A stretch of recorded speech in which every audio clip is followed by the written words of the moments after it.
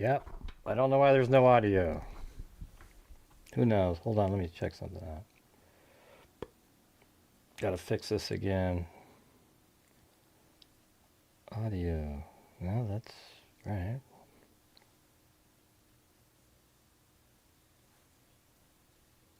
Huh.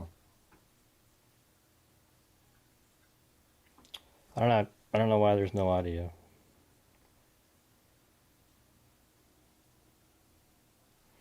Well, you can just watch the video. It was cool though. Oh, maybe you guys can hear it. I just can't.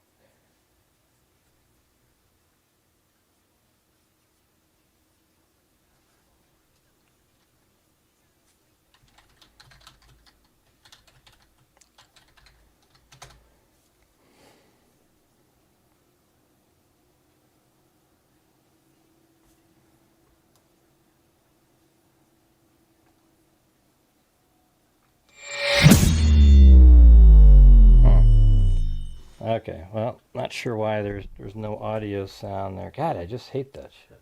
When you reboot it, like sets other stuff up. No idea, no idea. But you could hear that. You could hear the music. Yeah, I just don't know why you couldn't hear this stuff. Let me try. Let me see if I can fix this.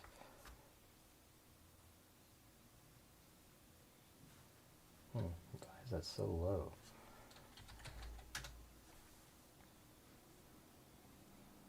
Oh, there we go. Maybe that's it. Maybe not.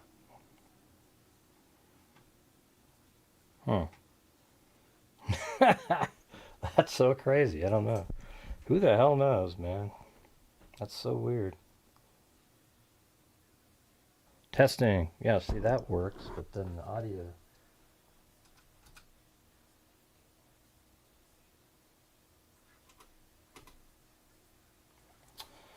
I don't know. It makes me nervous that you won't be able to hear stuff. You can hear me, though, right?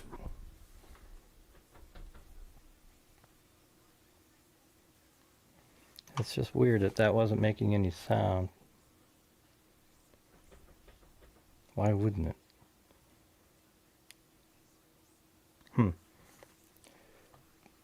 Let's see. Can you hear? I'm just going to play some random audio. Wall Street Journal says Pentagon leader. Yeah, there you go. You can hear that, right? Good old Lookner. You could hear that, right? All right, well, that worked. I just don't know why the audio from Streamlabs or OBS Studio wouldn't play that.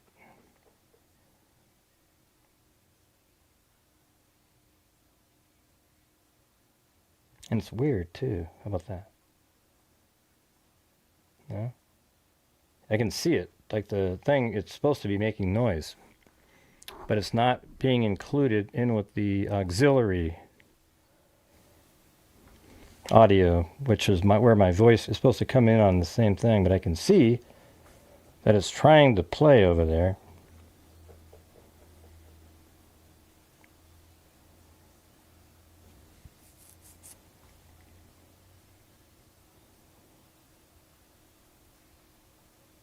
And so what does that mean? That it's not...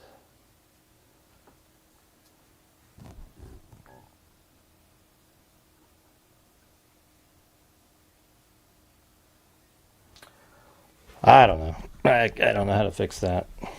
We're just going to have to move on. Keep on trucking. Hey, thanks, Wild Bill. Up there.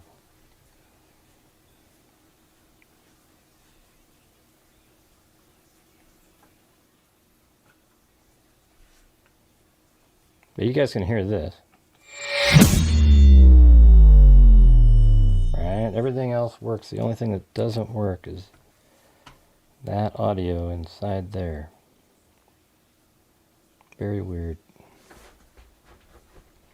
I think I got everything set up right. All right, anyways, somebody in an email, let's see, I don't know how to really refer to them. Like they're like, they have some weird name on YouTube. on, like, they go by High Re, whatever the hell that means. I mean, what a ridiculous.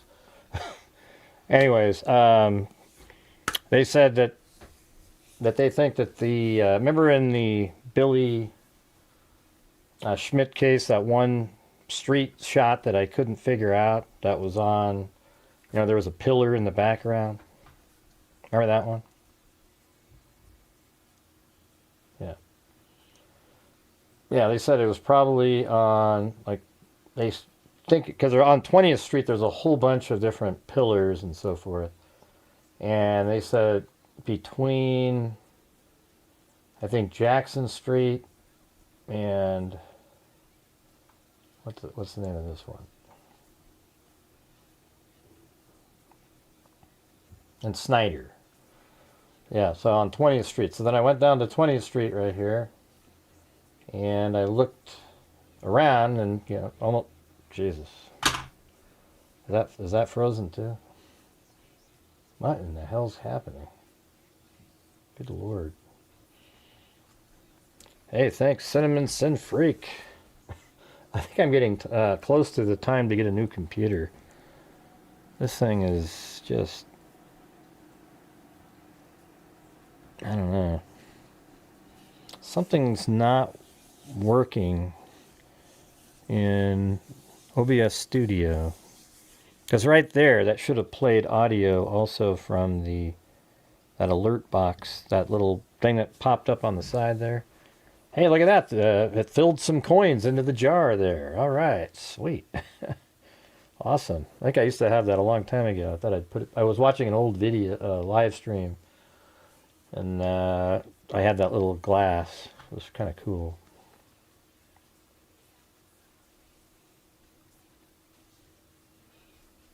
Thank you, Cinnamon Sin Freak. All right, let's see.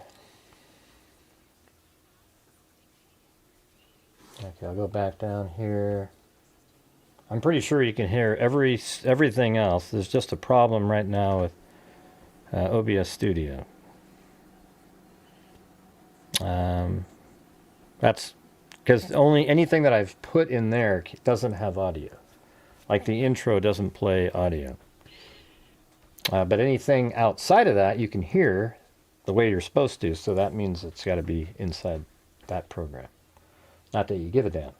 But let's see. All right, so let's go back to, remember how we were going over this? An individual named Billy Schneider, or Schmidt, excuse me, Schneider Street. Billy Schmidt was killed a few weeks back. Let me see if I can get this out here.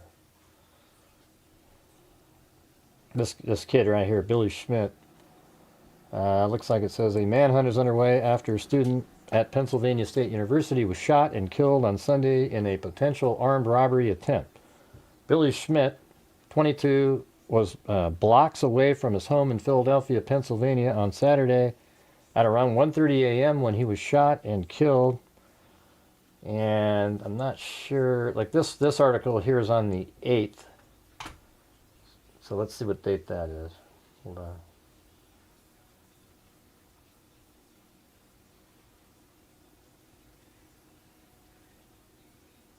Ah, Jesus, even that doesn't work anymore. Just, it's unreal. Whenever they do updates, they think they're helping everybody, but it doesn't. You know, I just want to see the damn. What is that? Oh, there we go. Jeez, you have to click an arrow up now. What a ridiculous. All right, so that must have been on the 4th. Okay. So on the 4th of June, that's when this happened. And there is surveillance that we've gone over. We'll be going over the other case here in a few minutes. The case of Elena Moore. I think that one's kind of dialed in at this point. So if you're waiting for that, just wait a few minutes. We're going to go over this one. I'm just doing an update here. All right. Hey, thanks, Alley Cake.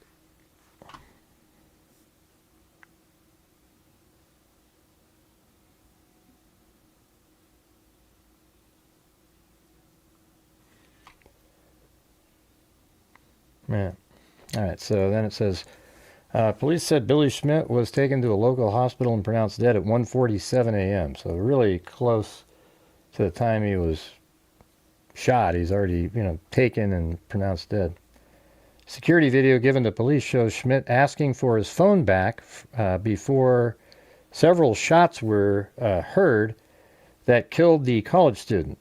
It shows a man throwing a cell phone before another individual can be seen running around a corner being chased by Billy Schmidt, who was then shot in the chest. All right, let's see. It says Wild Bill Wassman tipped $5 through Super Chat, and here comes the... Oh, and there they go. Boom. They made it into the jar. I don't know if the gifted memberships go in there, but at least the Super Chats go into the jar. I can make it smaller, I guess. He's a really good person who cared about everybody. It was really ridiculous what happened. So it's really, in this shot right here, this scene that you're seeing on the screen, it's kind of small, but that's the guy that shot him. As he's coming around the corner, he shoots at him. Okay, and we found all these different locations here. That one, I don't know if I have that one. Security video captured portion of the shooting. That's an interesting shot there. I don't know if I have that. There's no time. Well, that one's at 1:30. So let me save that. That's something new for me.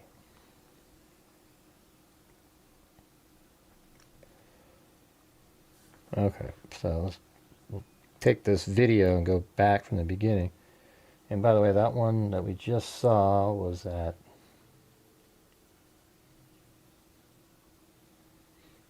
Here, I'm just gonna throw that into here. Does it accept that? Okay. And this one apparently is at 1:30:39. All right. And that was at 1:40, 1:33. And this one is at 1:13. And that one's at 1:13 also. 1:13. And this one's at 1:26, so it's just after this one.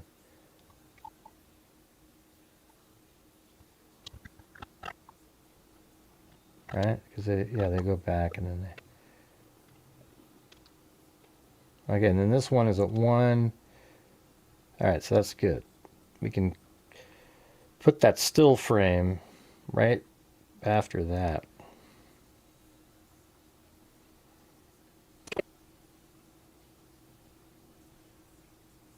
Here we go. Put that right there. So it's, even though it's a still frame, it's in the right order. So there's this one at 1:30:39. All right, we'll see. Maybe we can see if we can find that one. Okay, so now we'll go back and show all this on Google Earth, where location is evidence. All right.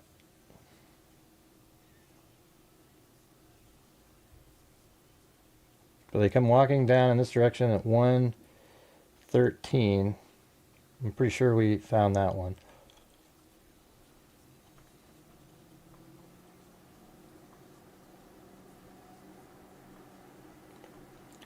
I'm gonna have to surveil. That one's at 21:52. Huh. I don't know if I marked that first spot either.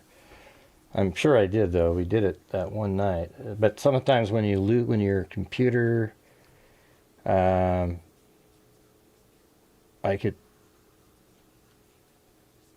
God, there's all these. These are all part of that too. Jeez. When it gets shut off and you hadn't saved anything in Google Earth, it loses it all. It sucks. Like you always have to remember to hit save, just like there's no recovery file either. Yeah, let me hit save there. All right, so we have this one at 126. And I know I have this one somewhere because we found that little orange plate on the ground. And then this one here, this was one at 126 that we didn't have. Well, we didn't have that one before. Remember the one with this pillar right here? We didn't know where that was. But the guy sent me an email, or a person sent me, I don't know if they're a guy or a girl, and they sent me the street that has those pillars on it. So I went through and I found exactly where this one was from. So this is new for us. At 126.48, he's walking right here. So let me go down to Street View and I'll show you this. I always think it's cool just to be able to find precise spots. All right, so if we go right over here, just for now, and we'll just look right there. And that's kind of how I found it on the street, because of see how these two things right there are not brick, whatever you want to call that, a wall. It's like a lighter, then darker, and then none of the other ones look like that. Okay, like you can look all around, they don't look like that. And I know that on this street there's pillars that look exactly like the pillar that's in the video right there. You see that? Now look right back there. See how there's that lighter one and then a little bit darker? And then not only that, see the sort of paint issue there? And then right here, this is a separate little part that pops out. And if we go to Street View, right there, you see that? There's the paint problem. There's that. And then not only that, here's the green. Remember we were looking for that on the show? We were looking for the green overhang there. And that's exactly what you have right there. And then, where's the camera? So then you turn around at an angle like this, and you come over. And the camera, I believe, is right there. This white thing right up inside there. And see this area right there? Let me just go a little bit more. And you turn around, and you see how this has those little, like that? And look at that. Boom. Right there. So that's where that camera is. Now also, see this right here, this sign on the ground. That is right here. That's that reserved parking sign. Okay, so you have that. So that means the camera is right up there, filming across to over here, and then those kids are walking this direction and then sort of almost start going like this and then go back this way and then head that way. All right, so we got the right spot. So that one's going to be at 126. And if that's where the camera is, that means they were heading like towards the area here.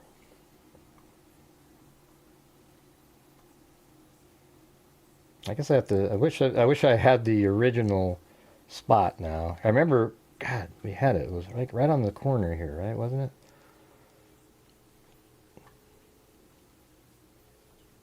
I don't know. Yeah, it looks like it might be there. See how that red brick area? There's one of those in that surveillance shot just before this. And I had it dialed in this spot here. I'd like to know where they're headed. Like this one's at 113, but then we don't see anything until 126. So maybe we can infer how they got around, to this shot 13 minutes later. Where the hell were they?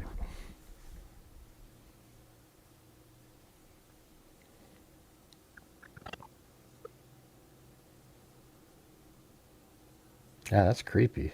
What the hell is that?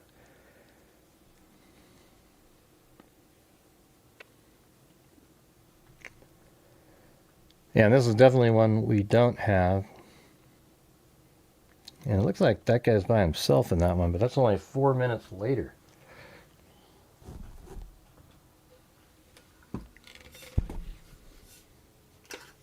Are you guys actually following along, or?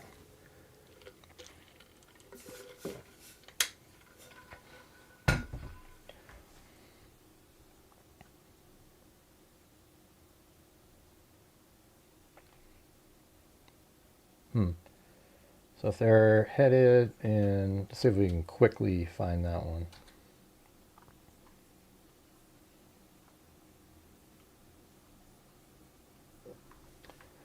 Yeah, it sucks that that other one isn't in there. We had it.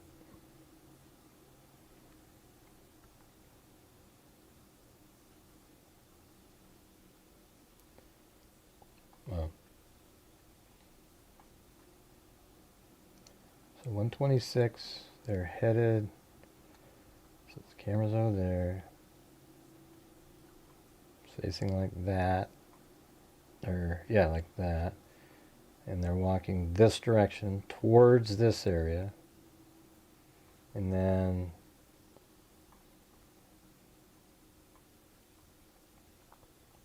I don't know what I think the 2152 is the place where the surveillance was. And I don't know if it's down there, but then eventually, the shooting took place.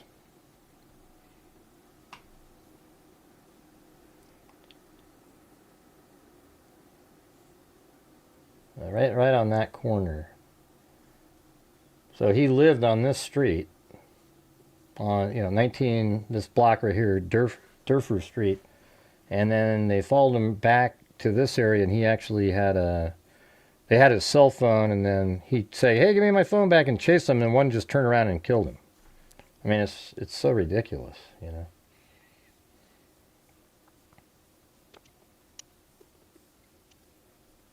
And this right here is after the shooting.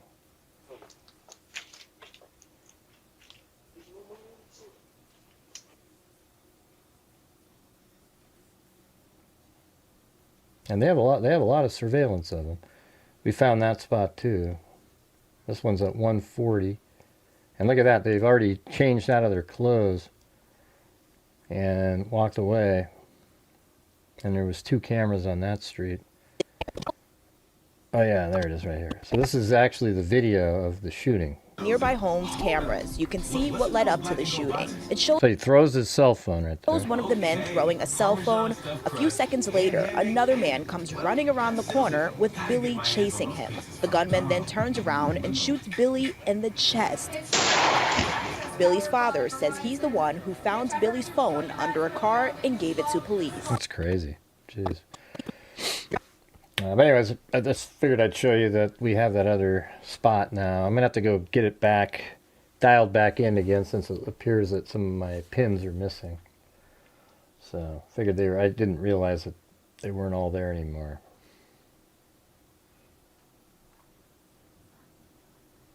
And they haven't been caught yet, apparently. Let's see what this says right here. Philadelphia police release images of suspects in the killing of Penn State student. That was June 11th. Let me get the one from this one. Yeah, that one's from June 11th also, but we covered it on June 10th. And they were saying that there was another. Hey, thanks, Wild Bill Wassman. They've released surveillance video of suspects wanted in the fatal shooting of Penn State student in South Philadelphia. Billy Schmidt, 22, was shot and killed early Saturday morning in the 1900 block of Durfur Street. In video released Wednesday, investigators said the suspects can be seen walking in the area of 20th Street from Rittner Street to Jackson Street before encountering Schmidt. They were also allegedly seen fleeing on foot in the area of 22nd and Potter Street after the shots were fired. Schmidt, a Penn State senior, was shot yards from his family home around 1:30 a.m. Family members said he had been returning from a nearby bar where he had been watching the NBA Finals with friends. he was, was a really good person who cared about everybody. What a joke. Jesus, man. People just kill him. I mean, it's just, it's not like this intriguing, mystery thing. It's just two absolute evil wackos who just shot him because he was wanting to get his phone back. All right. So anyways, thanks for the person who sent me the street that was on. They didn't know which house it was. There was about 50 different pillars that looked the same. I mean, if you go down here, this is the only street that had those pillars, and like a ton of them. So you go right down to here, you got, look at all these. 1, 2, 3, all those, all the way down there and all the way up there. It was just, you got to find those little key differences in the backgrounds, etc. And we got it. So there you go.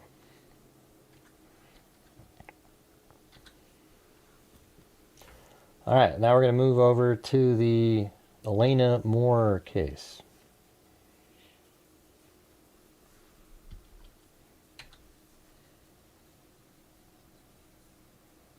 The one that we were talking about yesterday. All right, here we go.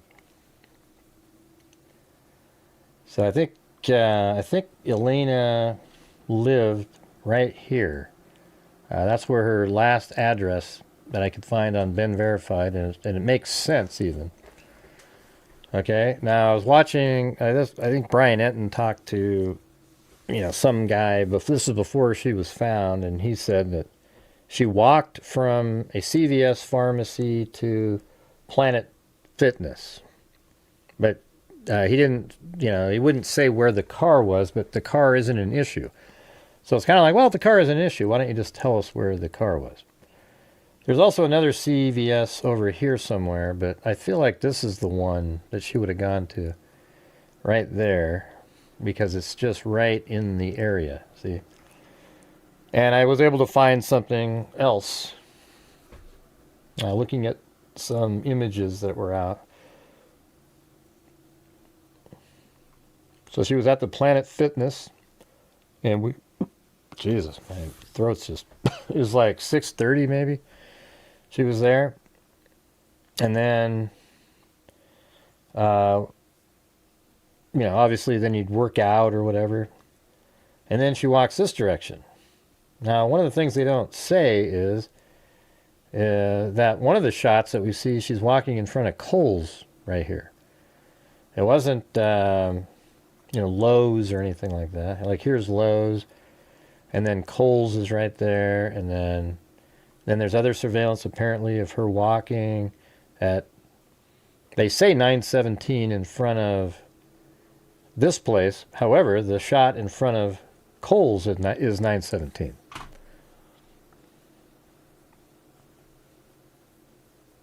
And there's new video of her. All right. So I'm not really sure what order to go through, but let's do the order like this. I'm just going to play you. There's Ring doorbell footage, and I don't know. She looks totally different than you see her in some of these, the shots that she has out there. All right, so here is some surveillance footage. Unfortunately, I have audio. So there she is right there. So, like, she's walking up here, and this person is a DoorDash delivery person. Hey. You mind if I take a picture of it? Oh, yeah. You can take that one. I just want to take a picture of the door. And now you think, oh, okay, so she was there at the same time the DoorDash was there. Thank you.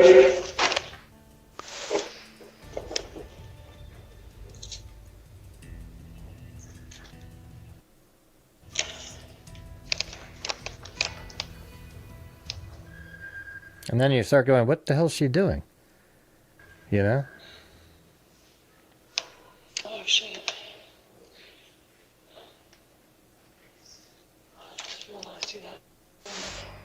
I wish they wouldn't have cut out whatever they cut out.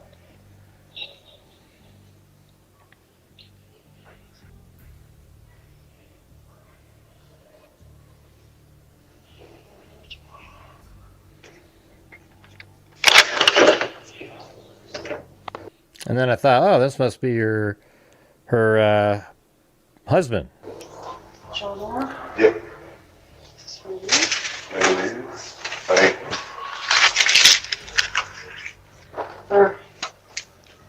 you. She doesn't even live there or anything, you guys. Yeah, she's like totally, like, absolutely confused at this point. She doesn't even live there or anything. Yep. And she wasn't even trying to steal it. She just didn't know what the hell she was doing.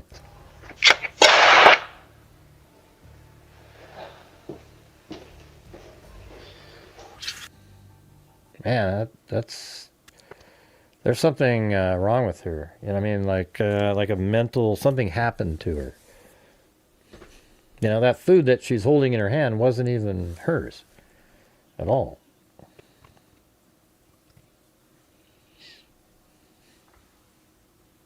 What is that, like Rika or something? You know, something like that, like R-I-C-A maybe?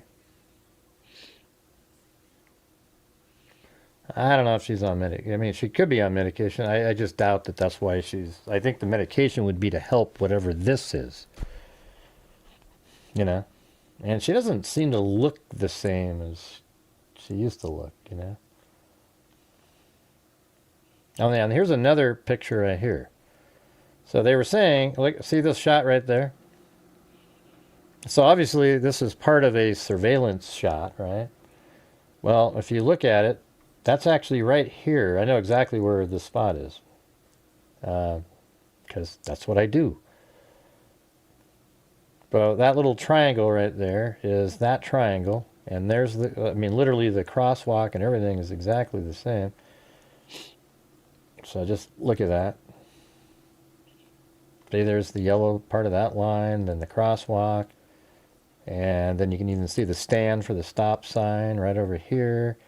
And she's, you know, basically her foot is right there where that is. And the camera is right there. So that's the camera that actually literally filmed her walking right in front of Coles. So they never see Coles mentioned in the articles, but that's where she's walking. So apparently right now we have her from Planet Fitness by Lowe's and then in front of Kohl's. Not one article mentions Kohl's. You know why? Because they don't spend the time to try to figure out where the shots are taken from. They just go, oh, yeah. It's crazy. I mean, it's just so amazing. You know, that's why I get so frustrated. It's like, no, you missed it. A body has been found in the hunt for a missing person trainer, Elena Catherine Moore, after her family described her disappearance very out of character. Police said the body was discovered wearing clothing matching the 39-year-old fitness instructor who vanished after leaving a South Carolina gym last week. Hey, thanks so much. Wasted time. Yep, that's what I always think. A body was found in the search for a missing person, and there's that surveillance, and it says right here, she was last seen leaving Planet Fitness in Lexington at 9:17. Almost like that's what they're saying is that's what this image is, but I've just proven that isn't her leaving Planet Fitness. See, that's why it's frustrating. Like if I was just some random, like, oh yeah, you know what? Yeah, cool, man, that's Planet Fitness. She's leaving at 9:17. Wow, okay. And then you'd go back over here and you'd say, see, there's Planet Fitness. That's at 9:17, right? And then she's going over here. No. Okay, so Planet Fitness is over here. We don't know what time the shot is that they just showed us. They've said on other articles that at 9:17 she's seen walking by the Publix over here.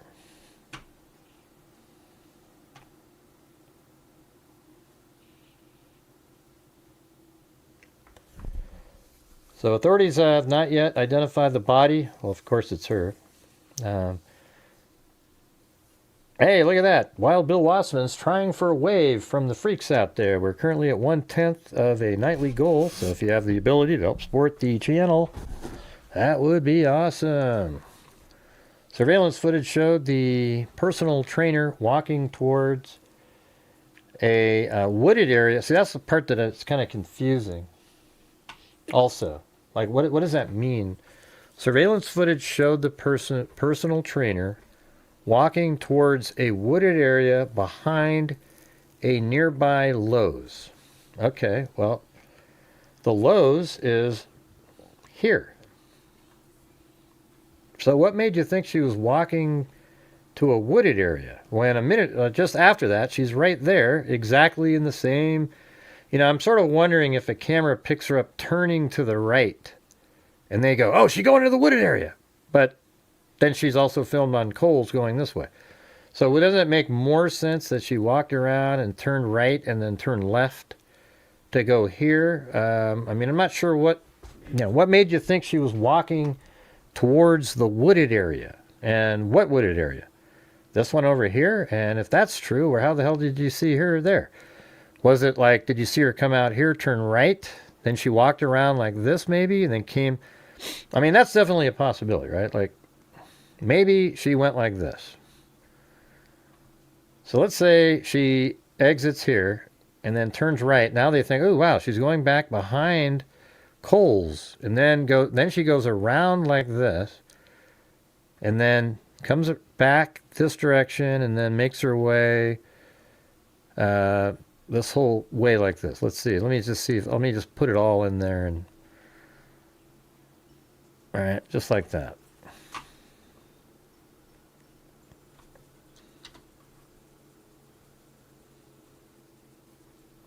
You guys must have... Well, we did get Haley and Allie Cake in there. So what if it was something like that then? Because there are cameras right here that could have filmed her turning, headed towards a wooded area over here, right? But then all of a sudden, she pops up over here again. So about the only way to do that without being seen again on this camera would be to go around, and then you're behind Lowe's. And, I don't know if you had to do what I just did. Probably could have came around like this, why don't I fix that? Maybe just go like that, all right? That makes more sense even. What do you guys think? I don't think that was there. Ah, jeez, you gotta be kidding.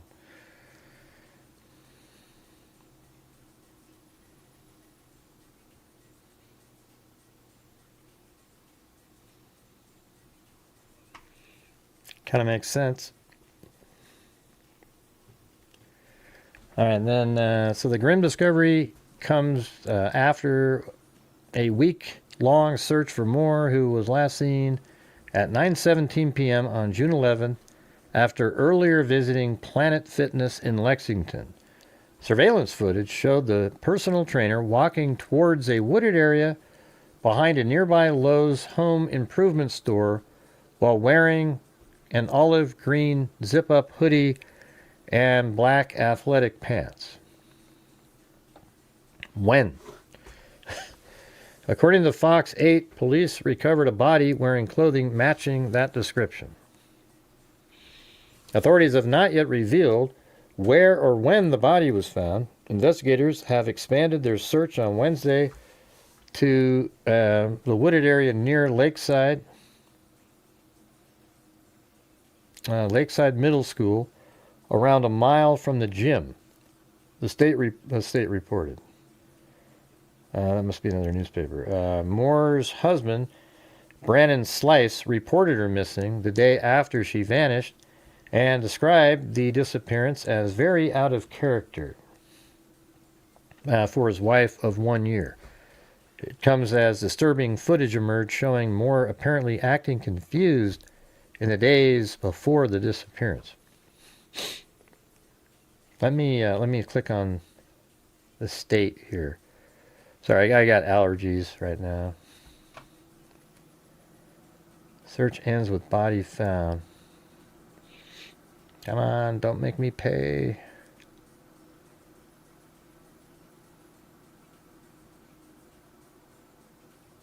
Oh, that's something else. Following a search in a wooded area near Lakeside Middle School, or SCOO as they like to call it, a body was found by police, and when I say they, the people who wrote it, they left off the L. By police, they matched the clothing description of missing Lexington woman Elena Catherine Moore. Lexington Police Chief Terrence Green announced at a Wednesday news conference.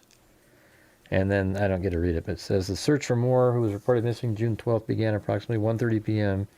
and lasted until 2:48 p.m. So they found her within an hour and 15 minutes. All right, let's see.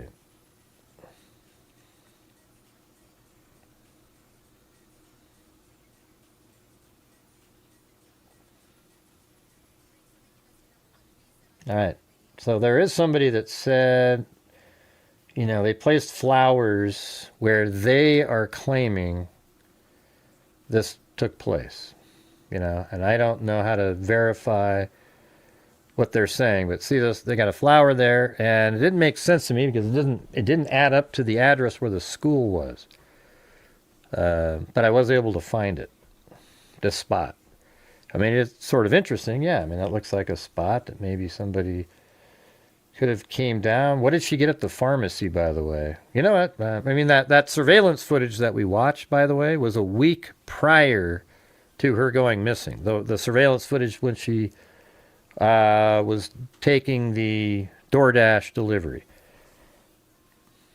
But what did she get at the pharmacy on this day? I have a feeling in this case that she took her life. You know?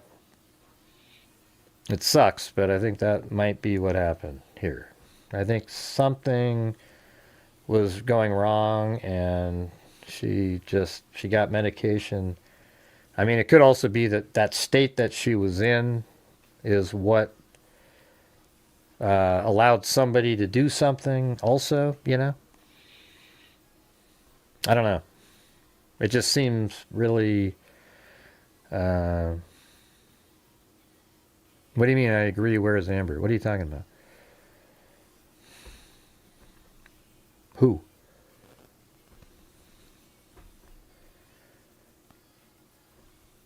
Maybe he took a shower in Planet Fitness. What are you talking about, man? What's going on with these comments in here? They're just totally out of nowhere.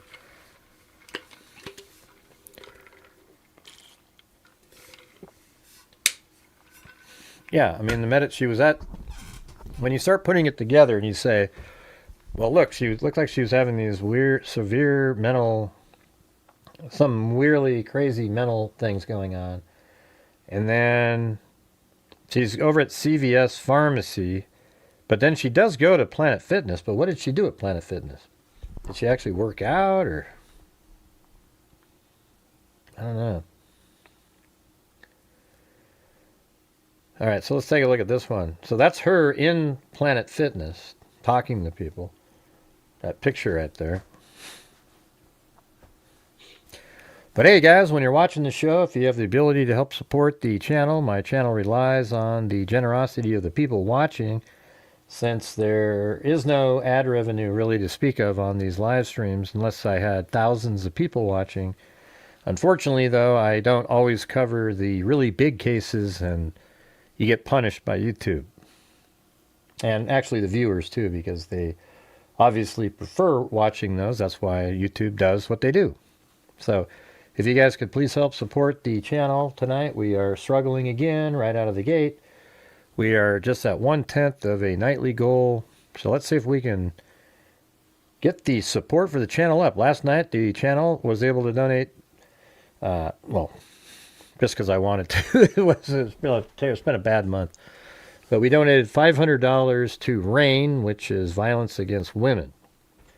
All right, and we gave $500 earlier in the month. So we're at 1,000 out already this month. So if you have the ability to help support the channel without me having to keep saying that 1,700 times during a show, that would be great. All right, so this is a News Nation article here. Elena Catherine Moore, 39, was reported missing Friday. Moore was last seen signing in at Planet Fitness on Thursday at 6:40 p.m. So she signed in. Maybe that's what she's doing right there. At 6:40 p.m. And investigators say she walked away from the gym toward a wooded area behind a nearby Lowe's. See, that's the thing. It's like, how do you know that? So let's try to look over here. Let's see if we can see a camera or something. I guess we're going to have to go to here. That's about as close as we can get. And there you go.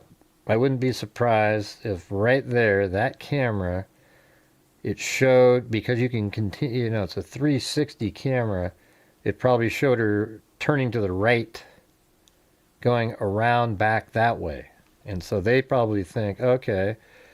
And then you look at Google Earth and you, okay, that is a wooded area back there. And then you check that area. But they should have ruled that out immediately after they saw her walking by Kohl's here, and then apparently later by Publix. So what's happening here is these papers are still putting the same stuff in, and it's like it's not relevant anymore. You know, they didn't say. I mean, they probably originally thought that, but obviously later when they got these other surveillance shots, they had her going somewhere else. Because this is Lowe's way over here. This is Kohl's where we see her walking by. And they also say that they see her walking by Public at 9:17. So when are you saying that she went behind Lowe's? It doesn't make any sense. Okay? Unless you happen to have a camera back here that caught her doing something over there. Okay? I could buy that, but we're not being told that. So somebody else has the, you know, law enforcement probably has the full timeline, you know. Apparently nobody heard what I just said. Depressing. All right. So we got investigators do not know if she has a vehicle or access to her cell phone. What date was this? This is the 15th. Okay, let me get rid of this one.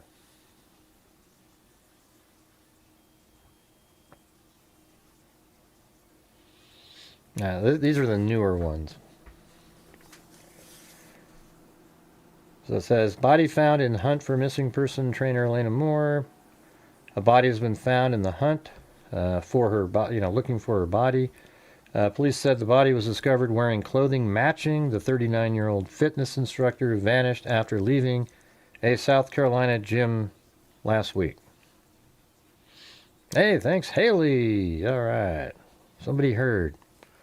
Very cool. Let's see what this one does in the jar. I haven't seen this for so long. All right, man, that sucker's getting full.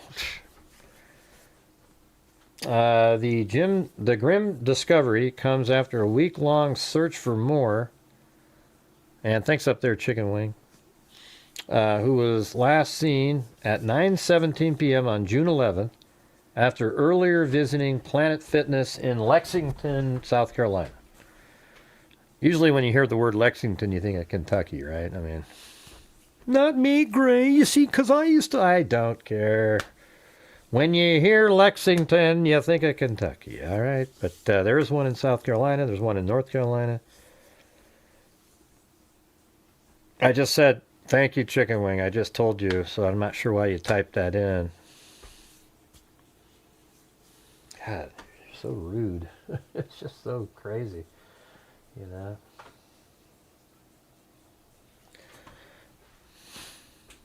Let's see.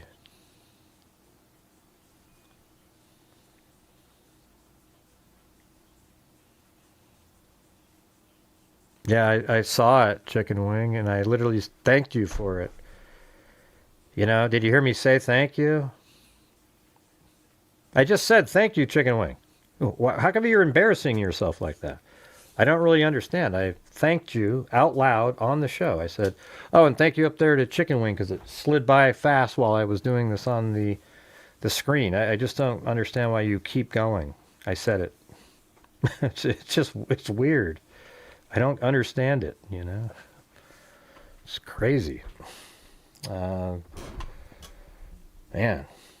it's like you have people sort of working against you in the chat, like it's some intentional act of some sort. Yeah, Sandy, what do you got? You got gray ... What does that mean? Nobody knows what it means. Yeah, I said thank you to Chicken Wing.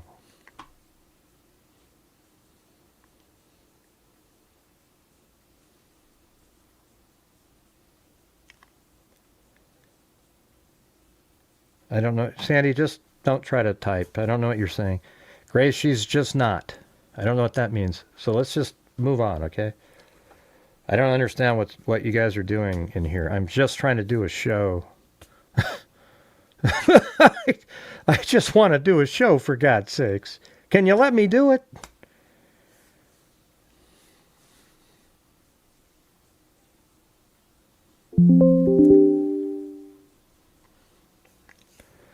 Okay, it says authorities have not yet revealed where or when the body was found. Investigators had expanded their search on Wednesday to a woodland near Lakeside Middle School, around a mile from the gym. All right, so the thing is people say that they were at the... I know, but you kept going, Chicken Wing. That's the problem.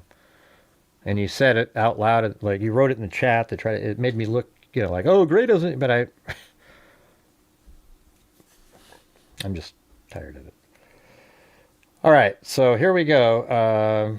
So here's the school, right? So you would think the wooded area, there's this whole wooded area that goes around the school. You see that? All the way around like that. And, you know, I was thinking, okay, it's right over here. And, you know, it could be right in there, could be here. You know, we don't really know, but it's the address that they said was this address. If you zoom in on, you know, this lake, you know, when you can get that pulled out, it actually says the precise address that they mentioned in the paper. Okay, and then now that video that we just watched is way over here. So I don't know if that makes sense, you know, to me. And how do we know that these people know precisely where this where she was? All right. So I had to go around, look all over the place because I couldn't find where this was because it didn't make sense. It wasn't near the school, really. And let's see. Open that back up again. Welcome, Diana Garner. So here's that. Now see that little striped like reflector thing? That's exactly what we have right there. It's right here, and then, you know, you can even see if I go right back a little bit. You know, that's where that is, and then on the other side, it kind of ends right at the back of that sign over there, that one. And you can see that right over, it's back here. So, and then also you can tell because it goes down and there's a creek back there, just like this one does when it turns.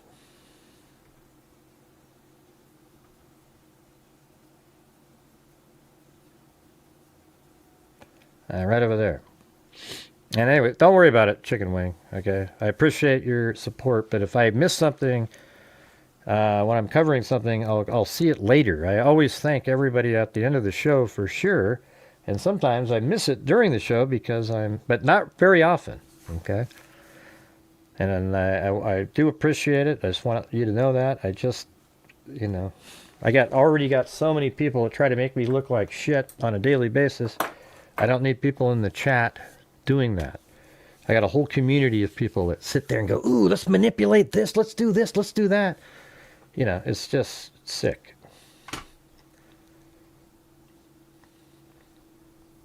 So I don't know if she was right down there. If she was, I mean, what do you guys think? Do you even think that this is legit here?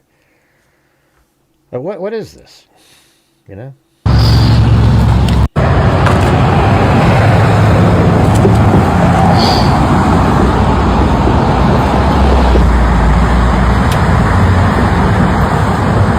are for you, baby girl.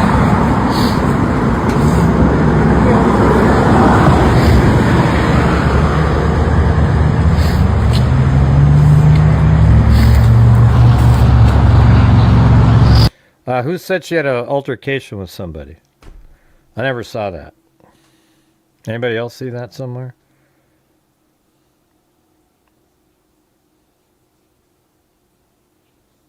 Anybody? I've never seen it.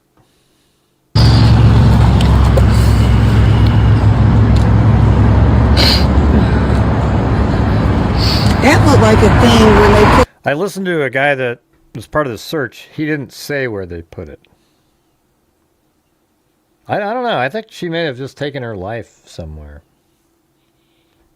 She could have been followed, and maybe somebody knew that she was vulnerable based on her appearance and how she was doing things, and definitely could have done that. But let me just ask you this: let's say it is down here. How would somebody have got her without somebody seeing it? You know, it just seems like this is way too out in the open. It's not like they abducted her and took her somewhere. She's just sort of off the side of the road.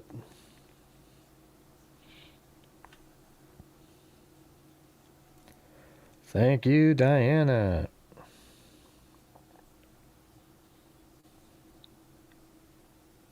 Yeah, I don't know what altercation you're referring to. Okay, one of my people. What do you mean, my people? Jesus. Okay. Oh shit! What the hell? Oh shit! She's under the. Oh, jeez, I don't even want to see that. Let me go to this next one here. So is that really? That's from the 15th, huh?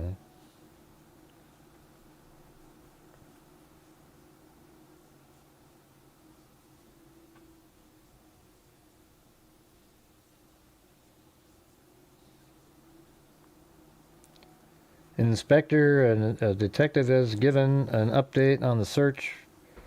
Continues. Did we go over this? Seems like we went over that yesterday.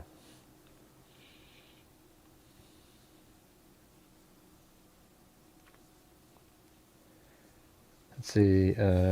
Moore was last seen leaving Planet Fitness in Lexington and walking toward a wooded area near a Lowe's.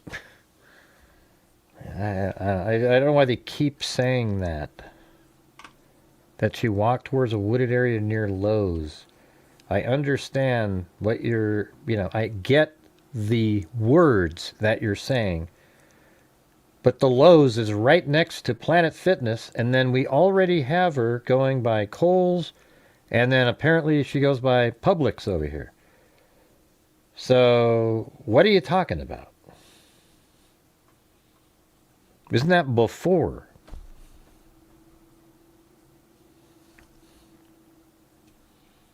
What friend is it, Heidi?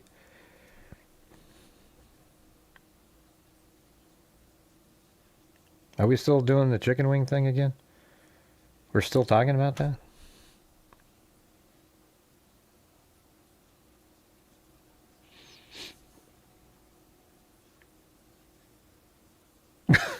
Okay, I read what you're saying up there. Just don't worry about it, chicken wing. Jeez, you don't need to, just let it go. It's not a big deal. It just was like, I already have enough of the trolls out there. I don't need people, even accidentally seeming like one. It's just, let's see. Yeah, well, why don't you send me here's my email. Send me an email with that interview. Let me see. I'd like to see that interview.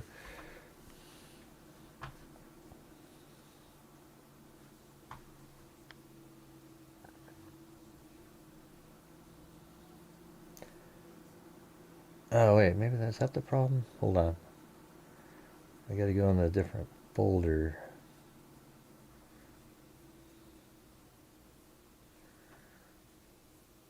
Is this from the... Okay, this one's from today. So this one's more interesting. Okay, here we go. So footage from a Ring doorbell camera shows missing South Carolina woman Elena Moore appearing confused and attempting to enter a home a week before her disappearance. I mean, isn't that wild? She like literally started opening the door and trying to go in, and the guy's like, yeah, I see you. And then Sarah Burleson and John Moore, who I tried to find the precise apartment, but it's within a half mile. So, you know, I was looking at a half mile of the gym, it said. So if you go to the gym and then you get to the circle and you go like this, and then let's see, you click. Hold on. What the hell? Just I don't know, man. Nothing's working tonight, man. This is just unbelievable. Is that it? Oh, I see why. That's open over here, so now I can do it.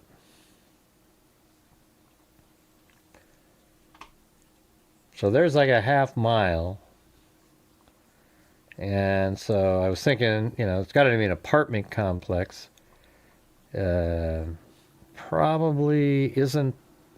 I mean, it could be those, you know, but it doesn't seem like it. It seemed like it was more open, you know. So definitely, this is what I would think that apartment would look like, just like this, where sort of open air to the floor that they're on, and there really isn't, and really too many other apartments anywhere around. But yeah, I mean, there's a lot, you know. I mean, not a lot, but a few different apartment complexes in there. Hey, thank you, Diana Gardner. Thank you, Wild Bill Wassman. Thank you guys for gifting memberships.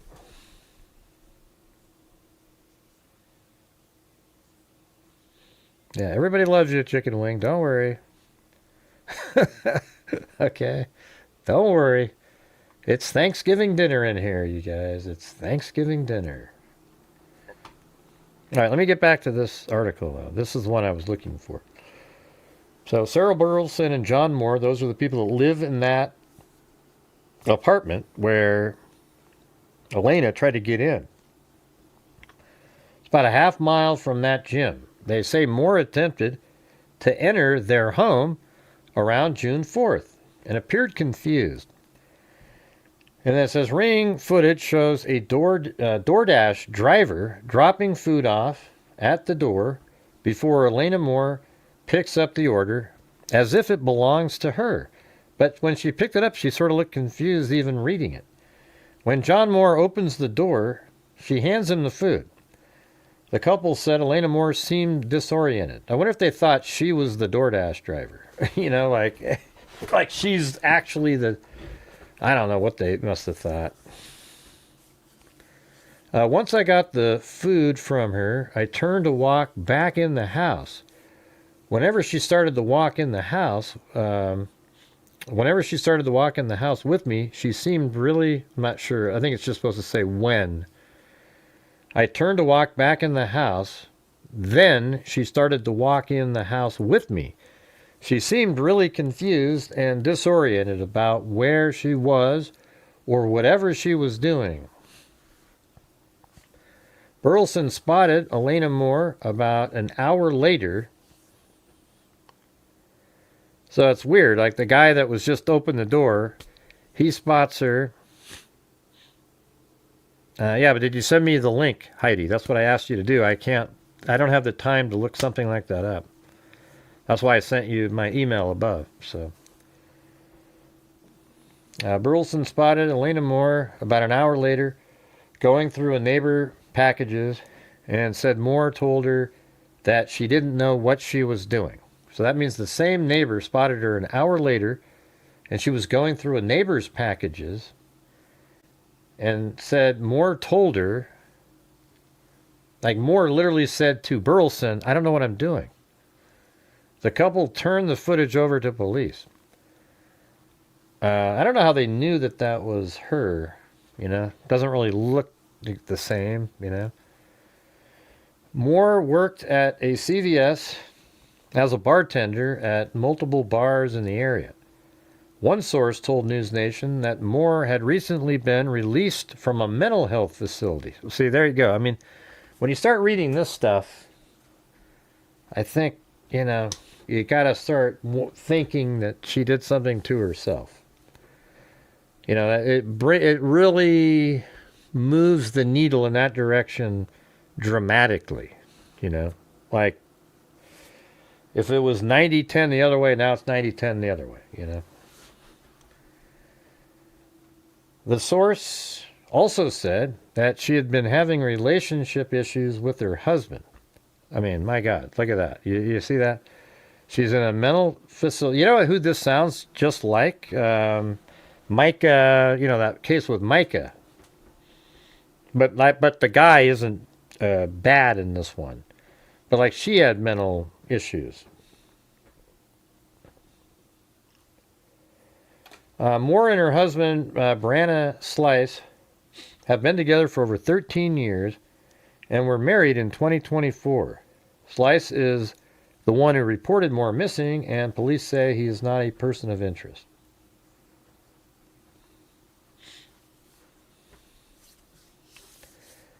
Police searched the wooded area near the Planet Fitness where Moore was last seen, but did not locate her. So that means in that situation, they went back behind Planet Fitness, which is also back behind Lowe's. I think that's where this all came from. Like I really think that this is it. I think. I mean, I guess if we went over here, is there any chance that? Oh wow, look at that, miraculous. Okay, so look at, there's a camera right there. It's very possible that that camera, she went back around over here. And let's see if there's any back here. Probably not. And doesn't look like it. So that might be it right there, that she came around and went this direction. Just like that. And then they thought, oh, well, she went back behind there and, you know, and that camera here could actually show her turning left too. So then they thought, oh, okay, she went to the wooded area behind Lowe's or over here, you know, or it could be that she went this direction, which is, you know, Pickham, Lowe's or Planet Fitness. You get it? And so that is what they're saying, but I don't know why they just didn't say, yeah, that's all irrelevant. Because later we have her walking in front of Kohl's right there. And then we have her apparently walking in front of Publix.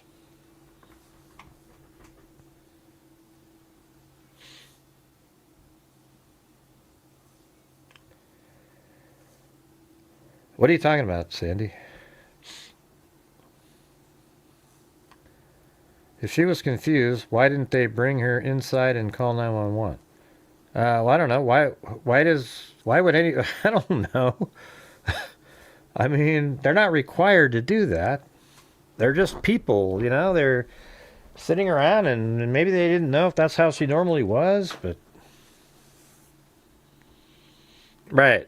But here's the thing, wasted time, is they keep saying it over and over and over again in every article, even after they found that. Okay? That's what I'm trying to say. That's what my whole point is that. They keep saying it, even after. And I haven't seen the Publix video yet. Have you guys seen that one? I haven't seen it. So the police searched the wooded area near Planet Fitness. And obviously she wasn't there because a few minutes later she's walking by Kohl's and Publix. Members of the community have questioned why police edited a post to say Moore was found and removed it shortly after, saying it was a false lead. They also raised concerns about whether police have been actively gathering footage from surveillance cameras in the area. People are so dumb. No, police just sat around. They weren't looking at surveillance footage. Yeah, they just didn't care. They weren't looking at anything. They're so dumb. All of you sleuths are so much smarter than the detectives. They didn't even think of looking at surveillance footage. It's absolutely amazing. Great job, sleuths. You are on top of it. Yay! Yeah, what a joke. These people. Yeah, I mean, it's just, don't you love it? When you see like somebody makes a post on a Facebook group and they say, all right, man, hey, there's a missing person in Denver. And they go, have they checked the surveillance footage yet? Man, I'm on to something. Yeah, you know why? Because they're freaking detectives. They do that. It's weird, I know. They actually just immediately start looking for surveillance cameras. But man, my idea was so good. Yeah, well, they thought of that first. I guarantee it. It's always the same basic stuff people say. Have they tried to track his phone? Have they tried tracking her phone? Have they done... Well, okay, first of all, they're not going to tell you if they've done that until they have a press conference where there's some sort of resolution. They go, yes, we use their cell phone to track with... yes, they do these things, all right? Put a 1. You guys agree. You know exactly what I'm talking about, right? You see people do this every single time. It's unreal. I mean, yeah, they just every single time you see it.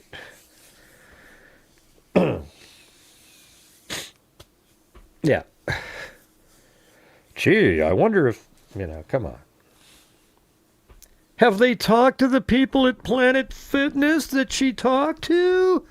Nope, they just ignored him completely. They didn't even ask him a damn thing. They just completely... Yeah. Great idea, though.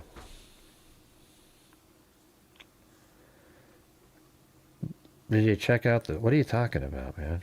Did they check out the family?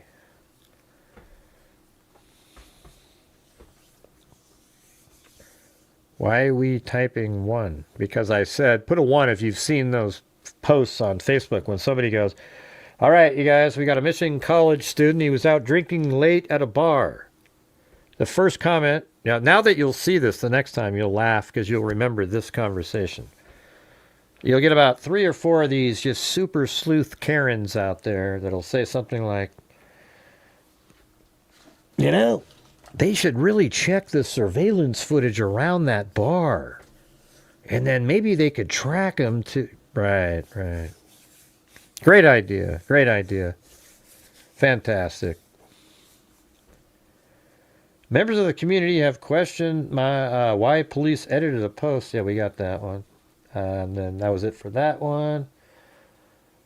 Let's see. Got another one. Oh, yeah. This one is from today also. Except, I'm not really sure. This site, some of these weird sites they have out there. Let's just see what they say.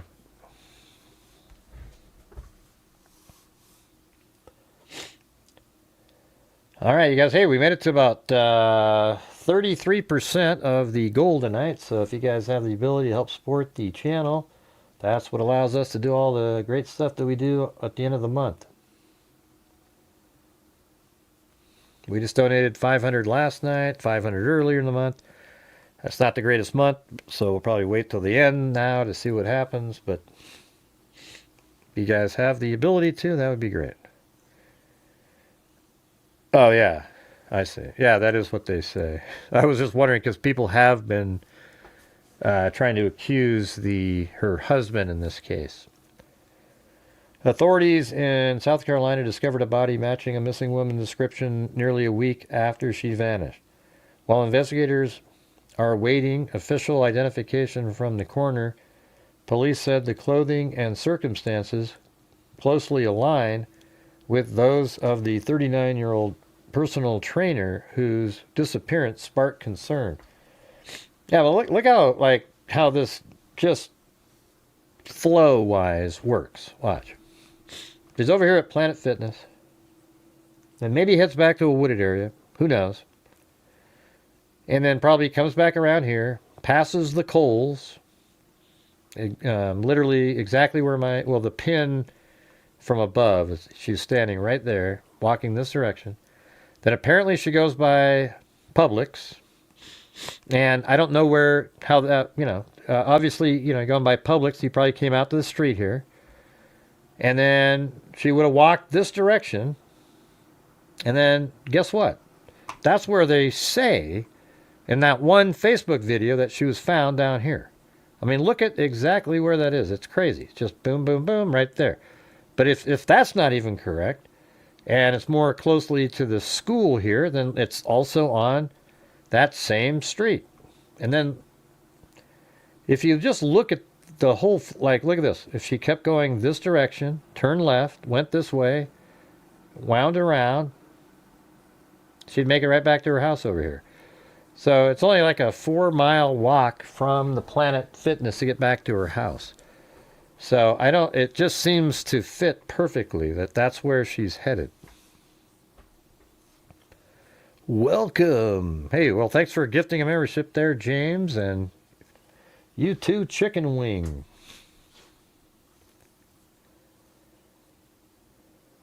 Yeah, she's only 39. So I wouldn't be surprised at all if she was found down right there. And when they said near the school, the reason that sort of bugs me a little bit is if you were saying near the school, you think it would be near the school. If it's where this is, wouldn't you say near the intersection of Lake and State Road, whatever the hell you want to call that? You would just say right there. Because that's exactly where that's near, but over here isn't near there. So I don't have a lot of faith in this video that's claiming that that's where she was found, although it is on the same street and not far from the school. You get it? Yeah. Well, thanks, Diana. Some people think so. Was she living with her husband? I heard they were not living. Oh, wait. I don't know. I didn't get the email. If you sent me the email, somebody was going to send me the email regarding the Brian Enton interview with a friend. I didn't get it. What happened? Let's try to do that again. Maybe one of the mods can get it. So here it is, right there. There's my email address, you guys. Without the forward, yeah, there it is, right there. So just go ahead and send me whatever you're talking about. The interview with the friend.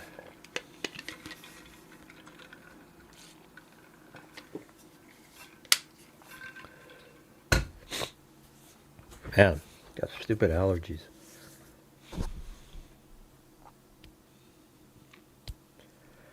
I think that there's a decent chance here that she just took her own life, actually.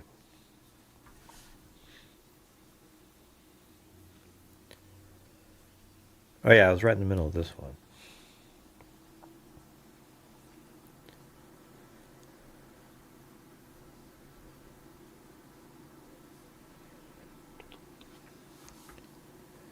According to investigators, Moore signed into Planet Fitness location in Lexington on the evening of June 11th. Authorities said she was a regular visitor to the gym, making her disappearance all the more puzzling. Yeah, I mean, that part is contradictory to taking your life. Like, why would you go to a gym to work out only to then... But she seemed like she had some severe mental issues going on.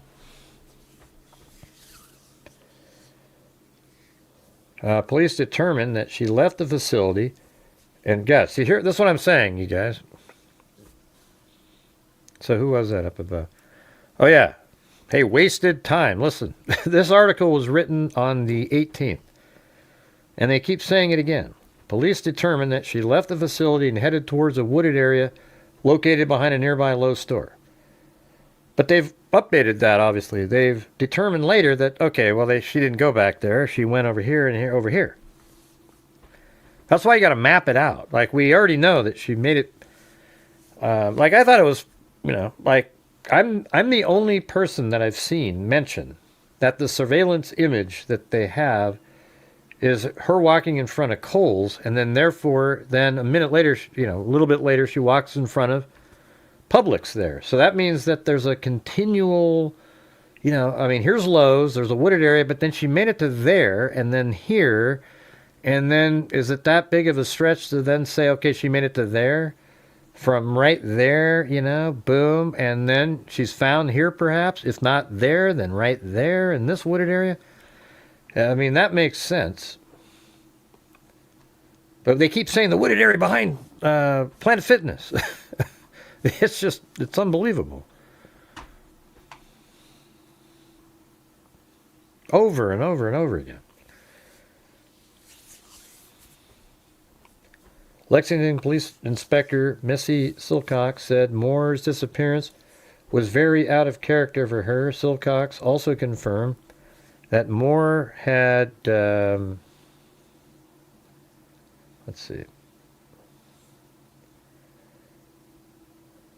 Moore had worked as a personal trainer at Wolf's Fitness Center. Let's see where that is. Not that it has any relevance at all, but she kind of, I guess you could sort of say she looked like that.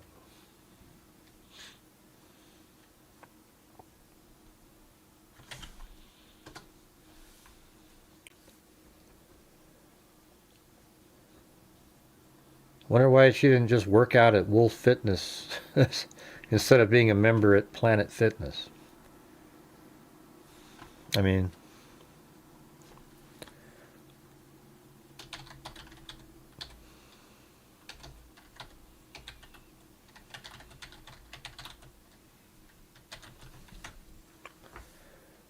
okay, right there.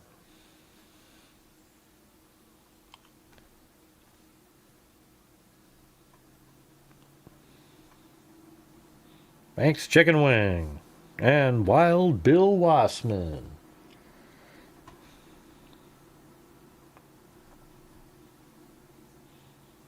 All right.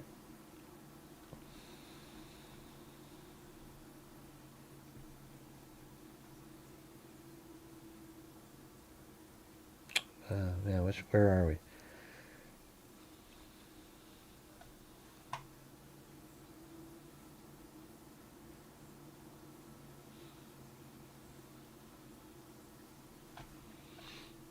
There, hold on a second. I gotta...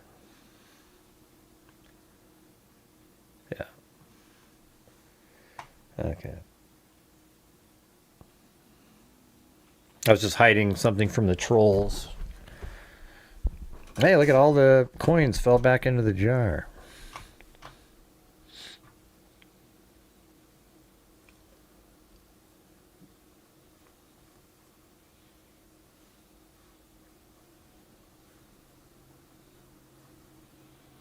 Yeah, is that the one? Okay. Investigators later obtained surveillance footage showing Moore in the area several hours after arriving at the gym. Yeah, I mean, but did she work out? Like, it would be weird to me if she worked out, but perhaps she took drugs or something and those affected her some way, because she was at the CVS pharmacy.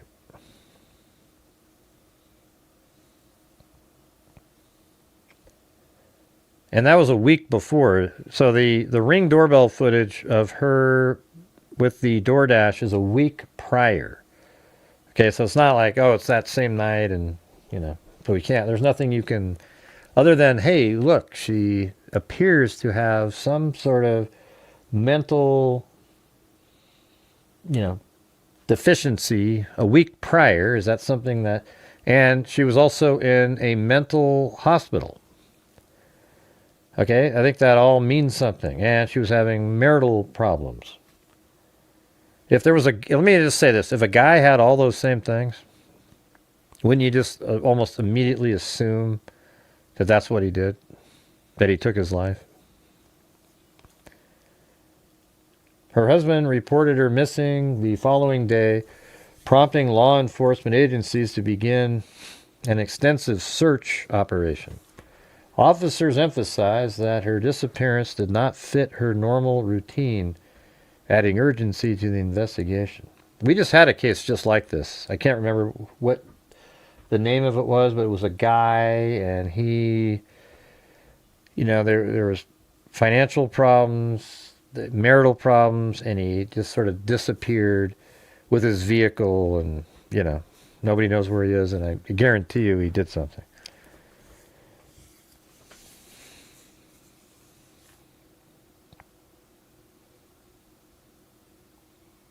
Yeah, you can't put links in the chat. Oh, I see. Just to try. That's why I gave you my email address. All right. When Moore failed to return home, concerned. Let's see. Investigators later obtained surveillance footage showing Moore in the area several hours after arriving at the gym. One of the last publicly known sightings placed her in a nearby parking lot later that evening.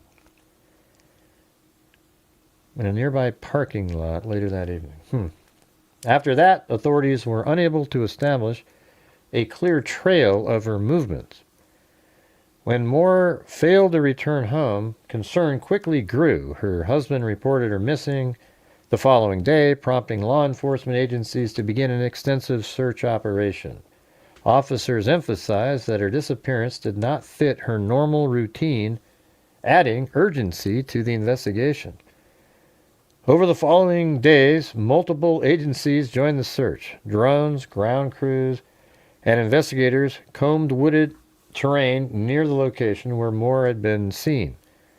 Authorities repeatedly stated that they were working methodically to eliminate possible locations and follow every credible lead.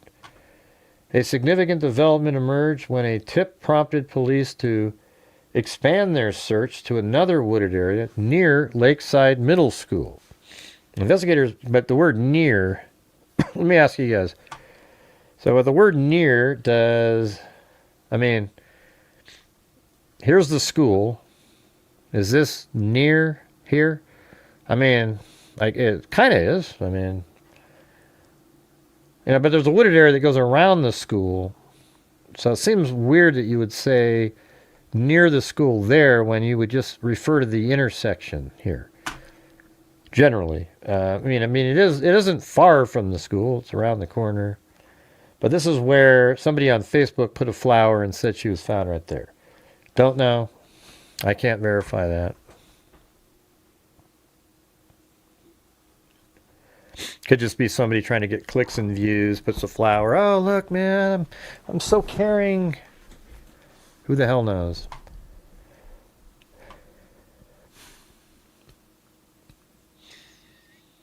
Yeah, that's right. What Wild Bill Wasson said, hey, you guys, if you can help support the channel, that'd be great. We're still trying to reach goals every single night. We are already past half the month, and we need to keep on trucking. Gifted memberships are good.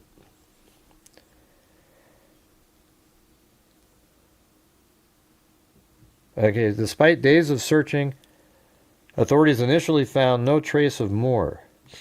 The lack of answers only deepened concern among those following the case and left investigators facing a growing list of unanswered questions.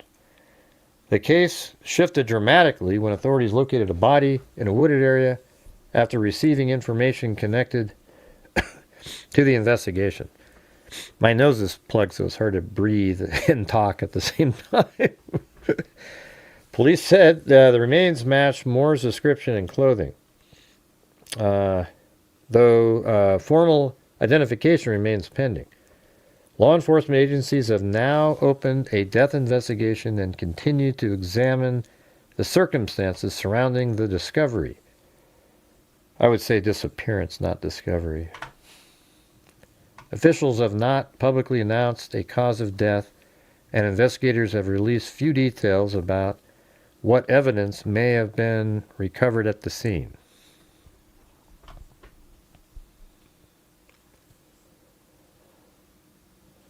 All right, let's see.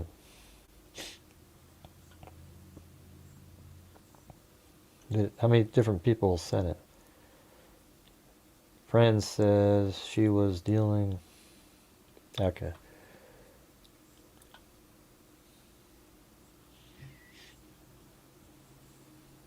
with clothing matching the description of All right, this is Brian Enton. People together and like, you know, people that were there. walking all over this area. It's kind of a close area together.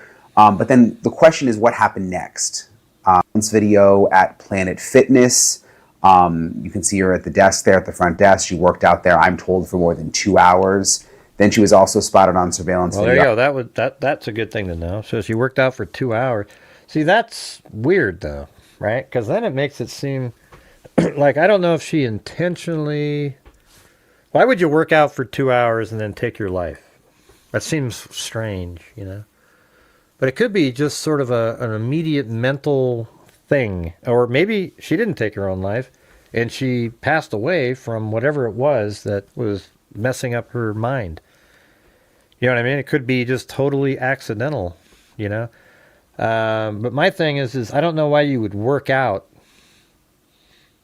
if you were going to take your life. It just seems like intentionally do that. Okay, well, I'm just talking myself, Heidi. I have my own brain. You know what I mean? Outside Publix, she was kind of walking all over this area. It's kind of a close area together. But then the question is, what happened next? What happened after she was not in the Publix parking lot anymore? And how did she end up in that, it seems to be a wooded area? I want you to hear my conversation with Sandra Campbell. This is a close friend of Elena's. Sandra, I'm so sorry for what happened to your That's the friend. It's just such a terrible situation. If you don't It's okay, Heidi. mind, just tell me first about the last time you saw Elena and kind of what stands out to you. We went to brunch May the 31st. A couple girls, a couple of her clients were there. Friends I had known before. We all met up. Elena's like, loves a new place, loves to, you know, kind of host something and get people together and like, you know, people that's entrepreneurs, you know, people like herself. So she invited me out and when she showed up, you know, she just looked really nervous. She wasn't calm. She was kind of looking around. She kind of got up once and walked to the door and was like looking out the door. She wasn't fidgety or anything. I have like a... Yeah, you know, I was actually thinking is that she seemed really paranoid. Just even in the DoorDash video. That's exactly my first thought. Man, look how paranoid she seems. Like she's looking around and, you know, and kind of, I mean, she looked like she was kind of, I mean, paranoid is the best word that I can come up with.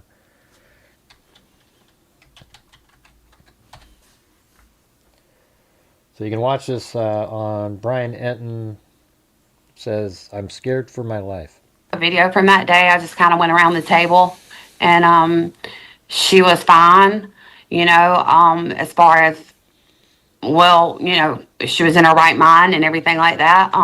Well, not really. We all had brunch. She wasn't in her right mind because she was nervous, not calm, and paranoid. I mean, so that's not really your right mind, you know? It's like... We laughed, we talked. She was across the table from me. I had to go pick my son up. I hugged her bye. She hugged me, and she hugged me really tight. It was like... Yeah, I mean, that's one of the things. I don't want to say drugs, but that popped into my head. You know, she was at CVS before that, but meth, people that are on meth, I'm not saying she's on meth. She doesn't look like a meth user, but sometimes they get really paranoid.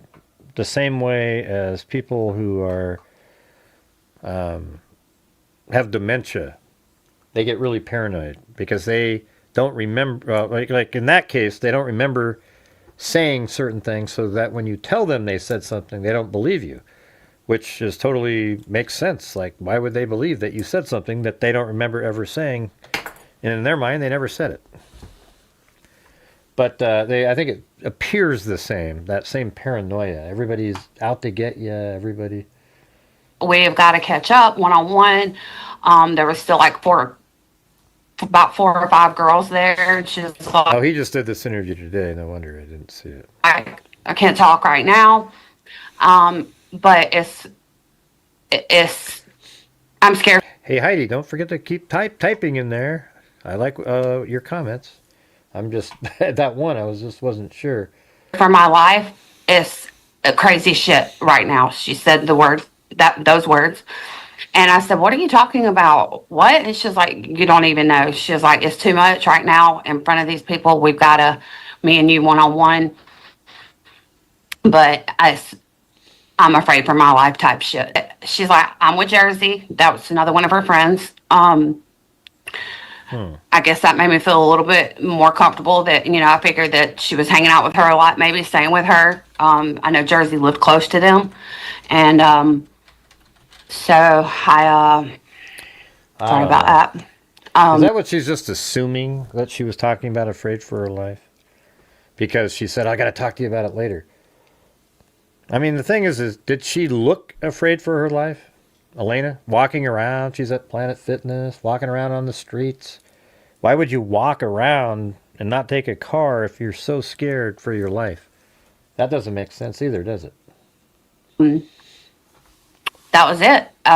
She didn't, as far as people saying the mental health things, that bothers me, the negative stuff about her that I'm seeing. Nobody knows behind closed doors kind of what went on with her and him.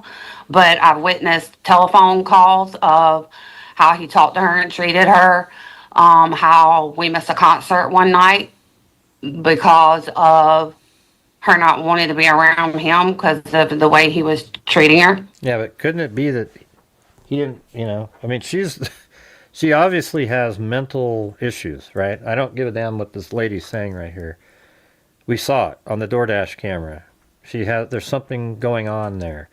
I wouldn't be surprised if that, whatever it was, because you can develop sometimes like bipolar, these kind of things around this age, like this is kind of like around the time that you might start developing something like that. And maybe that's what caused the problems that they have.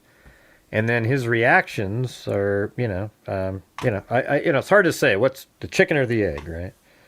Everybody wants to, make a case into something nefarious because it makes it more interesting.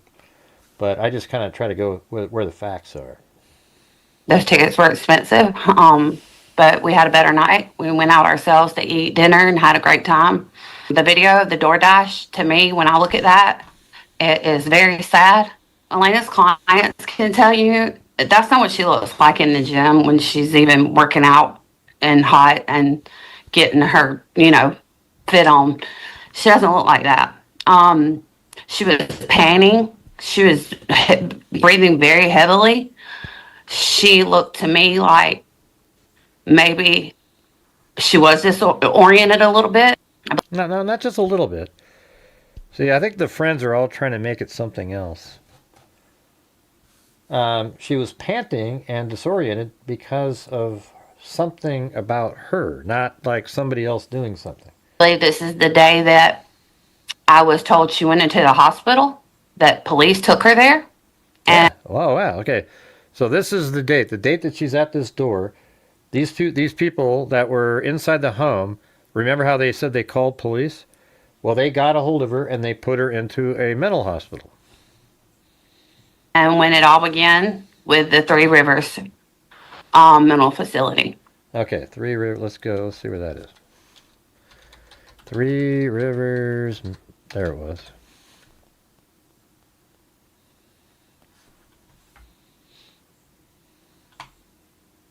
I mean, I hope they're not going to try to blame somebody else for her being in here.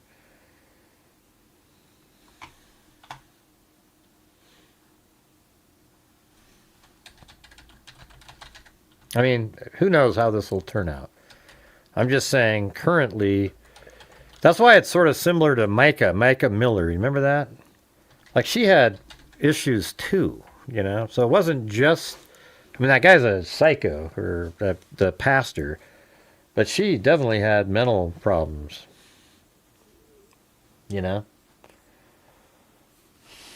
Let me go on to this.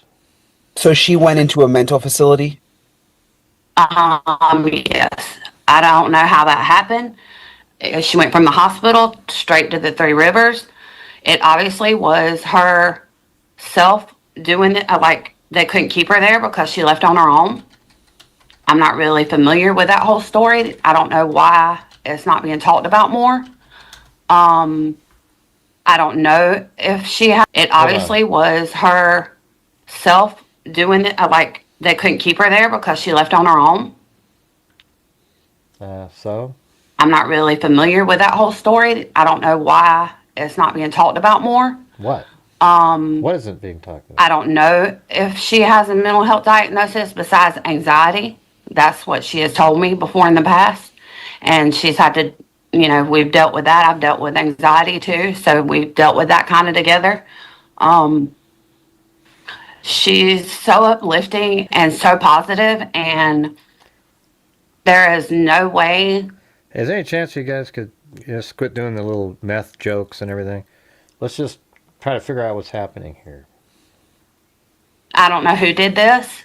The Duke's investigator really saddened me on live when he said that no one in the family had any worries of anything happening in the marriage. No friends or family. Yeah, this isn't like anxiety, you guys. Like Timothy just said. I think it almost seemed like bipolar or something. Into what friends or family? I don't even know if if her family's been contacted. I know they're reached out to. I don't know if they're here yet. Yeah, the one she went to work out, and then his girlfriend came in and abducted him, basically. Yeah, they found them. Yeah, remember he went to the workout facility, but I think he was separated and he was seeing some other girl, and then the wife pretty much abducted him at a workout facility and then killed him up in the woods somewhere. They found him.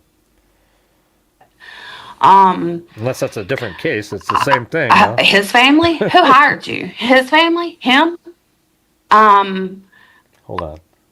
No one in the family. This girl here, she's like the classic Karen social media friend of a victim or something. Just goes out and just says, tries to turn everything into something's just not right, and they really cause a lot of problems. So this interview that Brian Enton did right here is going to really start turning up the heat on a conspiratorial situation. You watch. Family had any worries of anything happening in the marriage. No friends or family spoken to. What friends or family? I don't even know if her family's been contacted. I know they're reached out to. What do you mean? What do you mean her family? You don't know if her family's been contacted?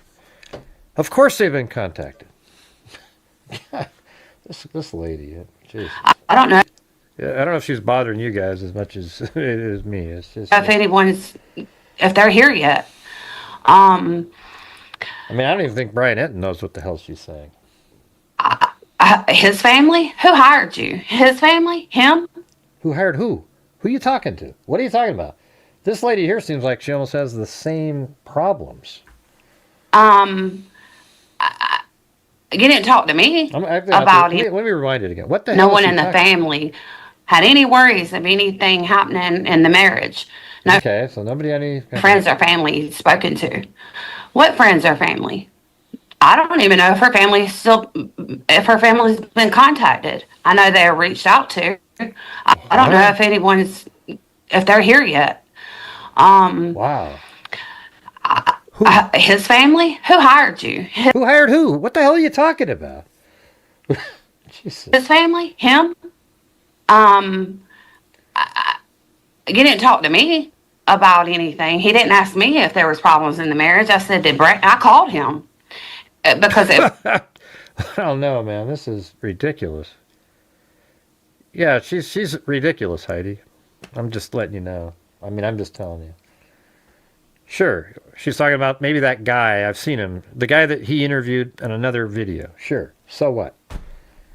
But Nobody knows that. That's listening to her. Was worrisome. And I was like, you're on live You have television. to like guess that. He said, ma'am, he got upset with me because I was upset that he didn't talk to me. There was problems with that marriage. They were separating.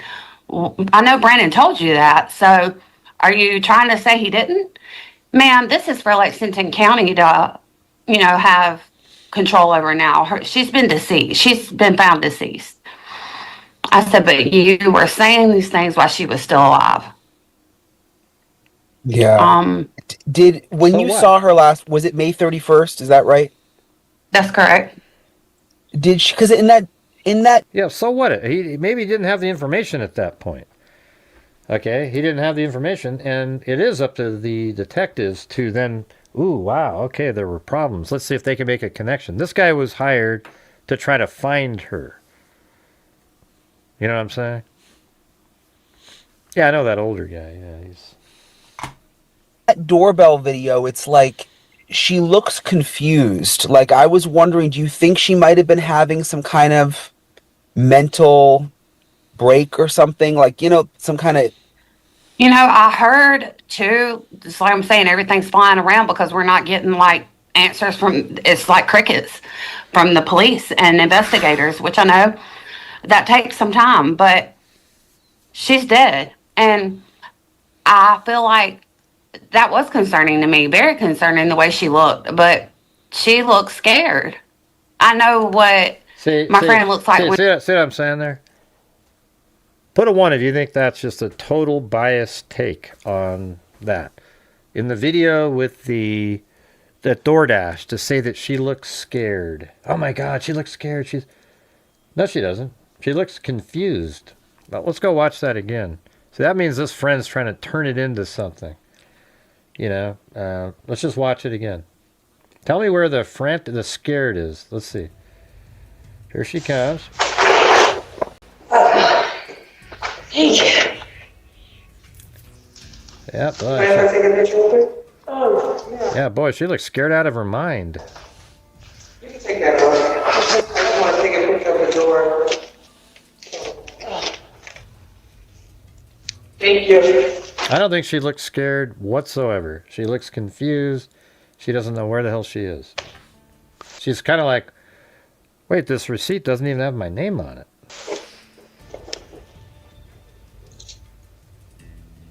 I mean, where's the scared here? I don't even know what I asked you guys. Put a 1 if what? I don't even remember. She doesn't look scared at all. Okay. But But the friend over here is trying to make it, trying to work the angle in, like there's something else. And I'm not saying there's not a possibility that there's something else. But I'm saying that what it looks like right now is not that. It looks like she was having marital issues. She had some sort of a mental break of some sort. And she is, and then she was at the CVS pharmacy prior to that. And then they found her in the woods on the exact route that she'd be heading home. Okay, so I'm more leaning towards it, either she died accidentally from something going on with her, whatever it is, or she did something to herself, which, though, doesn't make a lot of sense that you would go to a gym for 2 hours, but who knows how this works, It could have been you went to the gym to feel better. She didn't feel better. She still was just, she thought maybe that could, shake it, and then she couldn't shake it, and then she did something. I don't know. But hey, you guys, listen, we're having this massive lull in here. We haven't moved for like 45 minutes now. So if you guys could please help support the channel. My channel relies on you guys. So if you think I do a good job and put the cases together, I'd appreciate the support. We are not even at 50% because we just haven't moved from a long time ago during the show. So if you guys have the ability to, that would be great. We need some gifted memberships. We have had 0 challenges tonight. A couple of those would go a long ways. So thank you. And don't let it just be one of those things that goes in one ear and out the other. I need your guys' support when we do these shows.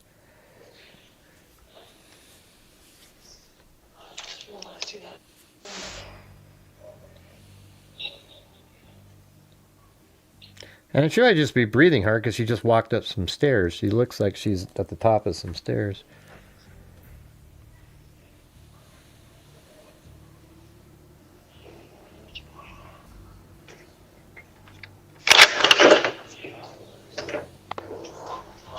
And isn't that weird? If she was so scared, wouldn't she just bolt it away?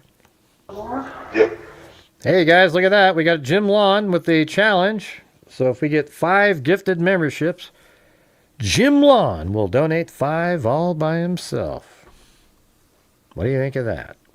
And you know what that means? Is that means 5 of you would actually have to help support the channel. That would be amazing. Thanks. And then he'll double it. Because apparently when I say it, not a soul does anything. So if we could please get the support, we need 5 gifted memberships, and then Jim Lawn will match it. Right. See, I think this guy, look at her. She's just confused. If she was scared, wouldn't she have ran right there when this total stranger opens the door? And look, then she tries to come in. How weird. Just delivering that? Yeah. Just what now? Just delivering that? Yeah. Just delivering that? And then look at, then she waits for the door to shut, kind of pretending. And then, okay, let me go this way now. That's crazy. No, it doesn't, chicken wing. All right, so we're at 0. Not a soul is helped out on the Jim Lawn challenge. So yeah, I don't see her scared at all. She just seems incredibly confused. When she's nervous and we're out, he calls her and he's like made her, there's no one that she talks to male wise at all. Like their neighbors are Brandon's friends. Mostly the family don't really speak with Elena a lot. Brandon's family. It's really just Brandon and Elena, and he made sure that she always knew that all you have is me. Thanks, Wild Bill. What is Elena like before all this? Like she seems like a wonderful person. I don't think she looks like she's in the same shape she used to be in. She seems different. That's why I keep saying every time I look at this, she doesn't seem to be the same as she was. Oh, shit. I just realized that.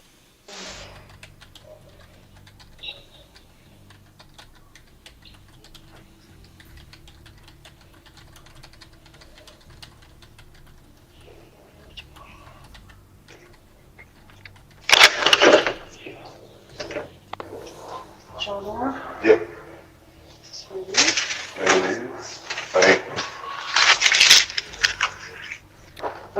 Right. Wait a minute, hold on.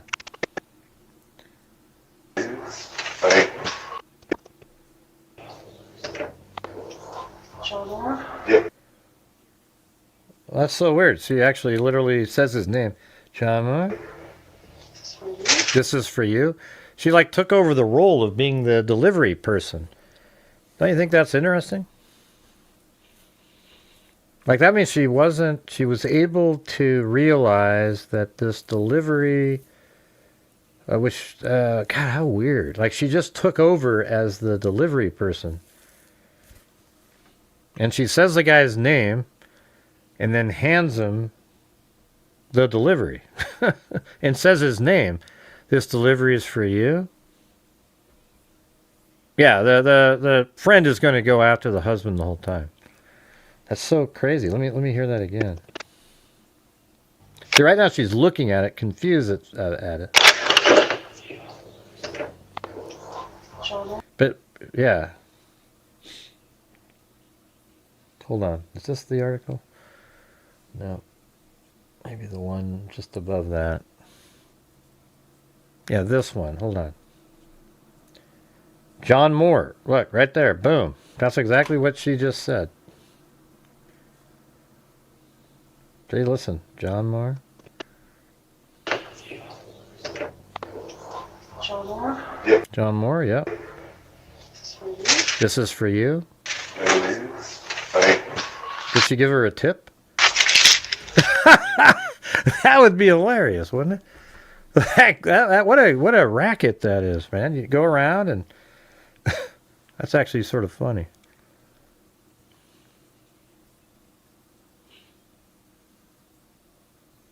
Oh man, I don't know where I'm at now. I can't see.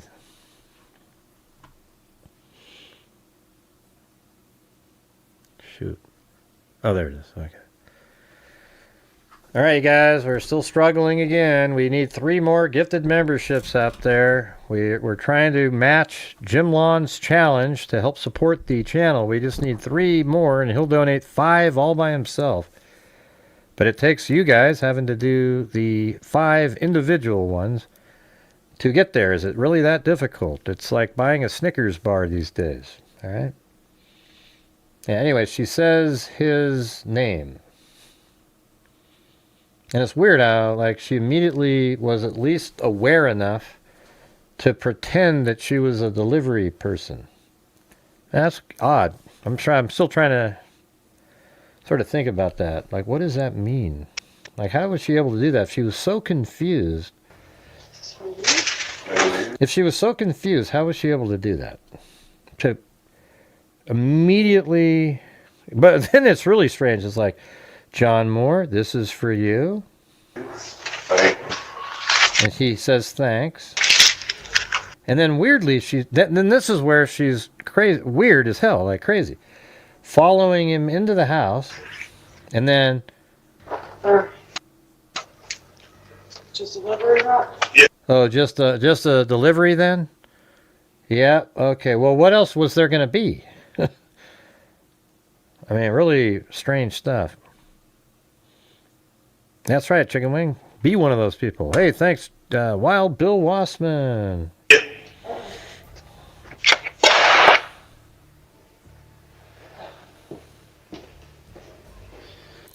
That's kind of interesting that she's so confused, but then she had a moment of just quick sort of pretending to be the DoorDash driver. Man, that's sort of interesting.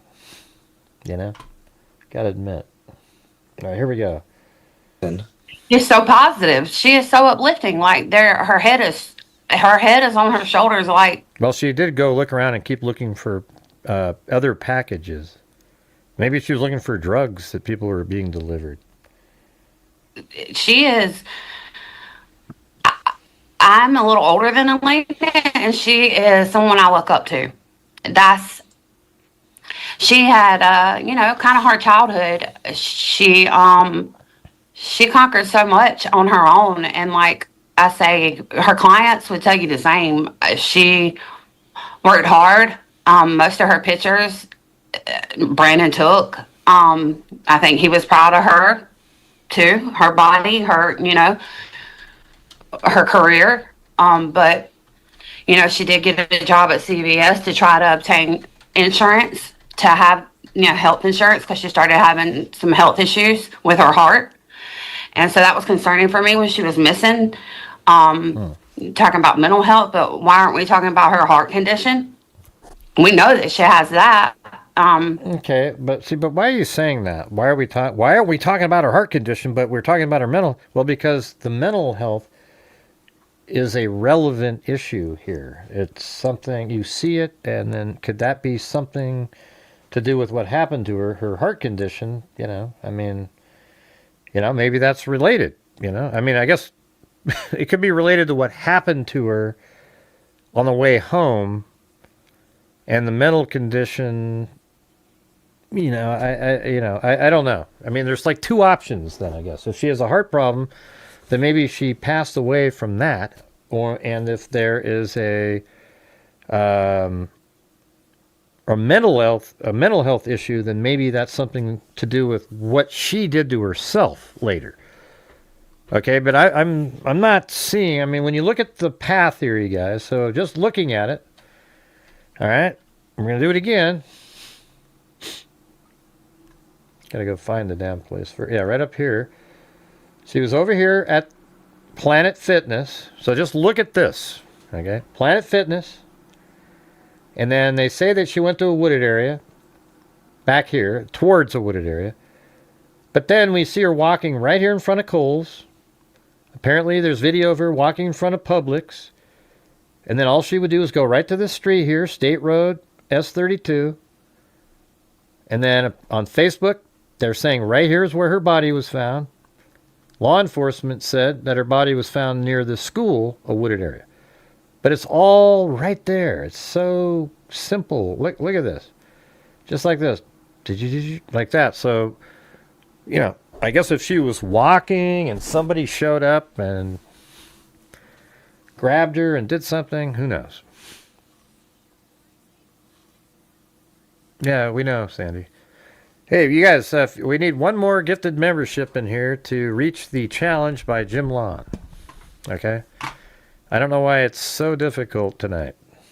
I mean, there's always these same people that are supporting the channel every single night, and a lot of you don't. And when they're not here, we struggle. So if you guys have the ability, that would be fantastic. Yeah, and then look at Elena lived right up here. So look how this all works. Just like this. Right there, like she's heading home. And she's found over there. You know, why she went down there, I don't know. But maybe when she went behind the Planet Fitness, she was looking for a wooded area. You know?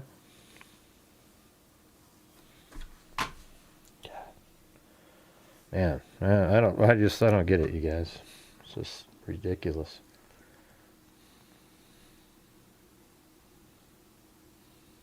I know that she's been on a heart monitor. Brandon knows that. Like, did she have her medicine for that? You know, was she put on a medication from the facility? There's a lot of questions that's not answered. And I just feel like, is my friend's body just sitting there alone still? Like, I don't know why she left CVS. We never got to talk about that. I don't know. What do you mean you don't know why she left CVS? Because you don't sleep in CVS. You go to there to get drugs, medicine. Alone still? Like, I don't know why she left CVS. We never got to talk about. Thanks, Jim. I guess the last person just couldn't be found. Couldn't be bothered. But thank you. About that. I don't know if it was personal reason. Is my friend's body just this sitting lady right here needs to be thrown into a mental institution. there? There's something wrong with her. Alone still?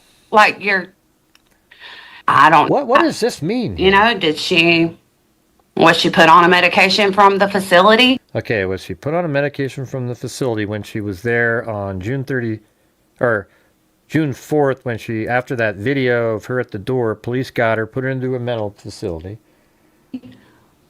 Was she put on medication? There's a lot of questions There's a lot of questions not answered, and that aren't answered. I just feel like, is my friend's body just sitting there? Now, what does that mean? There's not a question that I answered. And then you're talking about the drugs, and then all of a sudden you go, is her body just sitting there? What do you mean just sitting there? What the hell are you talking about? What are you talking about when you say that? Alone still? No, because she's been found. What do you mean, just sitting there alone still? Anybody know what that means? Anybody at all? Like, I don't know why she left CVS. We never. And then all of a sudden they cut over to, I don't know why she left CVS. Got to talk about that. I don't know if it was personal reasons. Yeah, I mean, is that what she's saying? Why not just say it like that? So, now it's sort of sad to think that her body is in a morgue waiting to have an autopsy. It's like, is she just sitting there? Is she all alone? And she just, what in the hell are you saying? I mean, this is exactly the kind of advocate you do not want.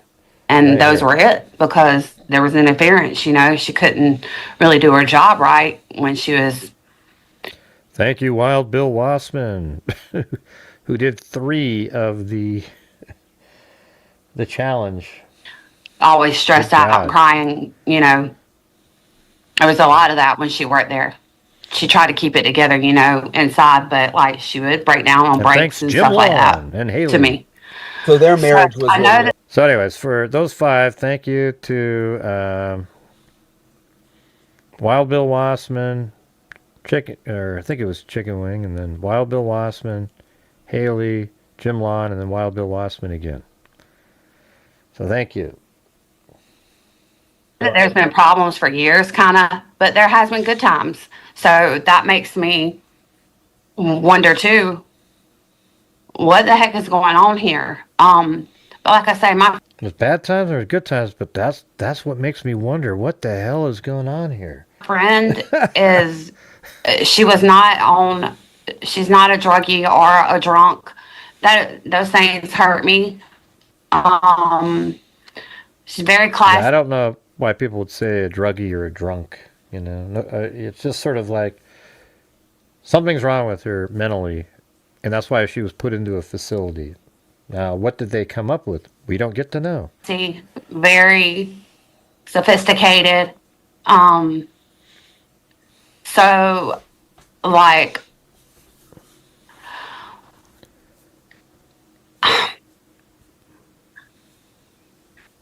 I'm sorry. no, it's okay. This must be so hard.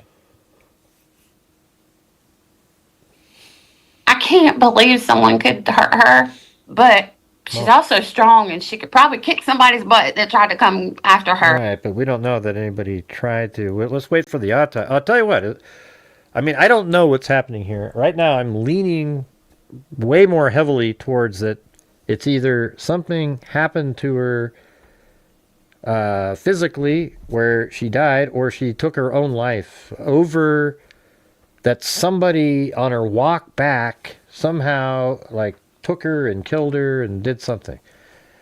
Right? It just, right now, looking at the information, that's what it's like. That's what it is pointing to, especially given the fact that she was put into a facility after that incident that we just saw, and she has marital problems and, you know, a lot of depressing stuff. The outlier part is that she worked out for 2 hours. I mean, that just seems bizarre. So that adds a little extra points to a medical event happening. And then maybe, you know, I don't know, but it's also kind of reminding me of, what was that one case that none of you guys agreed with me on again? Collier. It's sort of like the Collier case too, how she went down into the woods.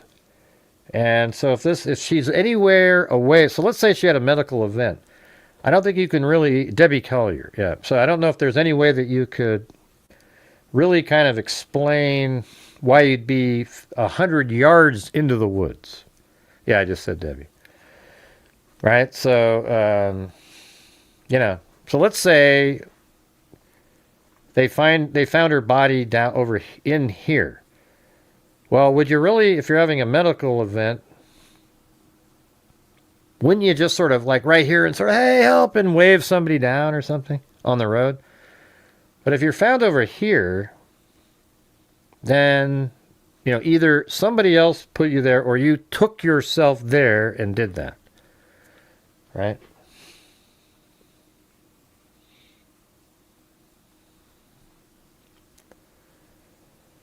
If it was a stranger. Elena exercised a lot. She didn't go walking at nighttime alone. Well, she was She's here. very aware of her surroundings. That's one thing I'll say. Okay, yeah, she doesn't go walking around at night alone. And yet here we have, in the video of her, the ones that you see, she's alone and she's walking. So doesn't that make you think? Too. I wish Brian Enton was like following up, you know, saying stuff. She's very, she's observing, and she's not going to take any crap. She's going to tell you the truth, and that's her. That's her. She's a Yeah, maybe that is. Maybe the working out's the heart problem there, Chicken Wing. go-getter. She's gonna make you get it too. And if you're ever having a bad day, she's gonna tell you're worthy. You know, she's that person. She's uplifting, and she's got me through some really tough times. When my son was sick and stuff, and just good morning, beautiful.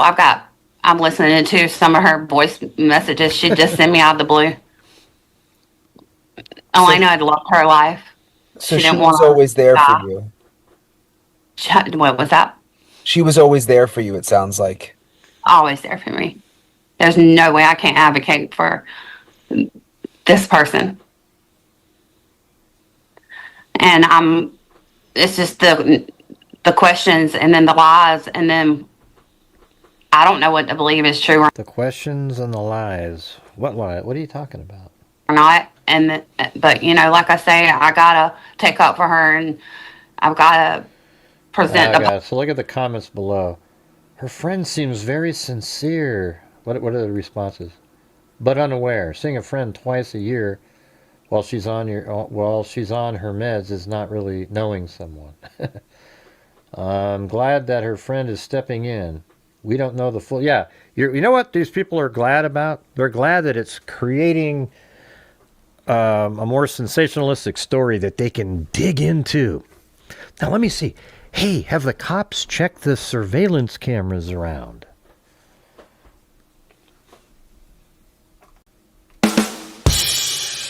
That's called a callback, you know. positive things and who she was, because that's facts. Yeah, except that video where she's red walking up maybe just walking up the stairs, maybe. That's a week before. These are facts of who she was as a person.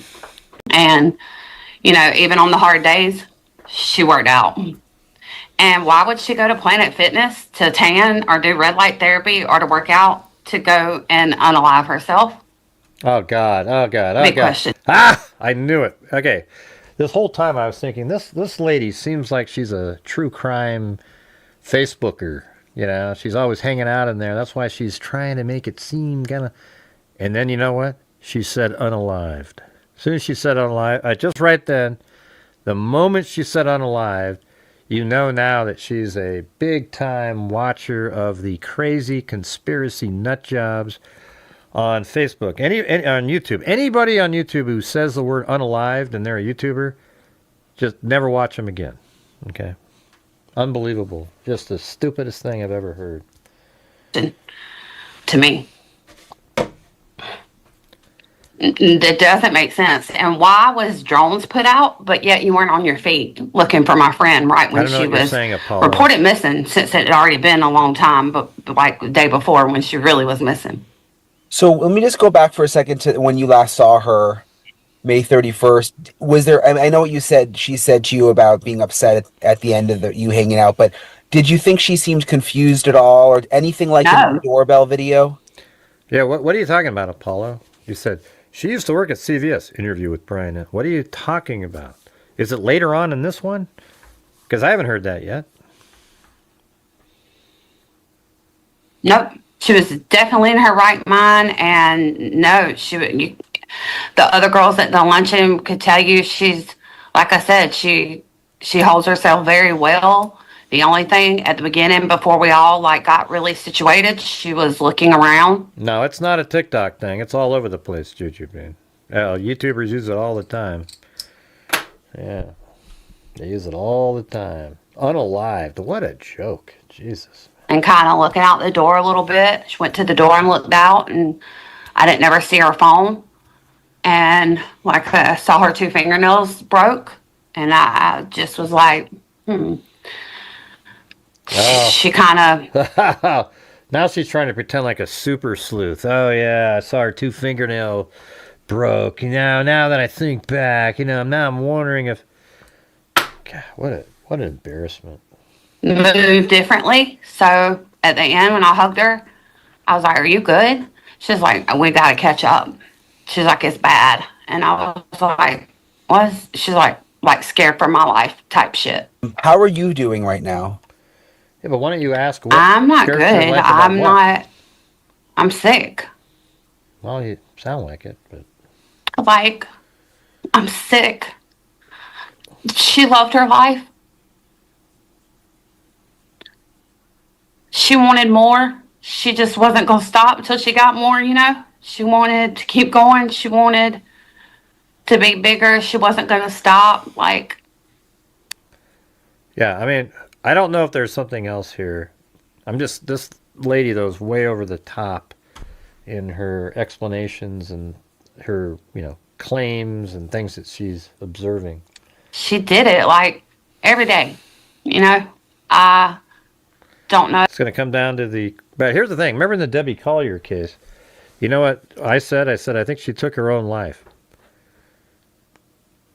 And people go, "No, that's bullshit. That's bullshit, Gray. You're full of crap. You're full of crap." And I kept saying, "No, look at the evidence. It all points to she went to the store, she bought this, she bought this, she bought that, she bought this."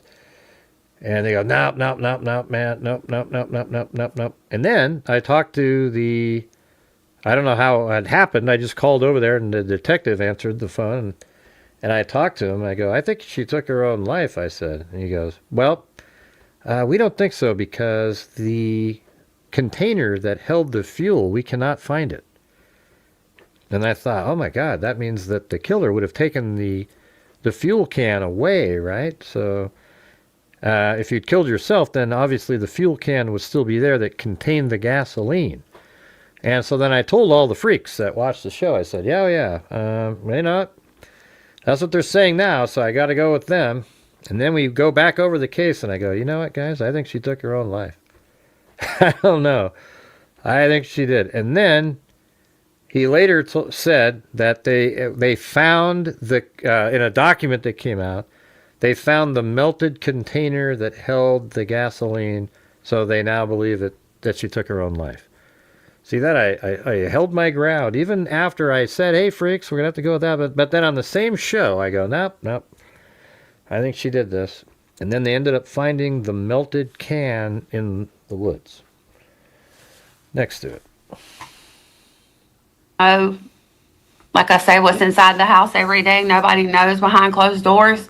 But what I seen, and she posted a lot. And when she stopped posting, that was worrisome to me because I felt like there he is Yeah, and I was right. Right, KK? in control again of her telephone and her posting. Done that before. Have you talked to her family at all? No. Nobody but the girl, Meredith, that she was raised with, that she grew up with. She kind of moved out of her home when she was younger, like a young teen, into the home with her and her family. There wasn't, Lisa. That's what they determined. You saw it all on film. She went into the store by herself. She purchased every single thing, the tarp, the entire thing that she used to take her life. And then her car was found and she walked into the woods and that's what she did. It's just... First, like to feel more safe. I don't think a lot of things was going good where she was, staying with her siblings. Yeah, I mean, it's sort of concerning that in this case that they have that, like there might be issues where the husband and her weren't getting along, but it could be is that they weren't getting along because of whatever, the bipolar or something that she had. They might not have been getting along more recently, and this lady here is aware of that. And that's why they were having marital problems, etc. And, they just weren't able to fix whatever that was. I mean, the husband seems to care. Why can't cases not be some involved killer every single time, I know it's not as entertaining for people, but sometimes it is what it is. Now, I don't know in this one. We got to wait for the medical examiner. But I'm leaning heavily I'd say like 80 to 90% that it's either a medical event or she did something to herself in this case. Just given the circumstances. Don't you guys, when you see the layout here, doesn't that seem more likely that you're at Planet Fitness, you walk in front of Kohl's, you walk in front of Publix, and then perhaps she was found right there or right in this area. Right out on the same street. And then if a person abducted her, why would they put her right where the walking, like, here's the thing, just look at it like this too. Like, this is how she would walk home on the same street right here. Why would somebody abduct her and then put her right there? Like right there. Wouldn't you pick her up and then drive her 30 miles away to some random place? They didn't. She's right there on the walk. It just doesn't make sense. Okay. All right, let's play this. In the household she was in, I think she wanted to, maybe more freedom or, whatever it was that she did, she moved in with them and lived with them till early college years. And then I think that's when she came. I mean, you could argue like, okay, there was a hobo or somebody, right here, let's say, as she's walking by, the person's right there and then grabbed her and then yanked her into the woods down there and did something. Okay. Sure. I mean, anything's possible. Anything's possible. It just doesn't, and then they're not going to be able to get her out of there. They would just do what they wanted to do. But it sounded like she was clothed, right? When nobody said that they said that she was dressed in the same clothing that she was working out in. They didn't say she was partially clothed, there was nothing like that. So, I don't know. Do you guys think it would be on scanner audio? I was just thinking about that. Like, hey, we found a female that... Should we go try to find that? How about we try to find that here in a minute, after we listen to the rest of this? I'll just play it and look around. To South Carolina. She had previously dated a guy before Brandon, but Brandon's really all I know of her dating besides just hearing about the first boyfriend. Yeah. Well, I'm sorry for everything you're going through. It's just terrible. Yeah.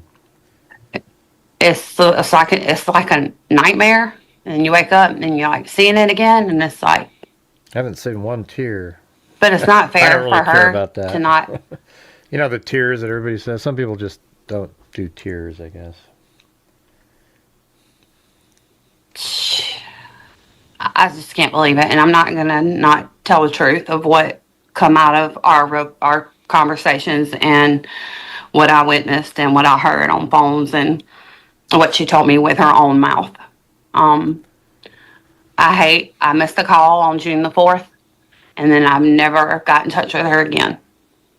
Oh, she missed. She called you on the 4th? What time? Mm-hmm. What time? What time? She didn't text me. She called, damn it, man. and I missed it. Why didn't you ask what time? And she didn't leave a message. Like I say, sometimes she would voice. That's what I'm saying, you guys. I mean, I wish I was working for these companies and I was the person who got set up to have these interviews. I would try to get to the real shit that matters. Like the time of the June 4th call makes all the difference in the world. Memo me, and I didn't think nothing about it. And I've called, and like her phone would just ring and stuff. So I was just thinking we were phone tagging, and then I see she's missing. Like I nothing is said about any of that hospital stuff until he reports her missing. I really, really appreciate Sandra for taking the time to talk with me. Let's see. Is this the same interview we're listening to now? What are you talking about? Several of us heard it. What are you talking about, Apollo? Nobody knows what the hell. What does that even mean? Can anybody tell me what that means? It's in the same interview we're listening to now. Several of us heard it. Well, I didn't. Okay. I didn't hear it. All right, so you're going to have to tell me when in the video. So you're saying at CVS. Maybe I can look in the...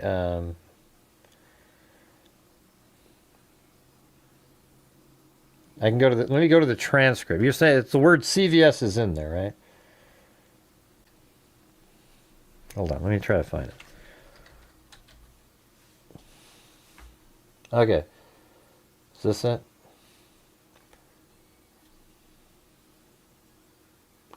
Was spotted on, okay, Planet Fitness. You can see her at the desk, there at the front desk.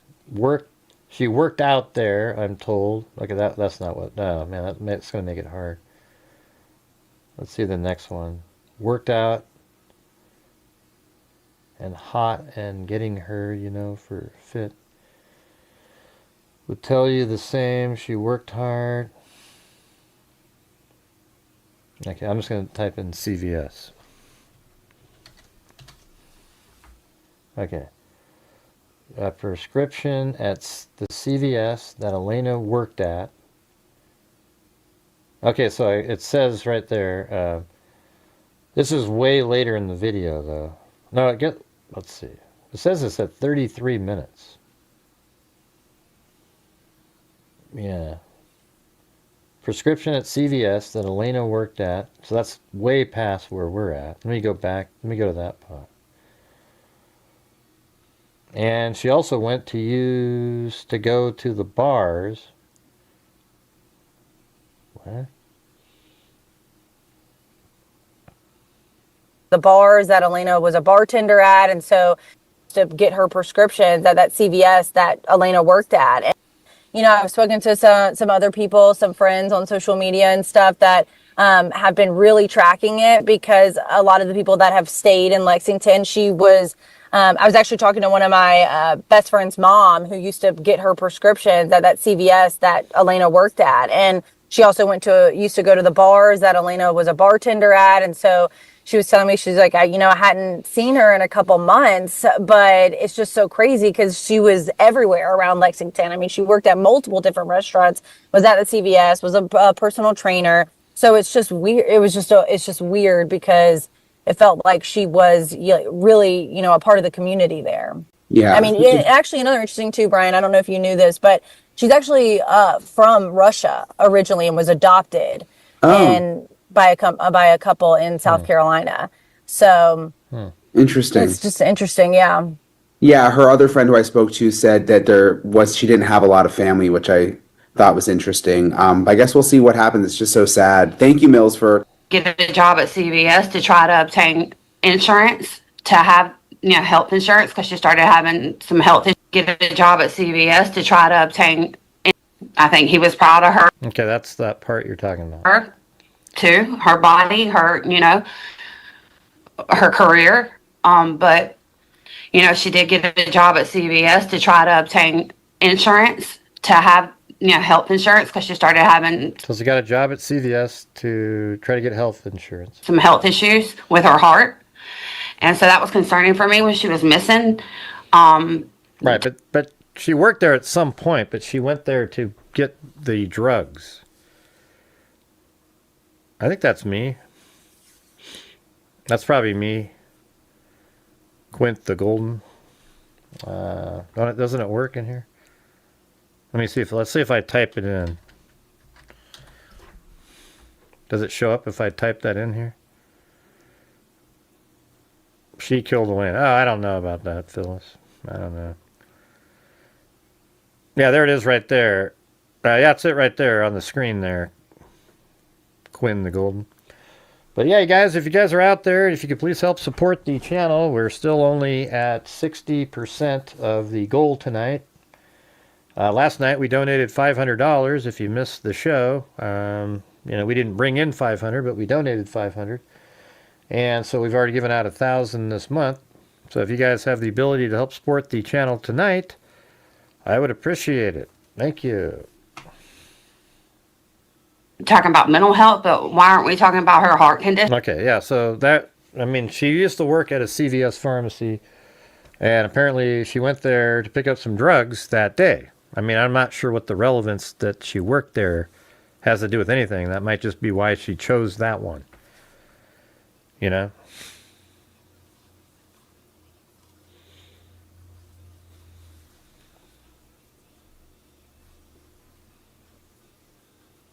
Yeah, let's just play that last part then. This interview. And found potentially her body. Of course, the coroner's office has not identified her for sure that this is her, but the police department did say that the body that they found there matches the clothing description from what she was wearing. Yeah, we don't know the exact spot she was found. Like, it looks like they had the road closed. We kind of know the vague area, but what is that area like where she was found? Do we know, like, is that far from the Planet Fitness and the Publix? No, it's about a mile away, so it's really not far at all, and it's at the corner. So it's a intersection of North Lake Drive and Old Cherokee, and if you go up North Lake Drive, you get to that's where the movies are at, and then if you go down Old Cherokee, it's really just kind of like a back road where there's a middle school, there's a couple local businesses, and there's a neighborhood there, and where they had the roads closed off. There is a creek that runs through that area, and I was actually reading that ABC, the local ABC there, spoke with a woman today. They had interviewed some people that were outside of a makeshift memorial where she was found, and from their video, it looked like it was like a little bridge area, a wooded area that was that police would have had to step over to get into the wooded area where they found the body. So it looks like maybe that was where she was found, according to some of the friends that they interviewed there. The video that you obtained yesterday of her at that apartment, I think that's a different apartment. Where they had the roads closed off, there is a creek that runs through that area, and I was actually reading that ABC, the local ABC there, spoke with a woman today. They had interviewed some people that were outside of a makeshift memorial where she was found, and from their video, it looked like it was like a little bridge area, a wooded area that was. See, she's basing it on that same Facebook post that I saw. And they're saying it's right there, but we have no way of knowing that. That police would have had to step over to get into the wooded area where they found the body. So it looks like maybe that was where she was found, according to some of the friends that they interviewed there. The video that you obtained yesterday of her at that apartment, I think that's a different apartment. Did you see that video that police released of her, like from a Ring camera? Yes. I mean, not the video, the picture. I think that's even a different apartment she was at where you got the video from, right?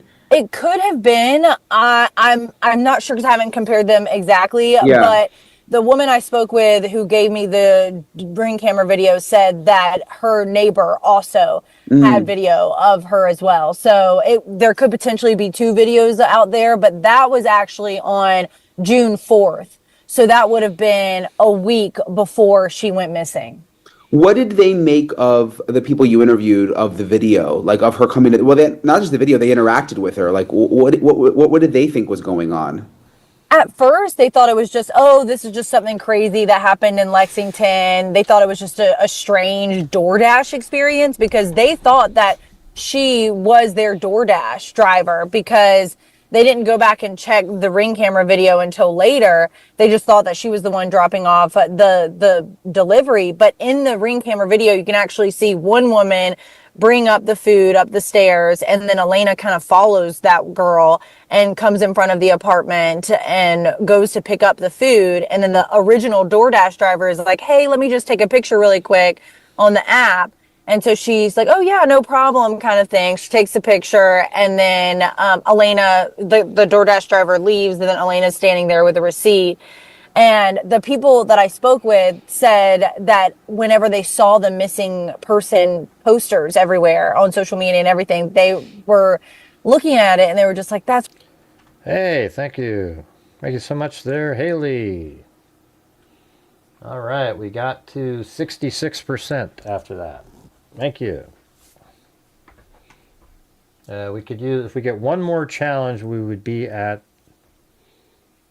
80%. 85. I don't know, man. I just try my best to try to get to the goals. It seems like it's so difficult these days. I don't know what the difference is. I do the same shows, the same quality, good shit. I figure stuff out. Unlike everybody else just talks about stuff, we literally figure shit out. Okay?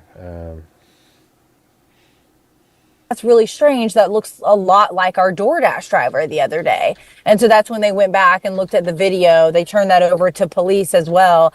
And now, knowing that she was the person who was missing, they told me that they kind of replayed some of the things that happened, because they also, the wife that I spoke with, ran into her an hour after that they had that experience with her, and she was outside their neighbor's house going through their packages, and the woman was like, asked Elena, hey, do you know my neighbor? And she's like, no. She's like, what are you doing? And she said that Elena was like, honestly, I don't know. And so that couple did say that she did seem disoriented, a little twitchy is what they said. And whenever she was dropping off their delivery, she did kind of take a step forward as if she was going to go into their home. And then the husband goes to close the door and she's like, oh, just a delivery. And he's like, yeah. And so he closes the door. So just a strange experience and concerning for sure. Yeah. The husband obviously hasn't been charged with anything. He's not a suspect. Police actually said not a person of interest. So I just want to make that clear. But do we know anything about him?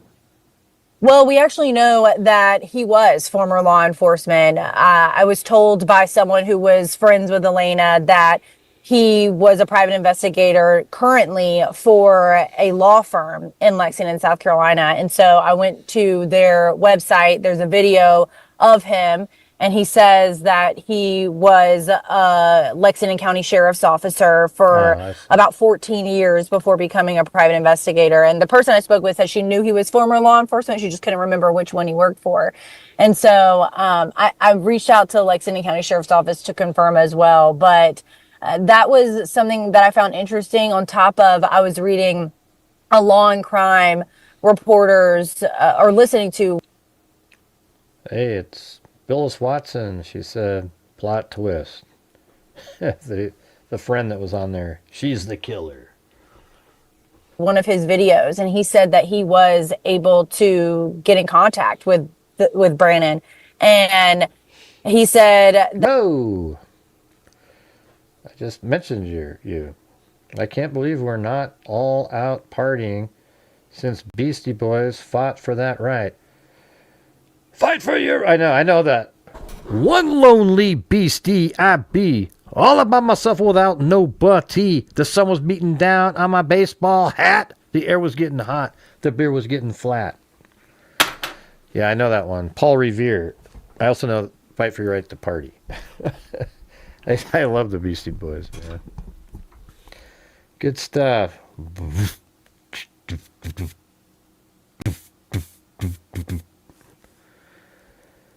All right. Anyways, hey, good night, Chicken Wing. And thanks, Phyllis Watson. I wonder if it's going to show up over here.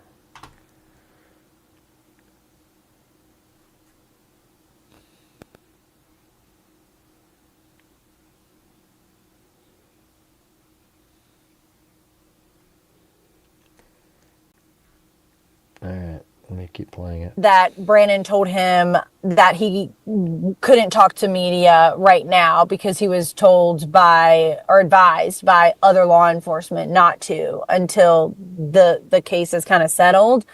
So that was interesting. But I mean, the person that I spoke with that was friends with Elena said that the two had been having relationship issues for a while. I don't know how long. They'd been together for about 13 years, but they'd only been married since about 2024.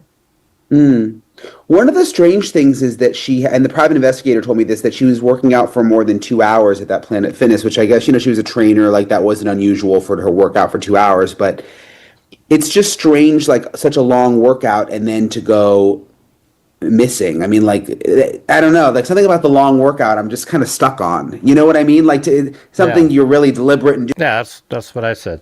I mean, so I agree with him there. It's like, work out for a couple hours and then you take your life or something. I mean, the medical issue I think is maybe perhaps the most likely. Doing and it's part of your routine, and then you just suddenly walk into the woods, and who knows? It's weird.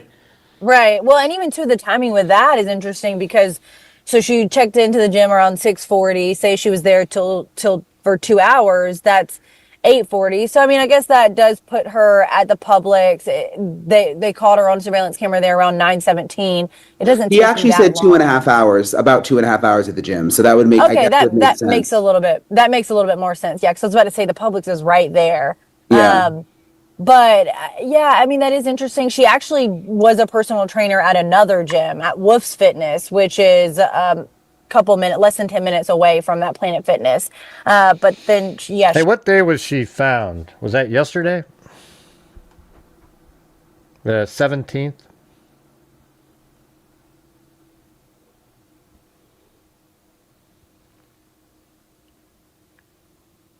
I wonder if now there is one. I got it at 1 o'clock. Somebody listened. Let's see.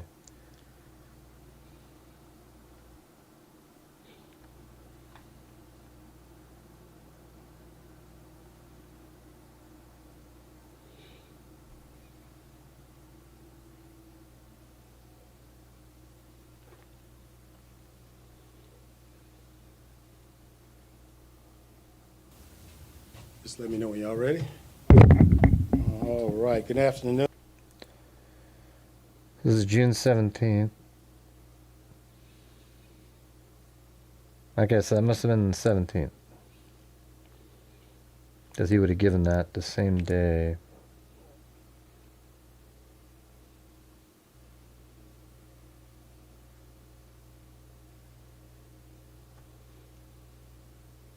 I know it's quiet. I'm just trying to see if I can find something here.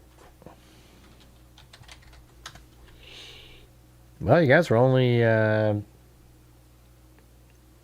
if we get 10 more memberships, I'll donate 5 myself. That'll get us... We'll be at the goal. I know it's not as good a deal as everybody else, but I'm just trying to get there. Actually, it looks like we just need 9. Alright, so there's 1, and then 1.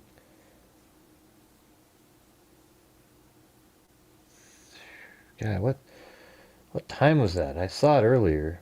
They had a precise time where they found her.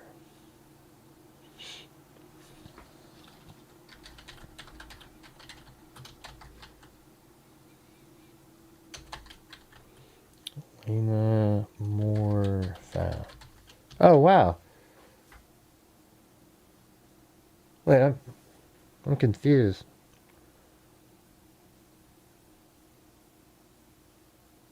Hold on. Where is that?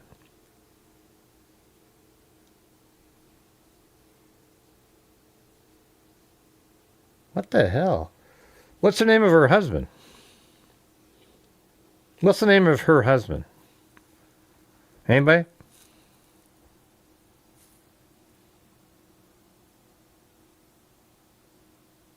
Anybody know? Come on, you guys. Hello, come on, you guys. Hey, good night, Wild Bill Wassman. Oh, Brandon Slight. Don't you think it's weird? This can't be coincidental. I didn't even pick this up earlier, but something, but look at this. Her name is Elena Moore, and she goes to a house with the guy's name John Moore, spelled Moore, exactly like hers. There's no way in hell that that's a coincidence. I mean, the odds of that are astronomical. It would be like, so what is she doing? Why is she at a house of a guy with her same last name? So it's like John Moore, and she is Elena Moore with both Moore. Do you guys think that's coincidental? That is. I don't know what your theory is, Kubi.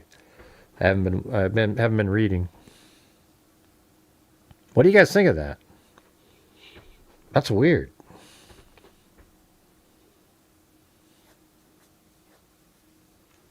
Hello? Come on, you guys. What do you guys think about that? You're doing the crap where nobody's communicating again. What do you think about that?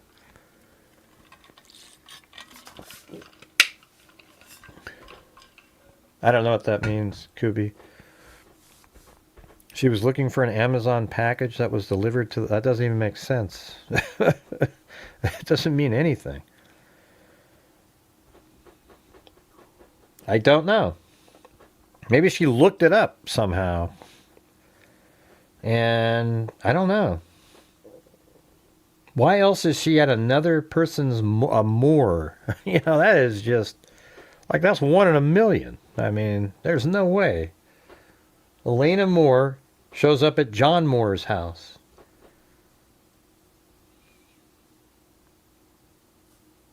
God, that's so weird. And she's probably looking at it like, oh, you're John Moore, you know? Like, what is she doing there?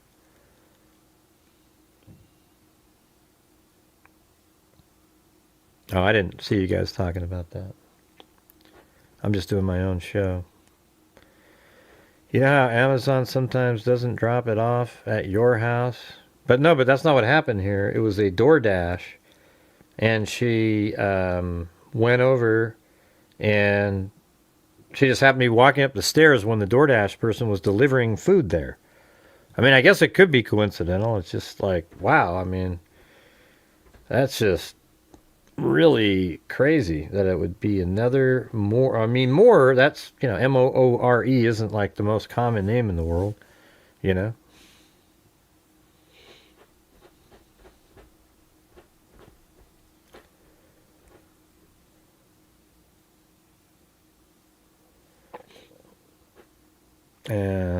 What do you mean with comedy? I don't know what that means. She might have been, I mean, sometimes I try to be funny, I guess. Have been on steroids. Why would a still young, fit woman be on meds? Well, there's people that just have bad luck.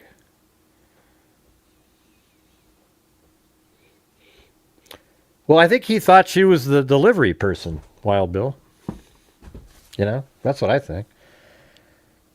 I mean, look at how this is. So, like, here's the DoorDash person. And then that person took off, and then now she's standing there with the same damn thing in her, you know, and she pulled it off. It's crazy. So when the door opens up, the guy, and she goes, watch how quick this is. John Moore? John Moore? Yep. Yeah.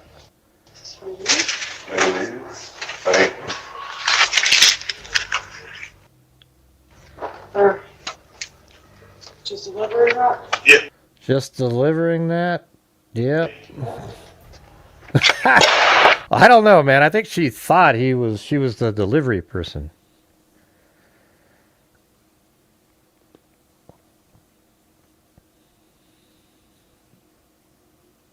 Yeah, they have the same last name, but he didn't seem to know her because in the articles he says that, you know, she didn't know who he was, and she started acting strange, and an hour later he saw her looking at other packages. I mean, maybe it is just a coincidence, but man, what a weird one there, huh?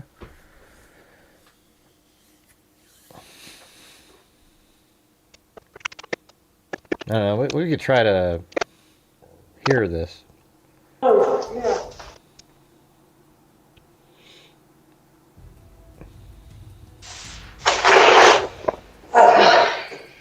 Hey. Hey. You mind if Hey. Like, did she just look up a Moore in the phone book and show up there? You mind if I take a picture of it? Oh, yeah. You can take that one. I just want to take a picture of the door. I don't know.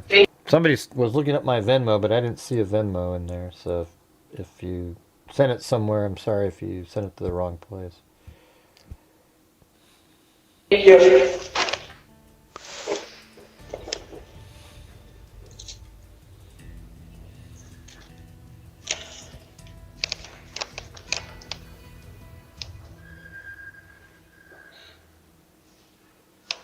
Oh, shit. She said, "Oh shit," like it's not.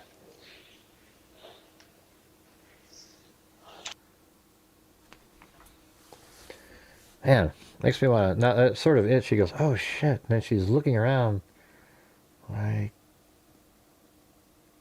I don't know. See, they cut off the video right when we would have heard what she was saying. You know, like something. You know, we can't tell what was said.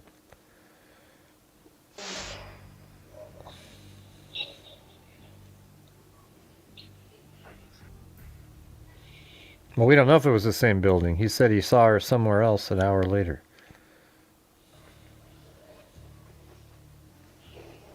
The one video we have is from another Moore. John Moore? Yep.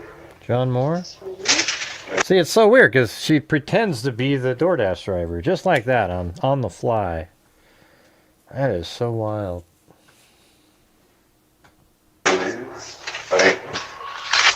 And then she, like, weirdly starts following into the home.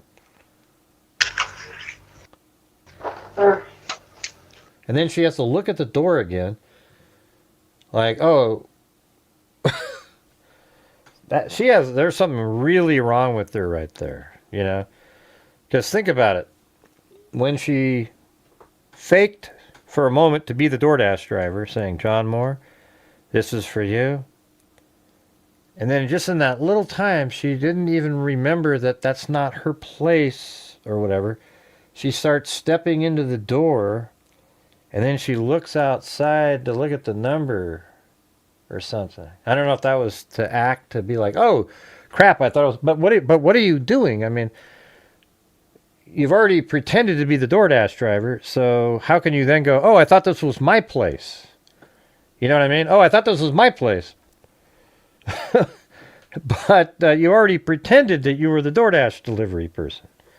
So that means she's really confused. I mean, that means, you know, she can't even keep together the same sort of linear thought of what you know, she's all over the place. Just delivering that? Yeah. And then he goes, "Just delivering that?" Like it was a question. What does that mean, though? And he goes, "Yep." I mean, wasn't it weird to him? Like, "Yeah, you just delivered that. What do you mean?" Almost like she thought she was going to be I mean, it sounds kind of weird, but like a sex worker, you know, like the way she said, "So you just want me to deliver that?" Or like it's Just delivering that? just delivering that? Okay, so nothing else? Because she's tried to step in, but the person pretended like, you know, didn't pretend. He didn't know her. And then she goes, I mean, what it seems like here is that, like, for a moment she was going to go in, and I'm not sure what you meant by just delivering that. It's weird, right?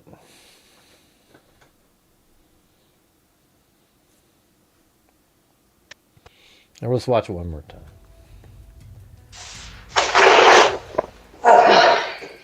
Hey. And she goes, "Hey," you know. You mind if I take a picture? So right now Yeah. it's almost like right now she's pretending to live there or something. You can take that off. I just want to take a picture of the door. And she doesn't want her face in the picture. You know, normally when you know, you would have turned your head, right? Thank you. And they've cut out crap, and I hate that because then you don't know what. I mean, it doesn't seem to be a lot here because she's still right there. So it was just a moment.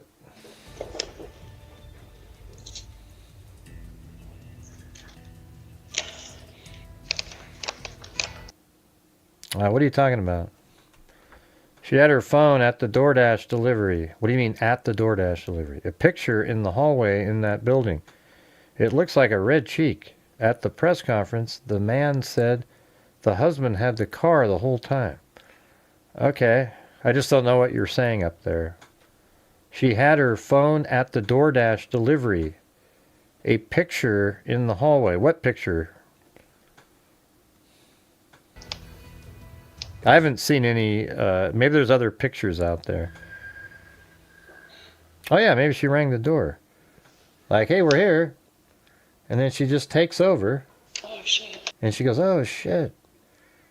Like, he's got my same name or what?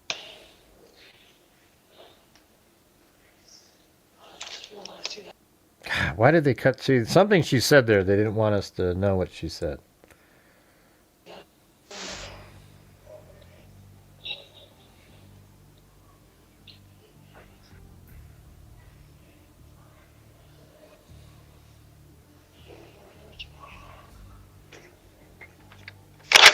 And she just stands there. John Moore? Yep. John Moore? This is for you. There it is. That's for you. Thank I guess she didn't get a tip. You know, it's like. Just delivery route? Yep. Maybe that's what she was trying to do, is go around and try to grab the tips from the door. I don't know what the hell she's doing, man. Jeez. Like showing up wherever a DoorDash is delivered and takes over the thing and tries to hand it to him. And except I think they pay for it on the app, right?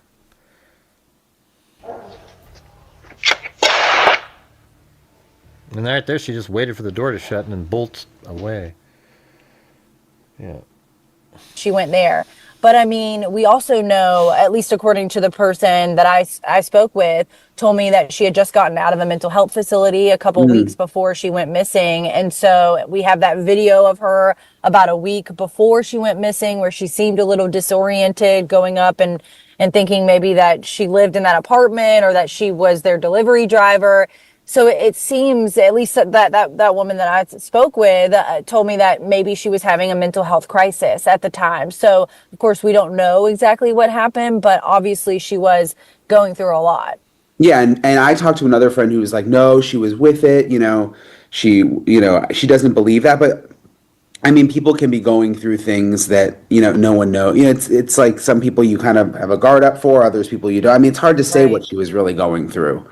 Exactly. And we men never truly know. I hope that we will get more answers. I think what's really going to be key here is that medical examiner's report. And that was supposed to, at least the coroner's office said that they would schedule that in the coming days. But it's interesting to me that we've gone now more than 24 hours and we still don't have a positive identification. So I am wondering what's taking so long.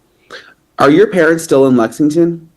My dad is, yeah. My dad and my little brother and little sister both live in Lexington. Yeah, you guys, if you make comments that you think are really incredible, you should put them in super chat so I can see them, and then we'll all know that you guys said it first. I just do my shows, and I think for myself as I'm doing the show. But if you want something to be known that you're the one that came up with it, put it in a super chat, and then we'll see it. All right? Awesome. I don't read people's comments and then go, ooh, let me pretend in a few minutes that I thought of something. Okay? I'm not reading them. I don't have time. If you send a super chat with a comment, that's what they're for. Then it sort of jumps ahead. People see it, and then I can go, oh yeah, I can comment about it. But for some reason, people don't do that. They just, they don't make a comment at all. Let's see. I don't know. I can't find. I was trying to look up Broadcastify, but I don't see it. Yeah. Hey, thanks, Timothy Cecil. There's one of them. Yeah, I was trying to reach the goal tonight, but nobody did a damn one when I asked. It just exactly the same as it was. It was the we needed to get 7 more channel memberships, and then we'd reach the goal, and then I donate 5 myself. So we need 7 more now. More, M-O-O-R-E.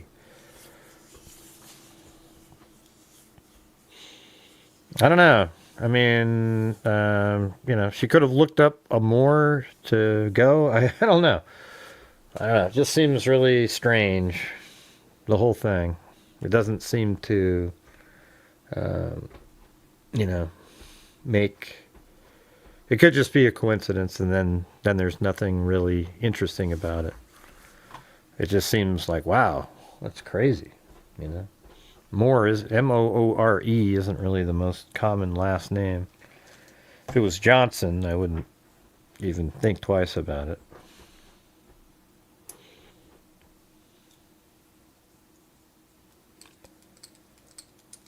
Right, that's what I was saying earlier, Phyllis. Like, the husband and her were having problems because I think she was having, mental problems.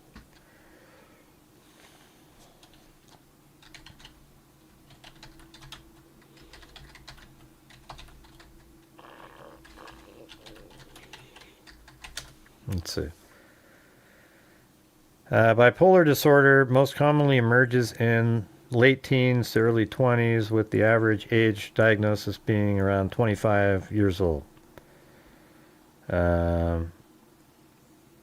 It says middle-aged adults delaying diagnosis. While less common, it's not unusual for the first symptoms to appear or be properly recognized in a person's 30s or 40s or 50s. Diagnostic delay because the condition often mirrors or is mistaken for persistent unipolar depression. Individuals in this case, in this age group, can face significant delay in diagnosis up to 10 years after the first symptoms initially emerge. Hey, thanks, Phyllis Watson. Late onset bipolar, experiencing the very first manic or hypomanic episode at age 50 or older is known as late onset. I don't know, just kind of looking at that. All right, 6 more of those.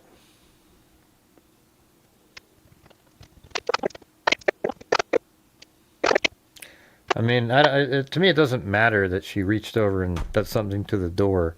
All I think is interesting is that she walks up. She obviously at some point goes, oh, shit. I mean, why is she even standing there? If she thought it was her own home, wouldn't she just, get her keys out and start trying to get in? And then, but it almost seems like she intentionally tried to take over for a moment as the delivery of the DoorDash. And she stood there, and then she goes, oh, shit, this is the wrong place, but then still went through the roll. Almost like she thought she was at her place, and she was going to then be the DoorDash delivery for somebody her husband or something, right? But then when she looks at it, it's like, oh, wait, John Moore, that's not my... Oh, shit. And then the door opens up, and then she says, John Moore, hey, here's your delivery. And then she almost instinctively started to go into the house like it was her original thought, even though she should have been cued not to. And then she goes, so just a delivery then? Okay, and then walks away. Pretty weird shit. Hey, thanks, Steve's Lore. Very cool.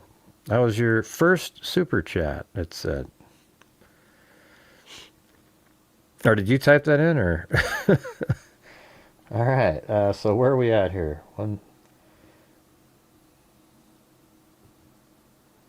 We're only 2 super chats away now from gifting the...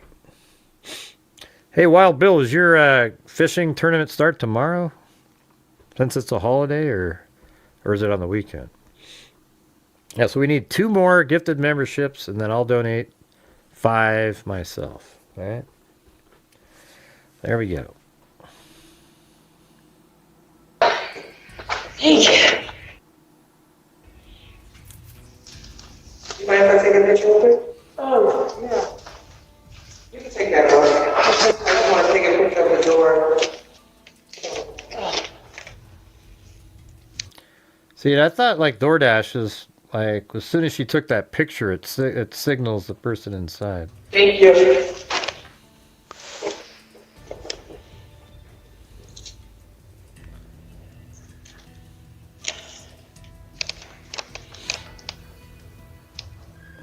Yeah, maybe they put her on some weird antidepressant. Hey, well, cool. Thanks, Steve. Lore. Thanks for thinking of me. Helping out the channel. Oh, shit. I just realized that. Something don't do that, but it was cut off, so you can't see it. I think this is a video camera that only records maybe 15 or 20 seconds and then skips, and then if it detects more motion, it starts recording again, but there isn't a long gap, maybe 2 seconds. So, you miss 2 seconds here and there. Let's see.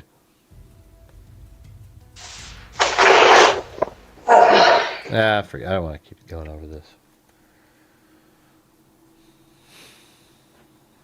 And here's where they say again.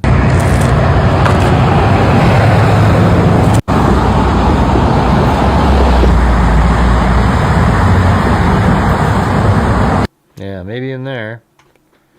If she was found right here, then something may have immediately happened to her medical. If she's found over there, then she would intentionally have to have walked over there.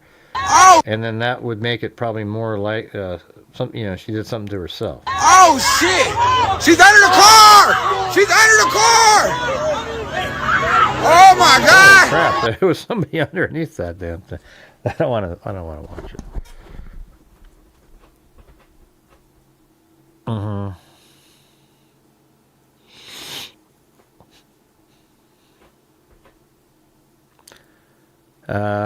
What is the glass with the diamonds in it up at the top? So it's at the bottom of the page. Down here, you mean? Oh, it's just like when people send in super chats, it just sort of fills it up. Sort of a graph. Your name comes across and then drops in. I'm not sure what it looks like on a cell phone.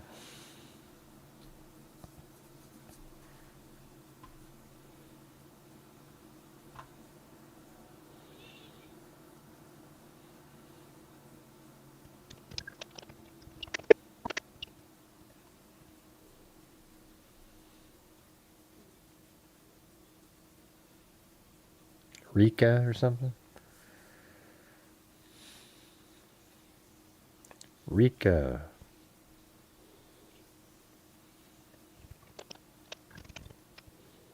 All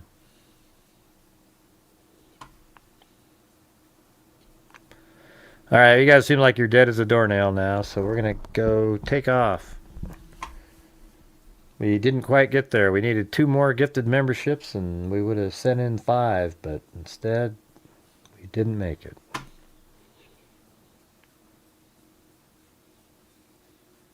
It puts the top... Huh? This little glass right here, it just puts them in there. It's just a little thing that drops them in.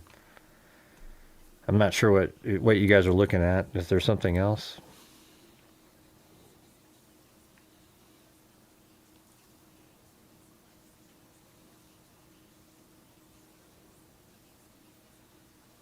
Yeah, she doesn't look scared at all. That's what we were saying. Their friend said, oh, look how scared. She looks so scared. She doesn't seem scared at all. She just seems like there's something mentally wrong with her. That's it. And I think for the 48th time, she's over here at Planet Fitness, worked out for 2 hours. That's the sort of the weird red herring kind of outlier strangeness.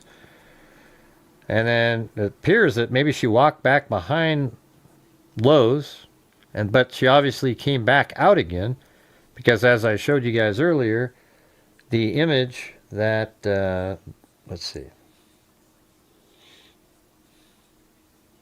I think it's out here, right? No. Yeah, it was in one of the articles. The image. Is that it? There it is. This one. So that image right there, see, was taken right there. Right? Just like that.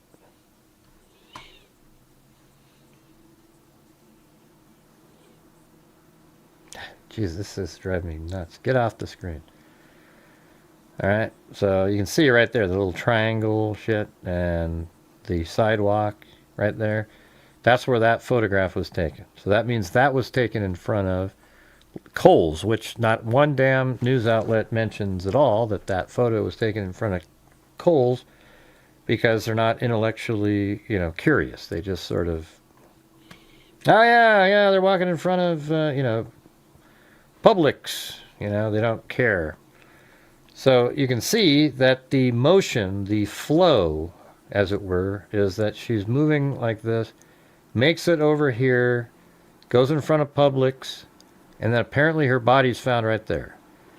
It just doesn't make a lot of sense that somehow she's walking, and then she got abducted and the person drove right over here and then put her right in the woods, right where she was walking anyways. Unless there was like a hobo or some wacko homeless person that was living underneath this bridge and was right there and grabbed her when she was walking by. Some weird thing like that. I guess that's a possibility. I just don't see anything like this. Sort of eliminates the husband element to me. Like how could he be part of something like that? Oh, there she is walking. Okay, I'm going to pull over really quick, and then it just doesn't make sense. Hey, thanks, Haley. Look at that. There's one. We just need one more then, I guess, you guys.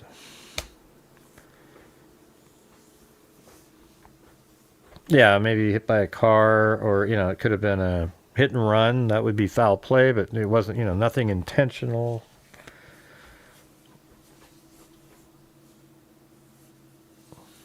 No, we just needed one more gifted membership or one $5 super chat, and that would get us to the goal for the night.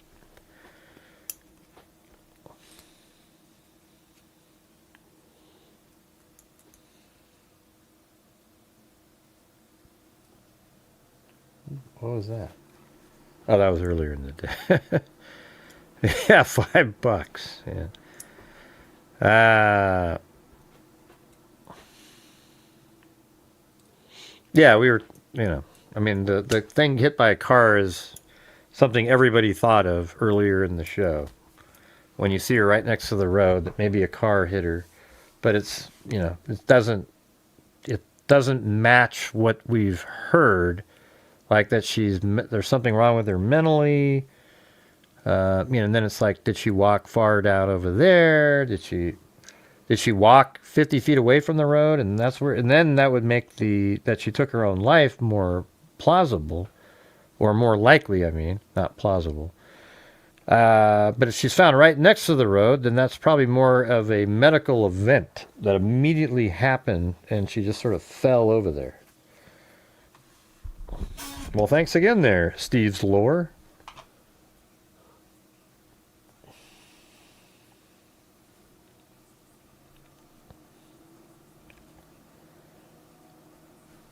Hold on.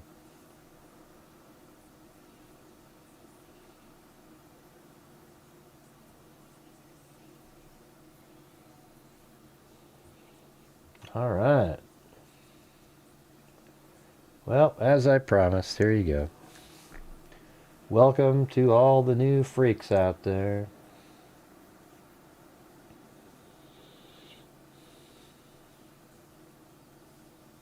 Very cool.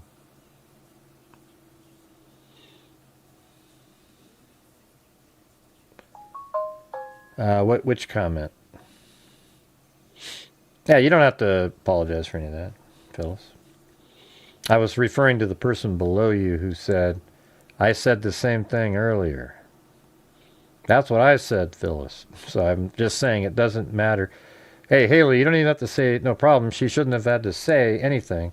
It doesn't matter that you said it earlier. You get what I'm saying? Yeah, like it's just, you know. I mean, I guess I say that in here a lot. It doesn't matter. Right. Yeah, just don't worry about it. It's no big deal. It's not really something that's like, you know. You know. I think it's like I said, it's more I think it's more likely that she just did something to herself or something medically happened to her than somebody doing something. So, like, I didn't finish what I was just saying. So she's right here at Planet Fitness, perhaps walks behind Lowe's toward a wooded area. Then she's out in front of Kohl's right here. Then she goes past Publix, which then would lead right to the road here. And then, boom, her body's either found right there or closer to this park right over here. So it's right on the way. And then look at this. If she continued to walk this direction, and you know, went up like this is where she lives. So it's like from up in the air here, look at how this all is in a line just like this. Boom, and you're home. And then she died somewhere right in this area right there. So I don't know. I wish I could try to make it seem more like, oh, wow, no, I believe the friend. And that's what you'll see from, you know, the other, like the people who want to always make something sensationalistic, they'll believe the friend and every word that she said because now they can sell the bullshit. Because now they've got well, she's a friend, Gray. Who the hell are you to say? I don't know. When I listened to her, it didn't ring true the way she talked. I mean, maybe they did argue here and there. But I guess we have to wait till we get the autopsy. If there's foul play, if she was strangled or something like that, then it changes everything. Then it's like somebody took advantage of her condition. But I wouldn't think it was the husband at that point. Yeah, look at all these little ponds, man. I wish I was over there. I'd go fishing in all of these. Look at these damn things. There's like hundreds of them. Probably bass in every one of them. Yeah, I don't think so either, Steve.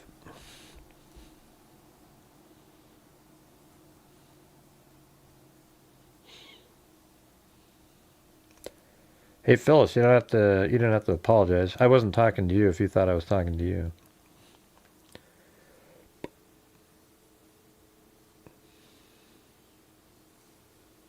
Oh, yeah? Is that what this one is? Lake Murray? Yep. That's big. There's a big lake. Probably some big ones in there, I would imagine.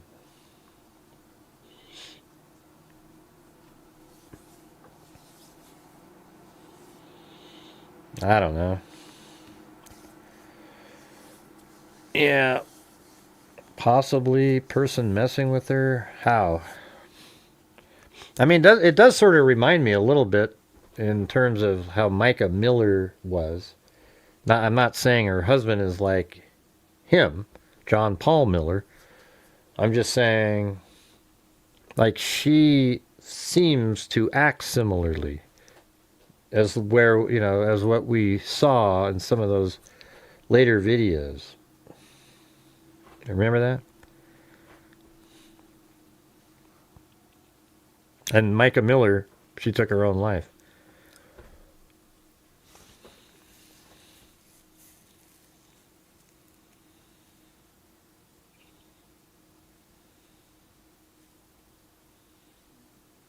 Well, looks like everybody took off. All right, well, that's where we're at on this one.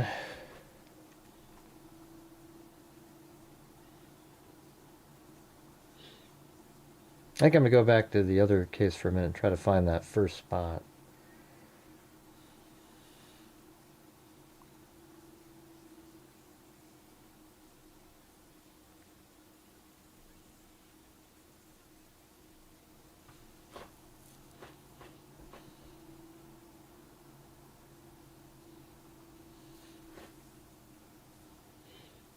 Yep. I think Phyllis took off. I don't know if she thought I was being mean or something. I wasn't even talking to her. All right, let's see. Went to bed, but she's still... I don't know.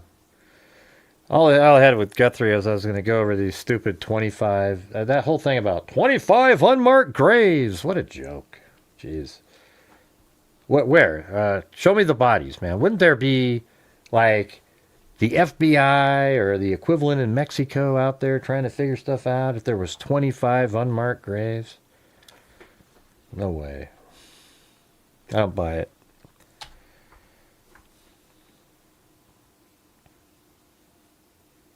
Nah, I'm too tired to do anything.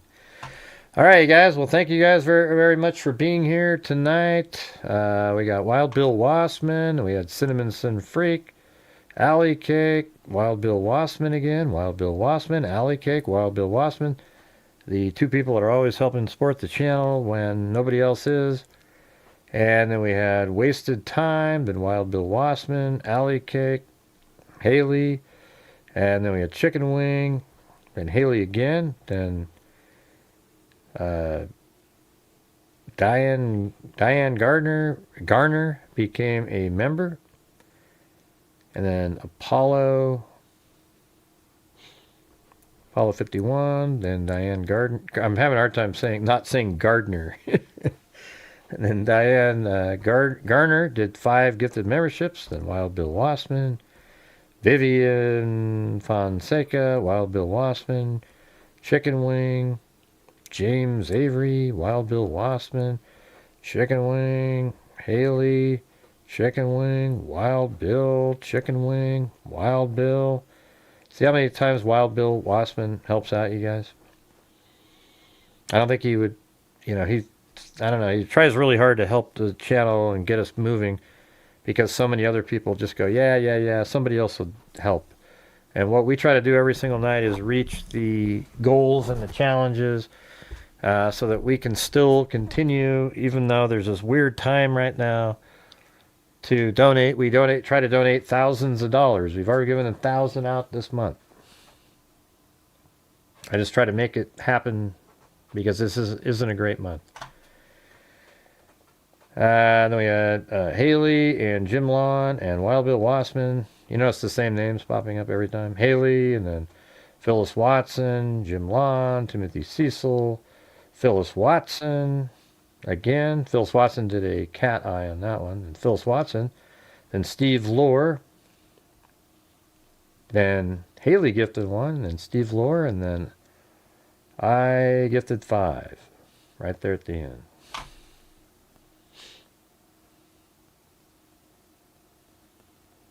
I was going to do the scanner stuff, but I was looking for it, but it doesn't seem to be the same. I did download one. Well, let me look one more time here. Hold on. So when you go to Broadcastify now, it's different. It's like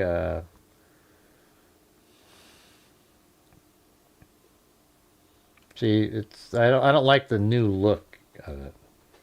It used to be really easy. But then over here is... Okay, well, you have to find... So when you go there, it's Lexington County, right? So you got right over here to Lexington County. And then under Lexington County, the audio feeds, there's just County Fire, EMS, and Columbia Area Railroads. But over here it says Broadcastify Calls Covered. It's a different thing. It's a full-featured managed radio call ingest platform utilizing software to find receivers. If you are interested in running a node, please, blah, blah, blah, blah. But right here, so these people are recording. This is Law Dispatch. Except I don't think that this has... I mean, I don't think it has the archive for the Law Dispatch. And it has like 1 hour ago, 10 hours ago.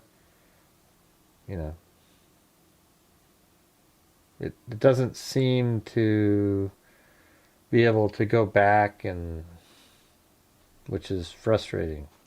There's no historical, so if you go back to this one and you go to Lexington Fire Dispatch, you can then go up here to the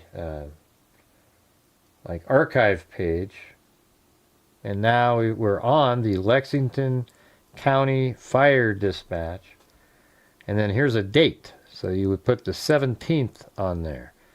Then you go down to, I think it was like 2:30 p.m. See, there's one right there at 2 o'clock, which is the one that I was looking at.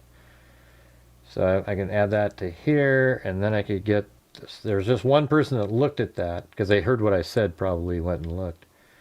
And then you got 2:30 right there. Because that zero, it didn't have one there. Well, I might have clicked on it, and that's why it said 1. But anyways, so we got those, and I mean, then we could open up. I guess I'm still here. Oh boy. Open up Audacity. You better still be here, Phyllis Watson.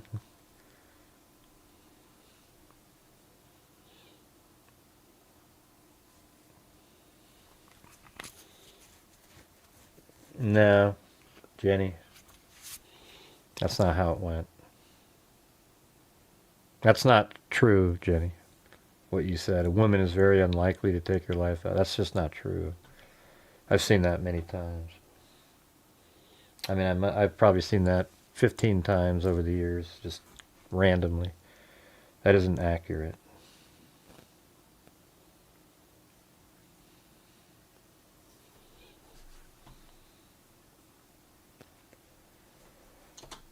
Let's see. They're unlikely to shoot themselves in the face or in the head. That's the truth. They don't do that as often. They might do the drug overdose.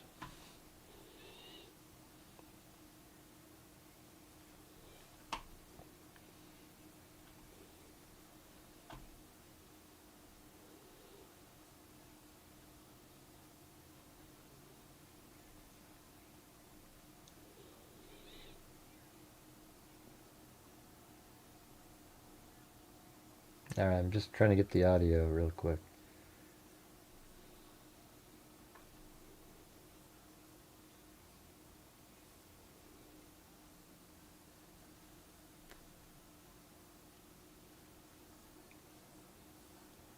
Just these little things, huh?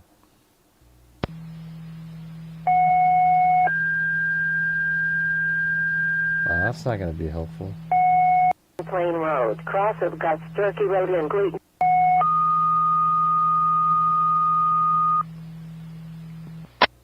One Adam 12, 1 Adam 12.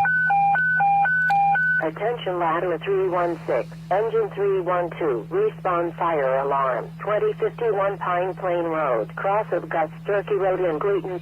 Attention engine 328, respawn cell victim, 3959 Fish Hatchery Road, unit 44, cross of Carbadell Road in.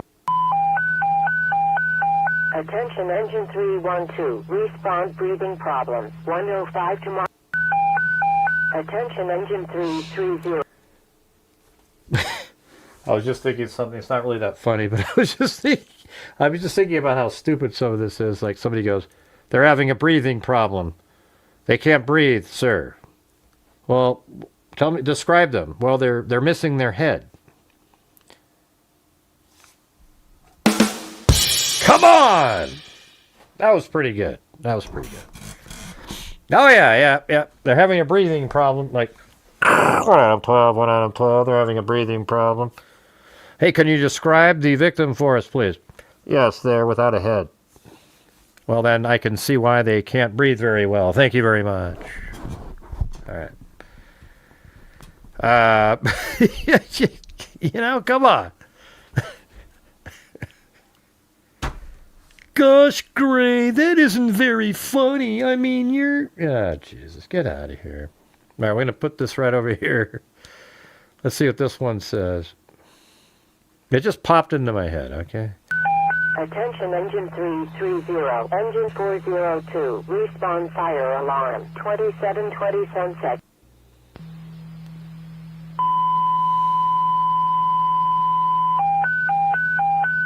Attention engine 1. Yeah, like you get those cases where people say, well, they're missing their arms. We found a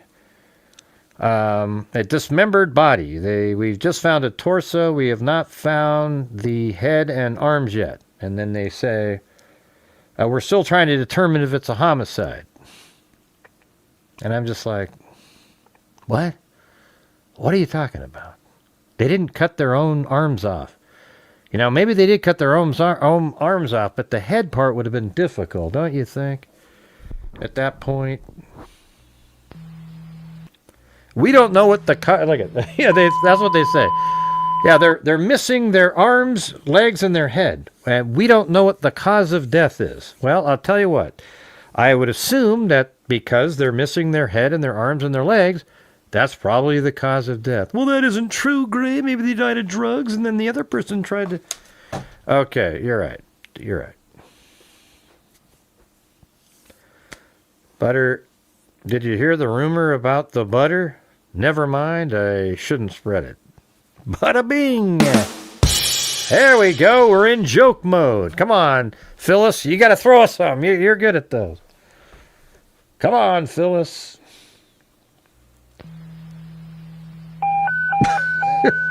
Attention engine 330, engine 309, respawn fire alarm, 53. Yeah, see, I just don't think that, I mean, in this case, it got the cops out there first, probably not EMS, or, I don't know, EMS did have something on there. I don't see it, though. I thought of one the other day. I made up a joke, but now I don't remember it. It was really good, though. Yeah, it was awesome. Freaking great. That's why I remembered it.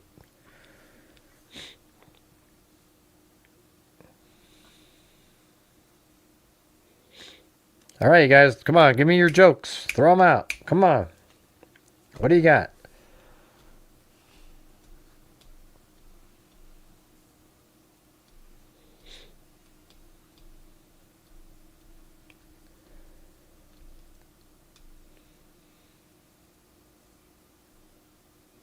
Yeah, we played it, Jenny. You must have missed it. I don't agree with the friend, and I think she was trying to over-sensationalize in the interview, and I actually didn't really appreciate the interview at all. Okay. I thought it was sort of a very biased, self-serving interview with a friend who wants to try to make it and pin it on the husband. That's what she was trying to do. And I don't know. I don't agree with her. Now, obviously, she knows the situation, knows her better than I do. But the way it came across was, especially when she used the word unalived, I was like, oh, God. She's lingering in the Facebook community and watching YouTube and TikTok and all the videos of the morons who use the term unalived. And it's like, oh boy. I mean, if you're at the point where you're saying unalived, that means you've watched 1,000 videos. Right. I just tell you the truth. I mean, that's my opinion on that, but I feel like that's the reality, that she was trying to sensationalize and turn it into something that it likely isn't.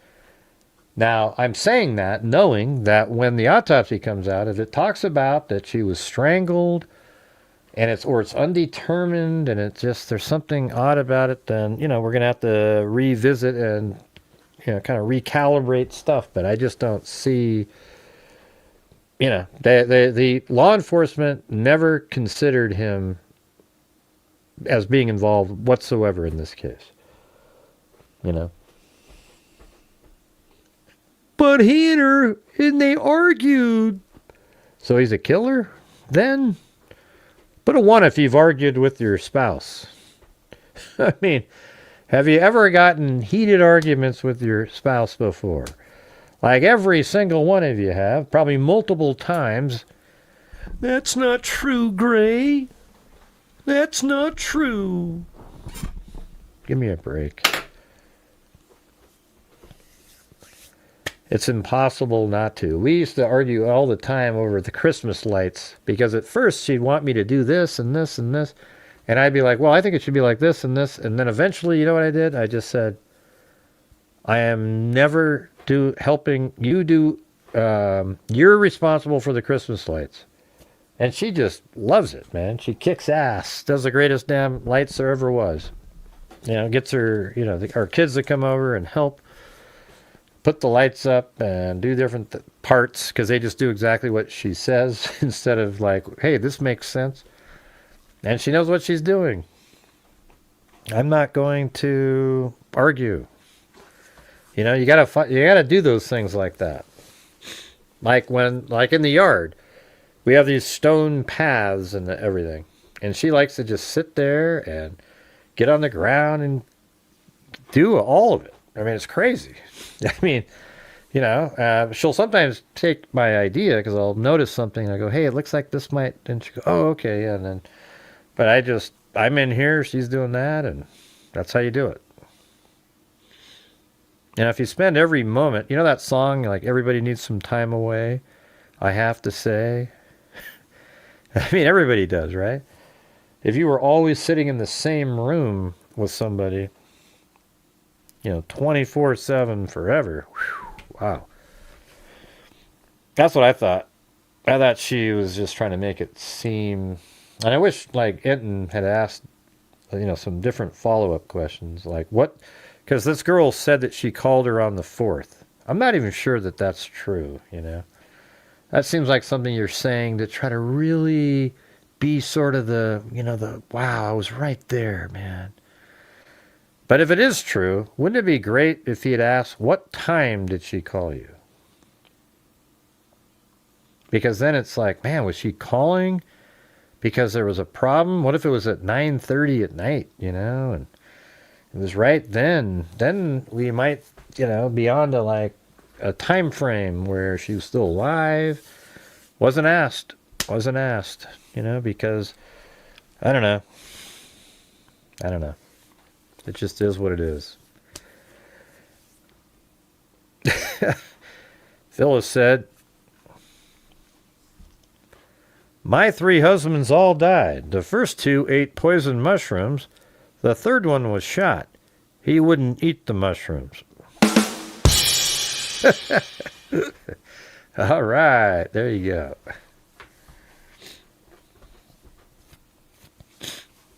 Yep. Yeah, well, I mean, he does good interviews too, but I think he does better interviews when he really thinks about and knows the case better. But, you know, sometimes he just sort of does the interviews because he has producers that get him lined up and he just turns them out, which is great, you know. But I wish I had the same access to the same people. Because I actually think about, like, what is the significance of what they're about, what they're saying right now, what they might say. And then that's where I generate the follow-up questions.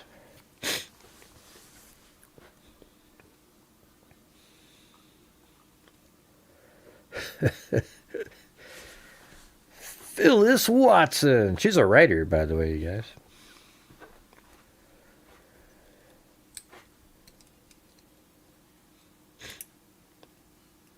Yeah. But he still should have asked the follow-up on that really simple question, don't you think? When she said, because he did. He said, wait, so you talked to her on the 4th? You would think just a very natural, quick follow-up would be, what time was that? Just because that is so important. Not the fact that they talked that day, because she was alive a lot of the day. It's what time was that? Was she perhaps reaching out to somebody for help? I would think if the phone call came in at 9:25, you know, maybe she was calling for help. Yeah. Tell them what genre.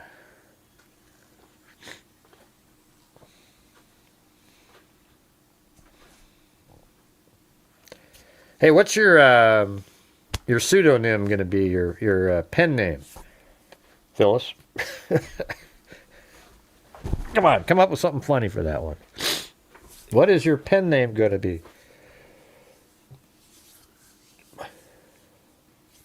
You saw something on a phone call?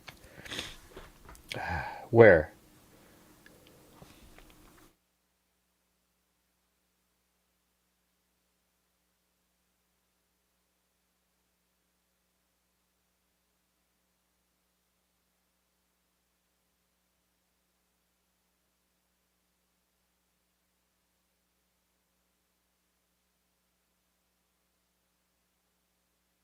Oh, I had to blow my nose. Woo!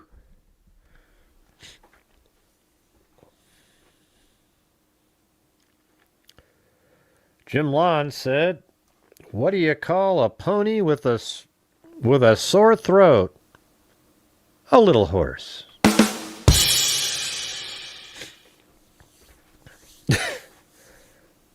Ella Watson is my pen name. Oh, you got one? Oh, cool. Ella Watson is her pen name. All right. Why not just why do people do that, by the way?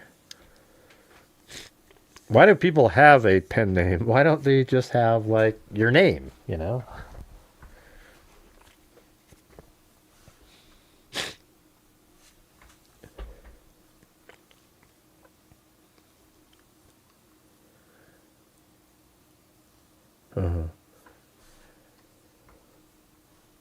Let's see.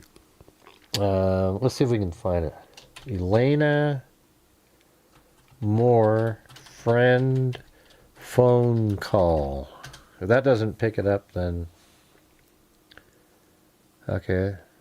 Maybe it's another News Nation article. I mean, by the way, don't they have her phone? I mean, she had her phone with her, right? So they're going to be able to go see where she was. I'm sure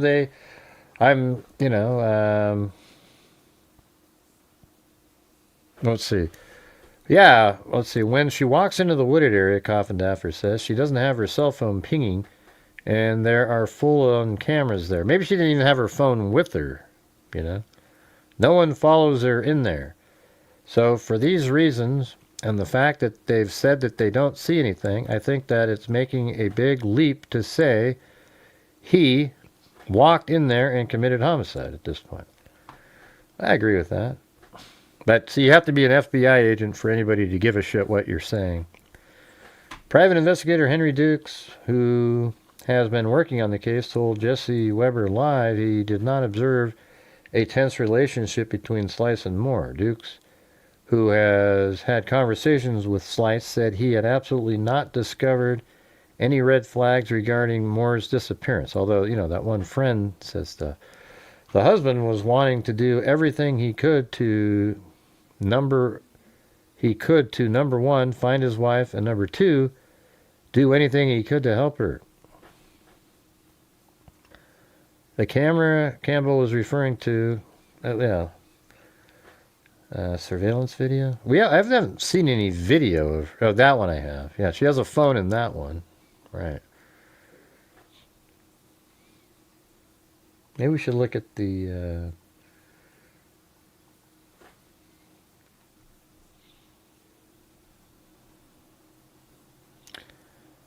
You know, she doesn't have anything in that picture. I don't think she has a purse, nor does she have a phone with her. Right? So look at that.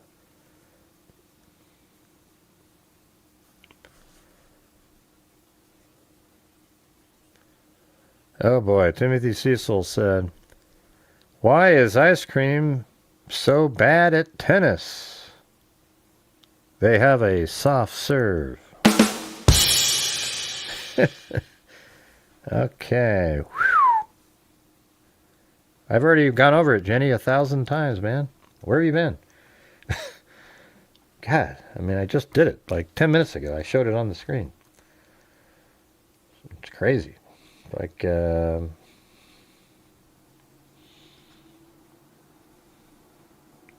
like you're just sort of out looking at other shit while I'm trying to explain it, then you'd know it. So you've got right over here. Here is the Planet Fitness. Then you got Lowe's right here that apparently she walked back to the wooded area. But then she's right here in front of Kohl's. Then she walks in front of Public. And then she's found right over there. And I've said about 75 times on tonight's show that she lived right there. At least that's the last address that I found. And it makes sense because she's walking in this direction. Goes up like this and then right there. See that? Right. She wasn't in her own apartment. Yeah. She wasn't in her own apartment.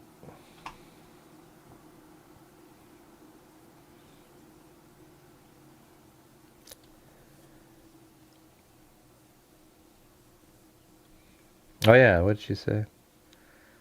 The book has murder, mayhem, blood and guts, romance, revenge, all kinds of stuff. Hard to tell what genre. Sounds like chaotic true crime.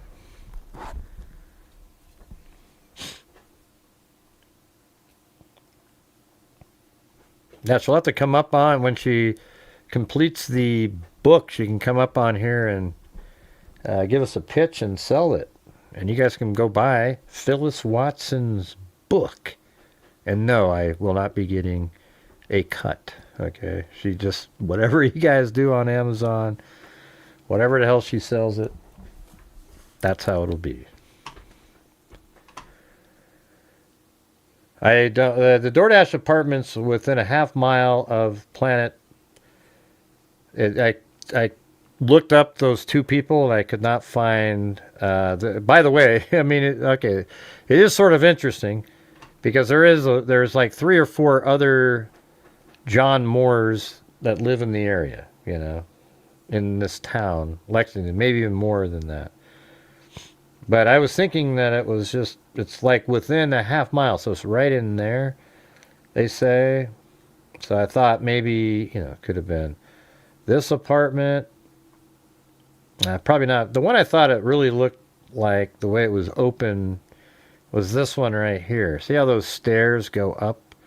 And that's kind of the look where it has this sort of open airway portion. So that's where I'm guessing. And that's right inside that half mile line right there. That one. Those are homes. That looks like an apartment too. You know, don't know. My guess is this one right there. Which is interesting because that's sort of where she was sort of headed while walking behind Lowe's. You know, like that's where she was going.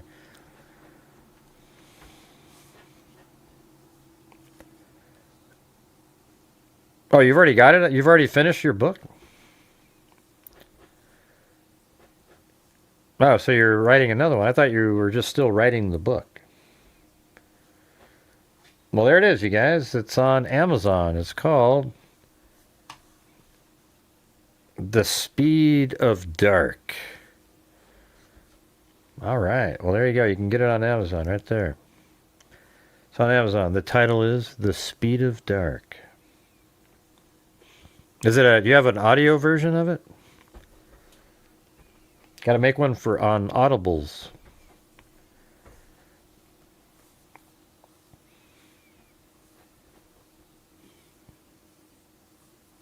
Yeah, that is a cool name.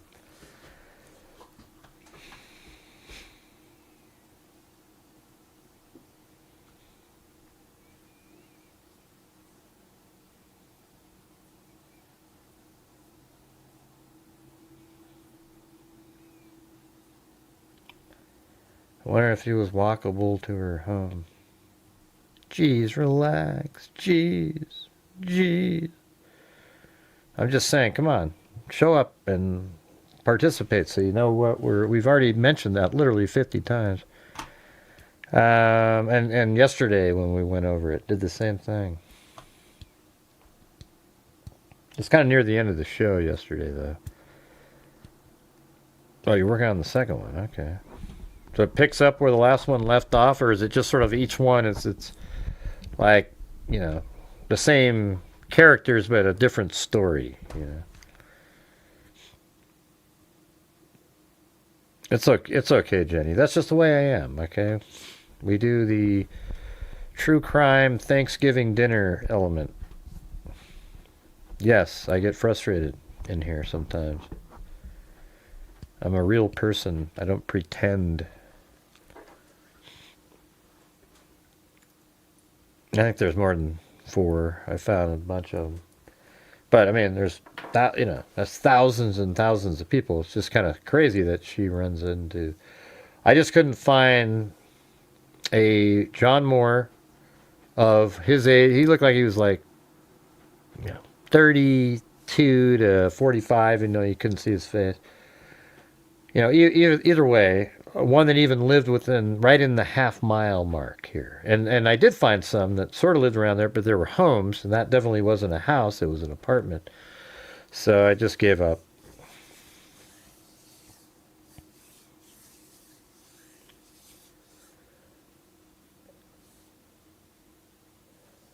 Oh, it picks up where the last one left off. If I do the reading? All right, send it to me, man. Then I would need a cut of something on the audio version. We'll get the music going. Where the hell is that?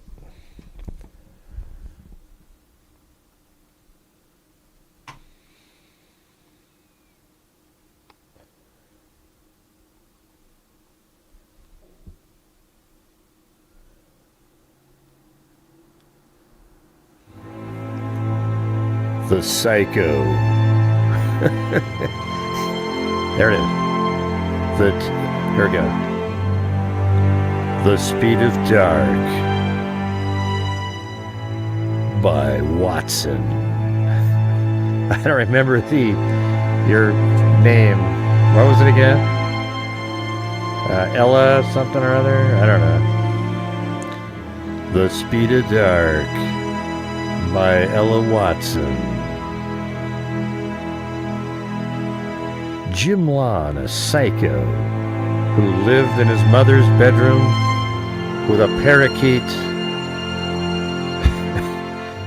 Yeah. Anyway. Yeah, there we go. Jim Lawn, the nut job, who was... Oh, man. I wish I remembered all of his little characters that he throws in there. Oh, man. Oh, not Jim. Jim Lawn. The Speed of Dark. Jim Lawn is the main character. Howie was killed by a bass fisherman named Wild Bill. The story you just won't believe. How Wild Bill, the famous bass fisherman, kills Jim Lawn. Why he does it, we just don't know. How? Well, let's just say it involved a treble hook. Let's see. Yeah. Elementary, my dear. Right. Well, I was thinking you were going to do a play on Watson, you know. I know, but it wasn't Ella, though, right? What was his real name?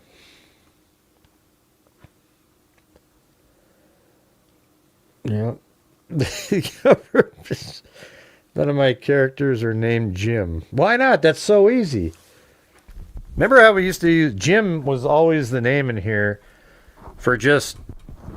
You know, if you're just going to say a name of somebody. Jim. You guys remember that one time? Like, it really started when you say... reporters always say, "Back to you, Jim." Like, every time, right? And we thought, oh, okay, that's pretty funny. And then one day we're just doing a show. And we're playing this one reporter. And she's out talking about part of a story. And guess what she said? She goes, Da-da-da. Just yesterday, a blimp landed in eastern Oregon. Scientists say it was just ZZ McLeod jumping out of an airplane. Back to you, Jim. I mean, it was just amazing. It was like on cue. And by the way, how do these guys always sound the same? You know, I've talked about this before, but they always, you know, they have this certain cadence to it, you know? Like, I wonder if we opened up, let's see. I'll just type in headless body on newspapers.com, and let's see what happens. Okay, 1911, all right? Hair is new clue in headless body. Well, we just might have found a new story. Hold on a second. I got to make a folder on this sucker. I love these ones. 1911 headless body. There we go. We're going to throw that in there. By the way, what the hell happened in this one? Resident of a Bloody Run neighborhood tells of visit to tragedy scene of seen by trio, which was followed by a failure of one to reappear. Wife corroborates his story, and he recognizes garments. Hair is new clue in headless body mystery. Woman seen at sewer with men disappears. Body found 20 feet from the mouth. Wow. Look how they have little X marks the spot there. They always get really... the view shows Hopkins Avenue and the cross marks. The manhole closest to the mouth of the sewer. Supporting the murder theory is the belief that the woman's body was thrust through one of the manholes by some person who had removed the lid. What the hell? I just typed that in randomly. Description of dead woman. 5'8", 145 pounds, 25 to 35, complexion probably dark, clothing, greenish blue skirt and heavy material. Theories advanced in the case. Was thrown into the sewer at some manhole or other opening by murderer at a distance from where body was found, carried to opening by someone in a vehicle and deposited within. Committed suicide, and head was eaten away by rats. What the... The suicide theory has a little weight. Little weight. Okay, so, yeah, we shouldn't even have put that in there. It sounded so stupid.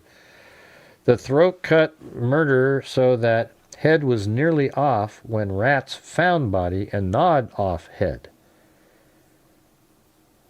Woman fell into sewer opening or uncovered manhole accidentally. This sounds right up your alley there, Phyllis. This is right in your new book. A medical student placed clothes on a cadaver as a joke and consigned body to sewer.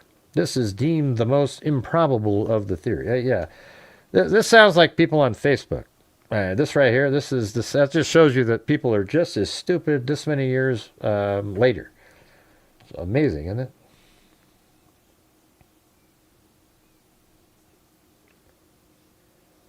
Here, let me just read some. You guys want me to read some of this? The mystery of the headless woman found by boys in the Bloody Run sewer near Hopkins. Here, let's see if that even exists still. Where is this? All right, all of a sudden, this is in, where the hell is this? Covington, Kentucky. Is that where it is? Howard Wilson paper hanger lives on Hopkins Avenue.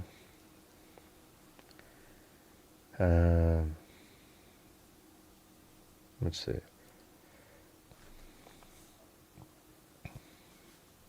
Hopkins and Webster Avenue. Hopkins and... I wonder if that's still there. Avenue, Kentucky. Oh. Well, they have it. Ooh. Yeah, let's see. I don't know. I'll just do Hopkins Avenue in...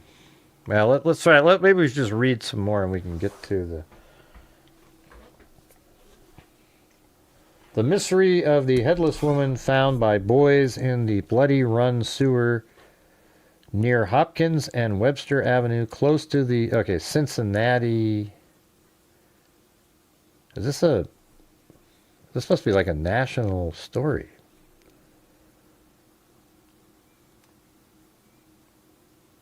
Or is this part of the... That's not part of the torso killer. No, that was 1930 something. In Cleveland.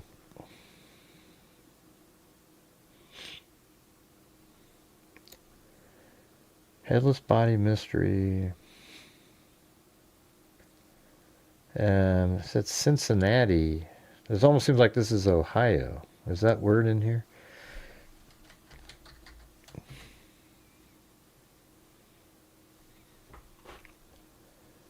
Okay. How about...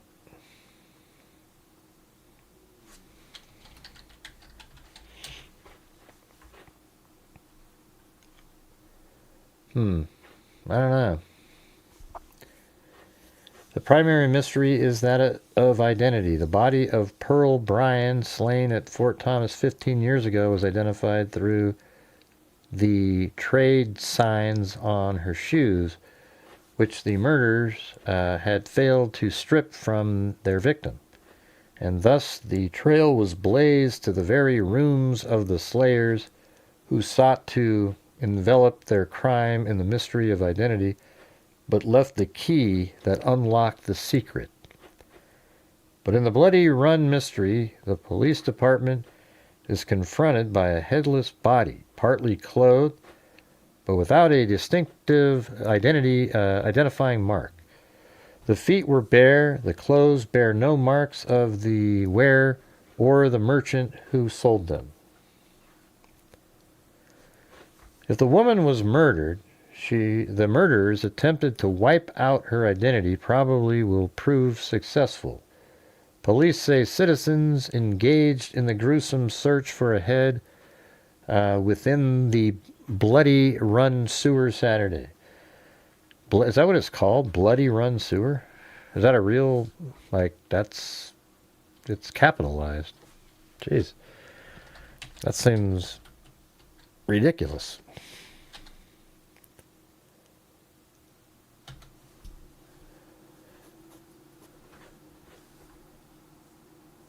Bloody Run. What state is that? That's Pennsylvania.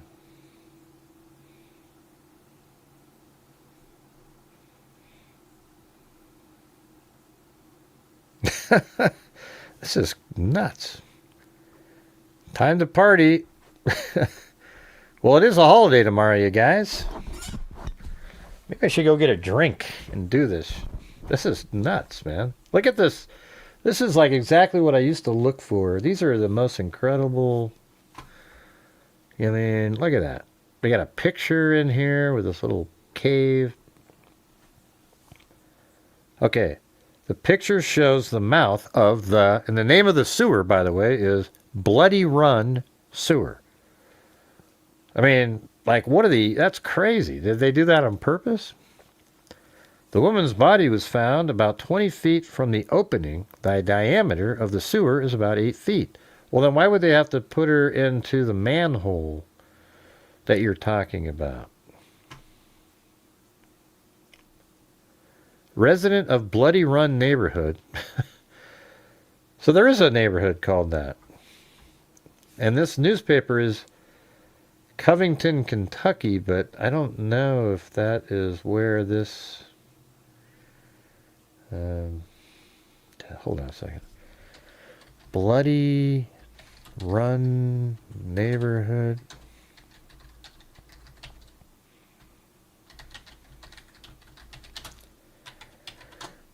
that going to show up?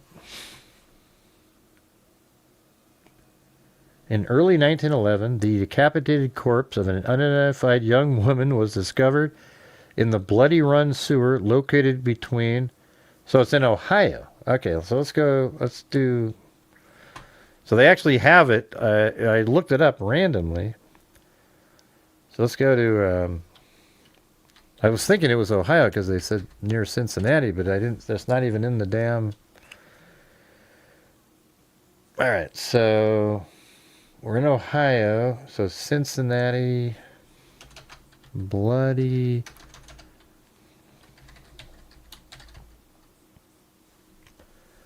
Run, Union Township, Ohio. Okay.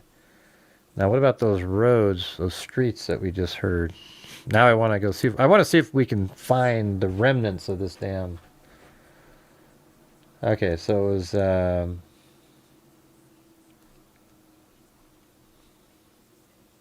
Hopkins, right? Hopkins Avenue.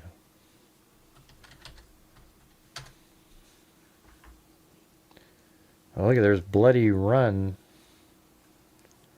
Wow, so that's the river. That's actually what that's called there. Okay. And then, what was the other street? Webster Avenue.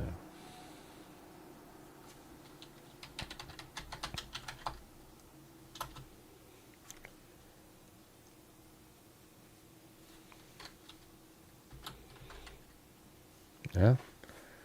There is one in Webster Avenue in Cincinnati.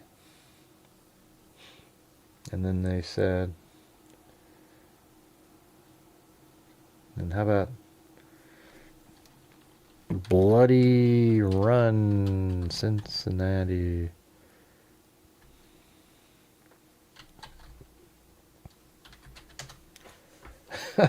I don't know, man. That one's brutal. That's just, that's like, you know, when you do something that's 100 and something years old, the names and streets are different.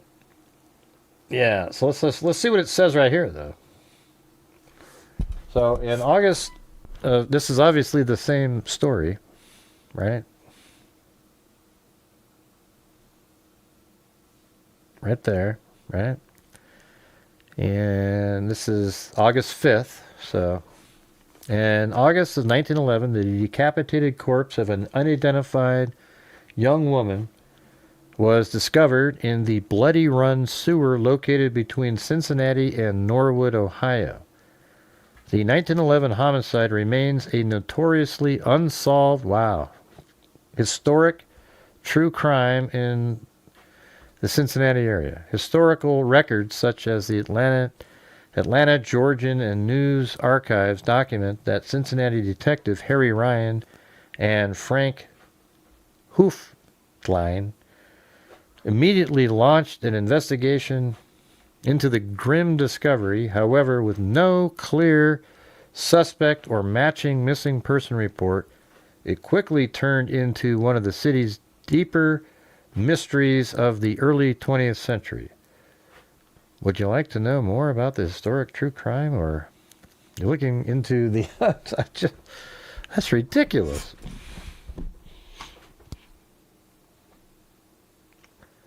So that's not solved. Wouldn't it be amazing if somehow we were able to contact these people and we find out that the grave is still there, and then they're willing to exhume the body, and we get a sample, and we'll see if Dr. Colleen Fitzpatrick can work their magic and identify the victim in this case.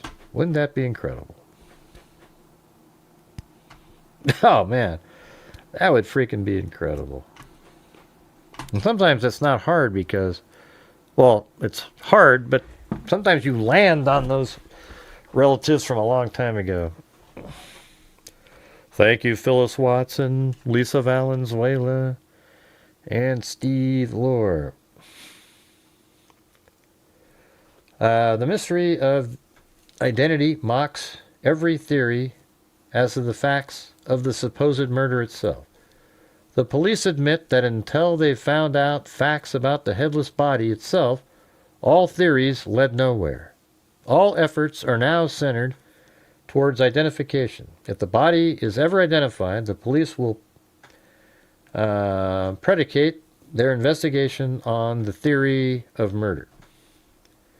Amateur investigators, isn't that amazing? Like the same sleuthy, amateur investigators swarmed the scene of the crime Saturday. This is 1911. There was advanced the suicide theory and the accident theory. There are those who believe that the woman may have thrown herself or fallen into the sewer manhole some distance from the mouth of the sewer in which she was found. These conjure a picture of a woman bereft of reason, leaving her home shoeless and hatless, and wandering on the streets until she either cast herself into or stumbled into an open sewer hole. The police say that even if rats had gnawed off the head, there would be left traces of its original presence. The body found Friday apparently is that of a woman of refinement, well-dressed, and between 25 and 35 years old, according to Dr. Theodore Bang. And by the way, in 1911, they're really, there's people, but it isn't like there's billions, millions and millions and millions of people like we have now. I mean, wasn't there somebody missing at the time? The head was severed at the shoulders, and this may have been the result of a decomposition and the action of water. Yeah, I think all that shit would be ruled out today. I mean, she's still dressed and everything. There's no way.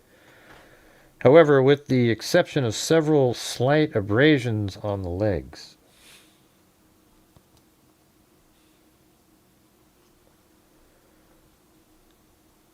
I kind of want to just find this thing right here.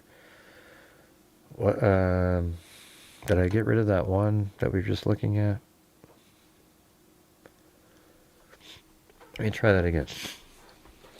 August 1911. Headless woman, Cincinnati.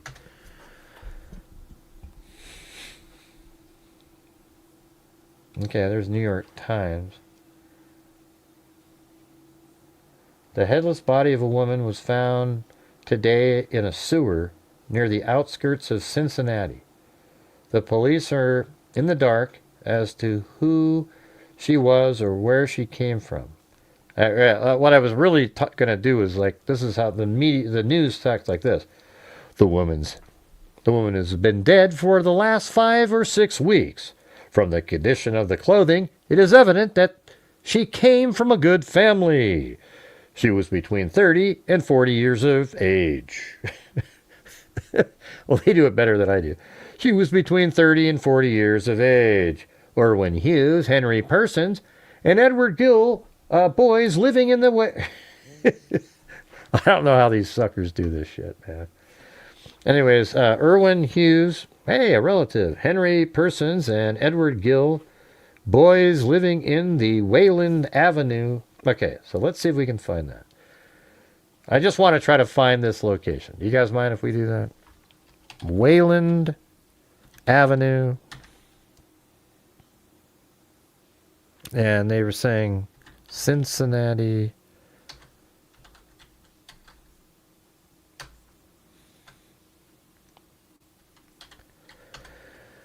Okay, so it's God, it's just this. I don't even know if this is there.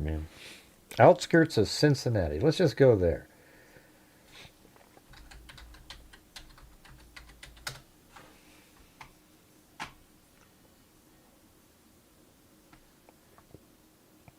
Okay, right over here.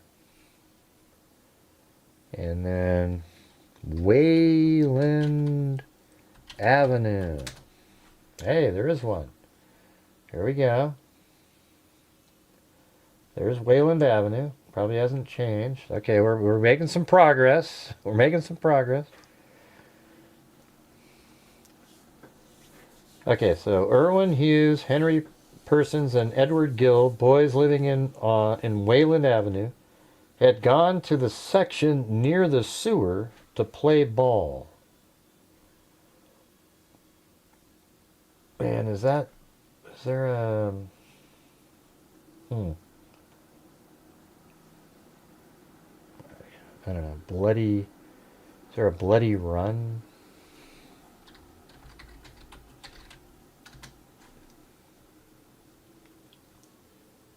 Yeah, I don't know.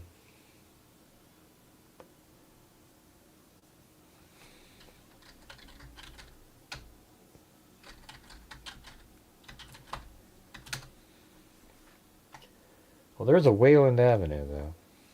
And then that other article said something else. That's where the kid lived. What did the one that we were looking at?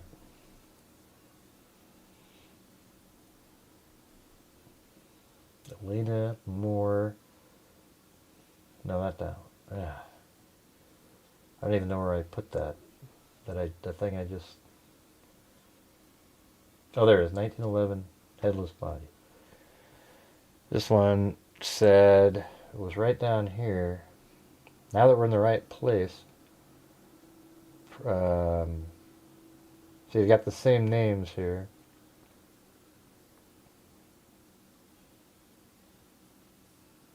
So there it is, Hopkins and Webster.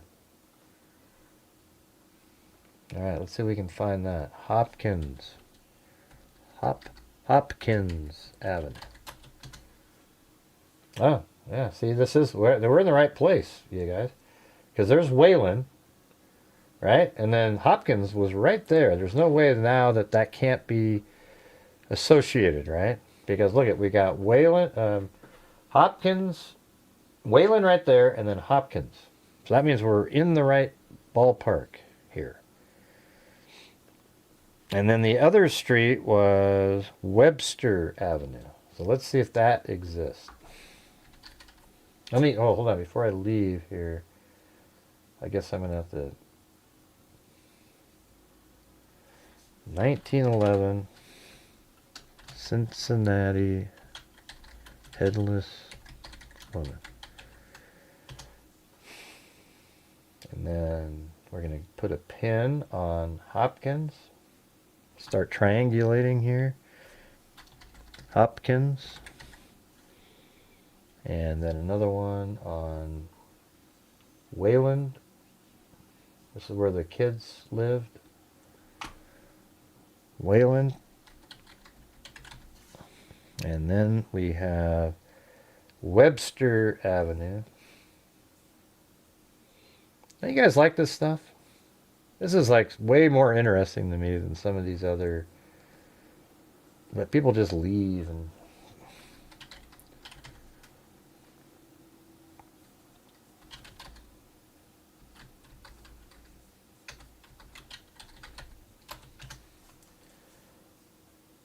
Wow.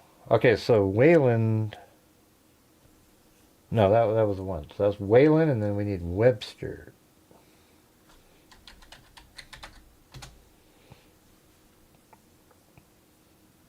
Oh, there it is right there. Wow. So there's Webster. Is there another one? Okay, so there's a Webster up here.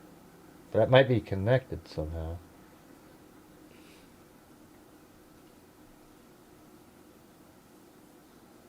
Yeah, I have a feeling that's like later. There was that other one that we just saw right down here, which it has to be the one, because it's... See that? It's right in the same spot. And then, God, wouldn't that just be crazy if all of a sudden that pipe, the top of that pipe or something was just still sitting there? Oh, man. That'd be crazy. Because this is the right spot. I mean, look at that. There's Webster even. Webster. The odds of those all being still, like, right there is 0. In the same town and all... Look at that. It's almost triangular, like you point right in the middle. And is there any kind of a waterway in here? It kind of seems like something might be in there.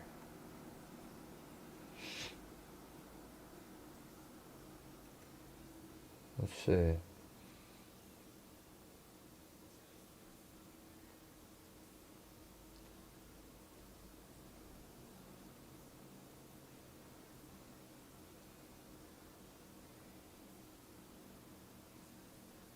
Yeah, that's 1994. That's like, look at the difference even then.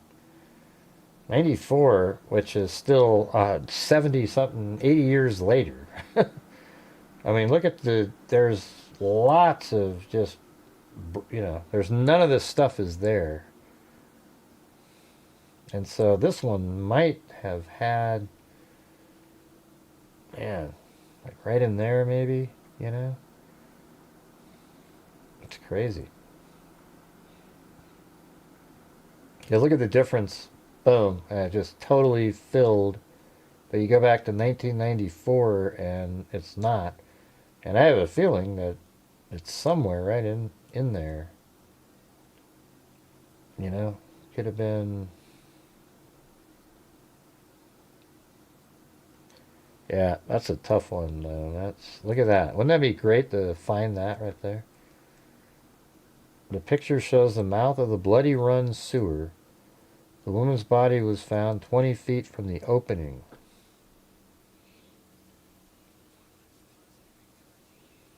And then look at this thing. The view shows Hopkins Avenue.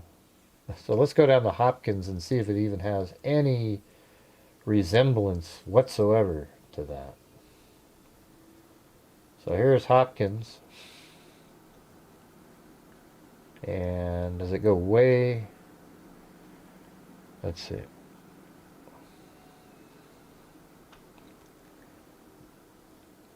A cross marks the manhole closest to the mouth of the sewer.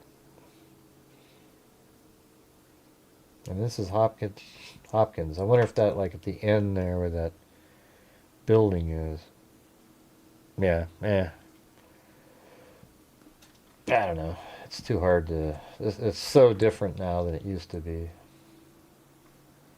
Maybe we can type in, look up a map or something that says, where was the Bloody Run sewer in Cincinnati in 1900s? The Bloody Run sewer was a heavily polluted stream and combined sewer that flowed through a ravine. Oh, remember that? Look at that. That 1994. That was a ravine that I was looking at that looked promising. That one. Where was that?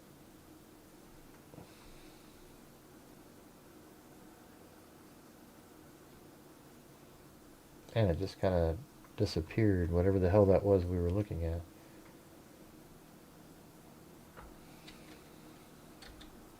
Oh, right there. Right in there. See, look at that. That's looks like a ravine right there, right? And that's kind of what I was looking at. But let's see what it says in here. You guys interested in this at all? Or? In the 1900s, the Bloody Run sewer was a heavily polluted stream and combined sewer that flowed through a ravine just east of downtown Cincinnati. And that's where we're at, right? Let's see. Downtown is right there. And we're... Okay, and this is the Ohio River. Ohio River. And we're east, but who knows where downtown used to be. Maybe it was over here or something. But we're definitely east over there.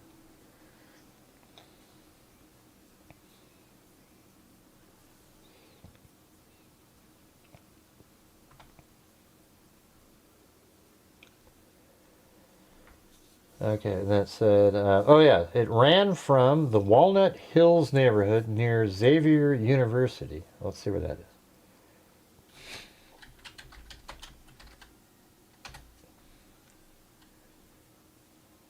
is. I bet it's close. Yeah, look at that. We were on the money originally. See? And look at, I bet you this looks like it did. Almost. It said Xavier University down through what is now the Victory Parkway.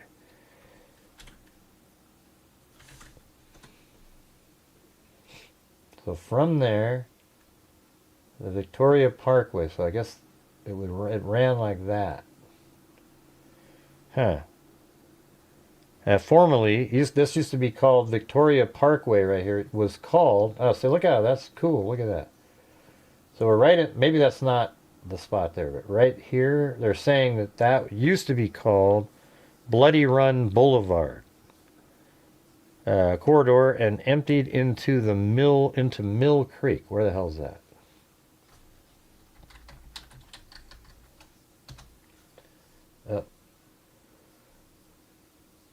Mill Creek. I don't see one right over here.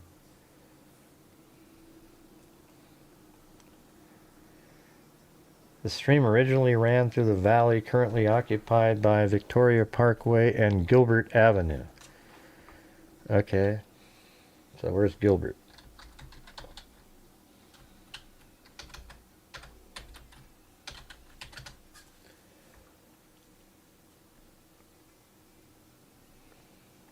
All right. So yeah, they used those two. I guess it was. Yeah, right there, Victoria Parkway, and this one, Gilbert Avenue. I'm not sure how they're combining it. Anyways, it's just we're not going to get to. I wish there was like an overlay map or something. Let's see. Does it have an image? Oh.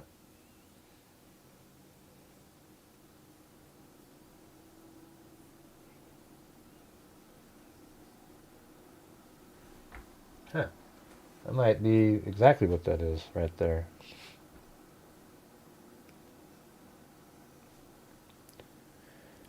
All right, let's just go. Let's go over this thing. This is the New York Times from back then. And if you'd like to help support the channel, even though we're sitting here kind of late, that'd be awesome. Have one of those better days than the shitty ones we've had. This is the digital version. Okay, it says Ohio, August 4th, 1911. The headless body of a woman was found today in a sewer near the outskirts of Cincinnati. The police are in the dark as to who she was or where she came from.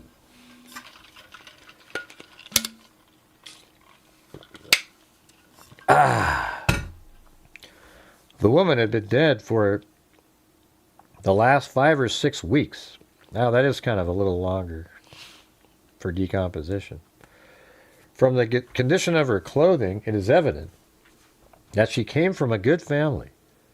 She was between 30 and 40 years of age. Irwin Hughes, God, my nose is just messed up.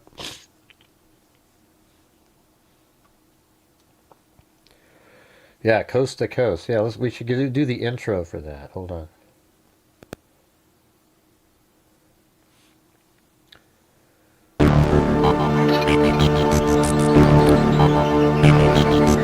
This is Coast to Coast AM.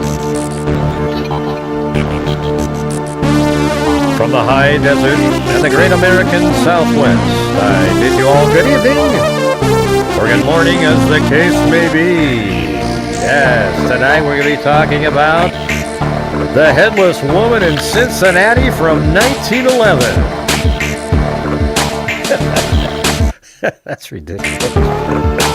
Wait, hold on. Just like that. I know, I need to clear that.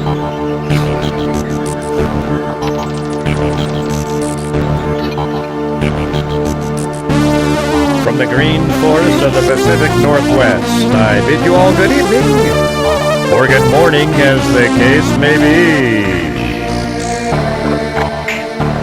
Tonight, we'll be talking about the headless woman found in the blood-run sewer in Cincinnati, Ohio in 1911. So hold on to your horses. Yeah, where's Linda Moulton Howe?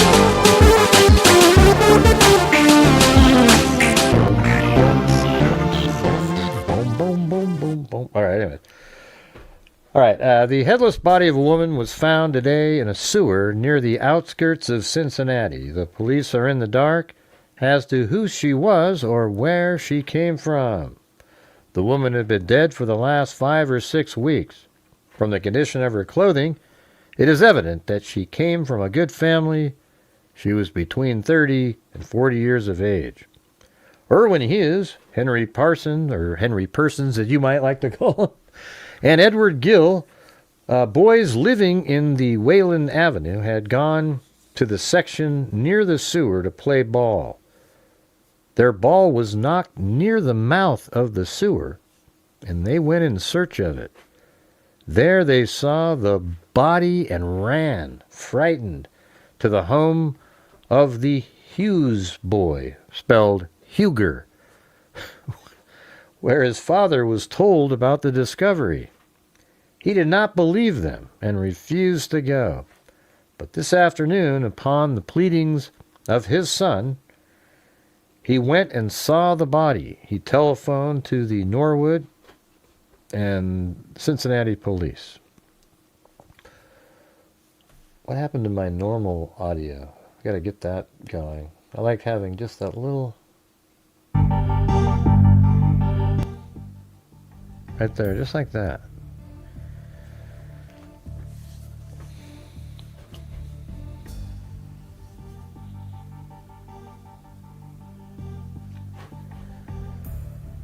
Yeah, he went and saw the body. He telephoned to the Norwood and Cincinnati police.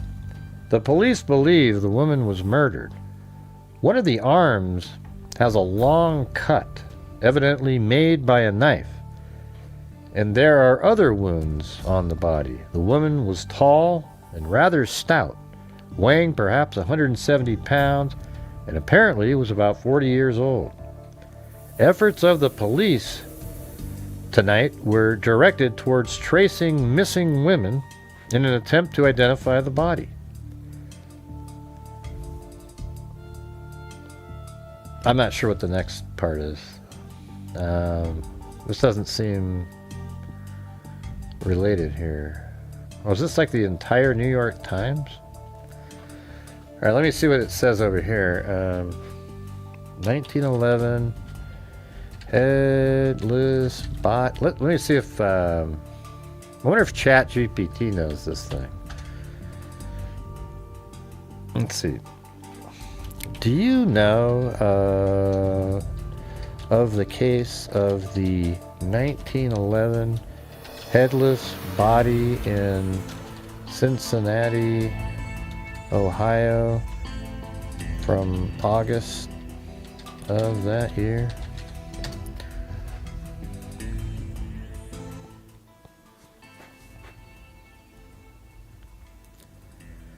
Yes, I think you're referring to the 1911 Cincinnati Norwood sewer mystery, one of the lesser-known but fascinating early American unidentified homicide cases. It is sometimes simply called the Headless Woman in the Sewer case. Hoosier State Chronicles. Here's what is generally known. Discovery. On August 5, 1911, workers discovered the headless torso of a young woman in a sewer or drainage conduit known as Bloody Run, located between Cincinnati and Norwood, Ohio. Hoosier State Chronicles. 1. The body had apparently been in the sewer for some time, and decomposition complicated efforts to identify her. Hoosier State Chronicles. The victim's head was missing, and contemporary reports indicate authorities could not determine whether decapitation was the cause of death or occurred afterward to conceal identity. Hoosier State Chronicles. The victim. Newspapers described the victim as a young woman, but identification was never firmly established. Hoosier State Chronicles. Police received numerous missing person leads, but none led to a conclusive identification. Hoosier State Chronicles. Investigation. Detectives searched the sewer system and surrounding areas extensively looking for the missing head, clothing, weapons, evidence of where the killing actually occurred. Hoosier State Chronicles. The case generated significant newspaper coverage because decapitation murders were exceedingly rare in the Midwest at the time. Hoosier State Chronicles. As far as I have been able to determine, the head was never recovered and the murder was never solved. Hoosier State Chronicles. Interesting aspects. For a case researcher, several things stand out. Bloody Run itself. I know. It was an industrial drainage corridor, making it a practical body disposal site. The sewer could have transported evidence away from the dump point. Removal of the head. In 1911, decapitation was commonly interpreted by investigators as an attempt to prevent identification, especially before widespread fingerprint records and modern forensic techniques. Possible medical connection. Cincinnati had a long history of medical schools and body trafficking. Yeah, I wouldn't be surprised if that person's from a different town, and then whoever killed her is maybe maybe it's even the husband or somebody, cut her head off so she couldn't be identified, and then placed her in a town that's not where he's from. And back then, I mean, shit, there's no bulletins from 600 miles away from a missing person. Trafficking in the 19th century, though I have not found evidence linking this case to anatomical dissection or body snatching. Wikipedia. This case sounds very much like the kind of mystery that would fit your channel because it combines Hey, look at that. an unidentified victim, an unusual disposal. It's weird how, after a while, ChatGPT knows what my channel's about, and Disposal that I'm good at mapping and shit. I mean, it literally said that one time. method. Early forensic limitations. And a mystery that appears to have completely faded from public memory. I suspect there may be substantially more detail buried in August 1911 editions of the Cincinnati Enquirer, Cincinnati Post. I think, man, I don't know.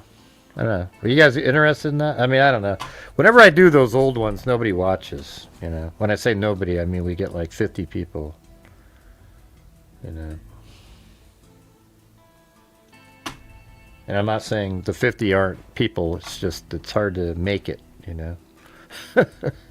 Anyways, I'm going to get going. Hope you guys found that at least a little bit interesting there. Let me go back one more time here. So this is August 11th, 1911. Okay, hold on 1 second.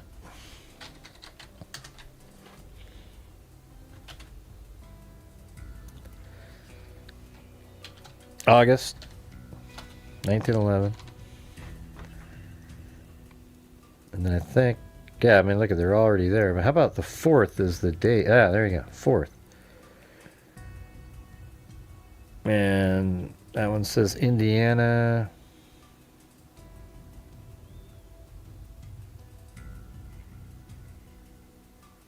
Is that this? Dr. Frank, the headless babe case is an unsolved mystery. Points to the fact that the police still are at the matter of the murder of the baby boy whose headless trunk was found Tuesday in one of the city dumps. Jesus. In this case, a baby was killed. Ridiculous. All right, so it happened on the 4th, but obviously, to get it in the paper, then it would have to have been the 5th. Kentucky Post. So this is the Cincinnati one. I wonder if that has something. It looks almost identical, like they just copied it. And then she had a woman's hair is clue. So they must, if they have her hair, man, you could still identify that. Oh, look at this.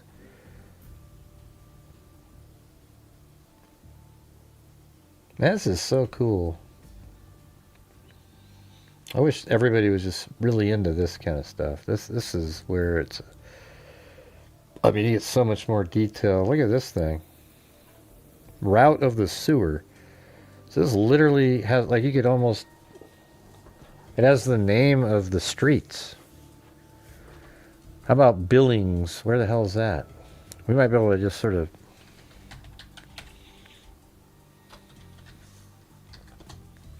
no.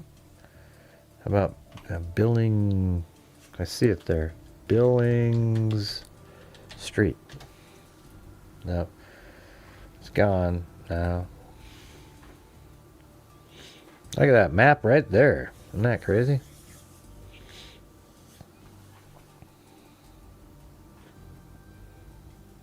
The absence of shoes or stockings on the body strengthened the murder theory. That does. Yeah, because that means that they, I don't know, maybe even got rid of those too. The left foot of the woman bore marks indicating she had worn a low shoe with a strap across the instep. The right foot is not so marked, however. I mean, look at that information. Oh, and that's the one that found... They even have the boys who found the body. Look at that. Henry Preston and Earl Gill and Orvin Hughes, my late relative there. Look how different people looked back then. Man. I don't know, man. We might have to do something on this one of these nights. Maybe some night we'll just have to do like, a Sunday night, where you just sort of, that's all you do is go over this shit.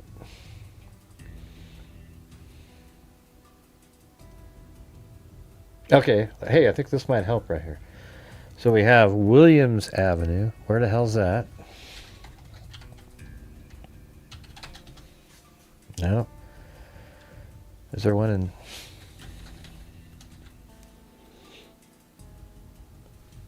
Oh, look at that. It's going right to our spot here. Williams Avenue. Is that this?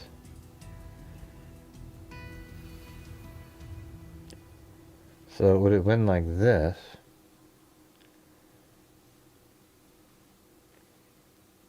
And then they're saying, and then Hopkins. Where was that Hopkins that we were just... Oh, Hopkins. Alright, so this is Williams coming down. And there it is. Oh, wow, look at this. Okay, oh, this is crazy. So it's Hopkins? Yeah. Alright, look at it. I mean, this is crazy. I think we're right in the right spot. So it's right here. Here's Hopkins and Williams. And look at. We have to flip it around like this, though. So this is Williams. So look at this right here. Look at Williams. And then there's Hopkins. And then right there is where the body was found. So let's see where... Is there a wood burn right around here? Because look, that's Williams right there. And this is Hopkins. And then we're looking for... like wood burn.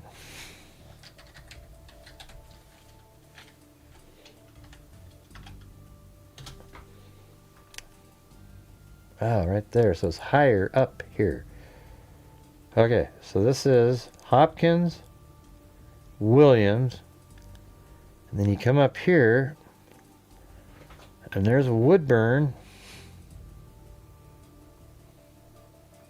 And I, God, see, it's like one time, a while back, I bet you, yeah, look at, there's that Victoria Parkway, that's the actual river.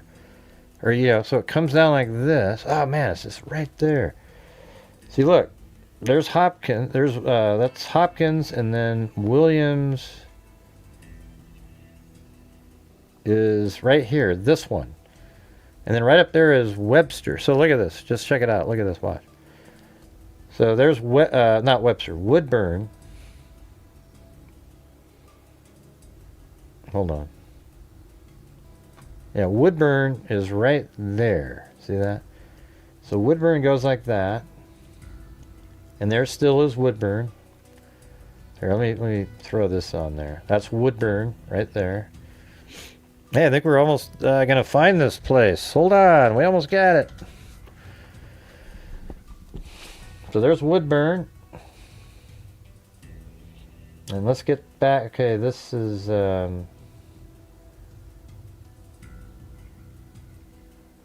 we were so close. Okay, Hopkins, Williams. Okay, let me put pins on there. So this is Williams.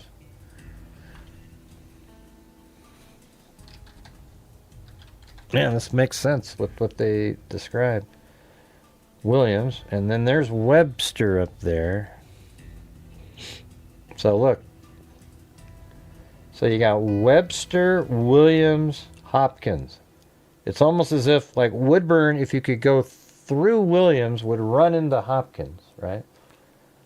But there's Webster right there, and here's Williams, and it looks like at one time, see how it kind of looks like it maybe had gone up there? But Woodburn, God, and it's so crazy because look at the shape of this right there. That's where they say the old sewer used to be. It matches that really well. And if you somehow extended this through that, I guess where there's Webster Avenue. That was also mentioned. Man, that means they were found somewhere right here. This is where she was found. You know, because just look at that. That is Hopkins, and then she's found right on the right of Hopkins. And then there's Woodburn and Williams. So here is... yeah, where was Woodburn? Yeah, Woodburn's way up here. Let me move this further over. Is it still called that? And look at that, Xavier University, just like they said.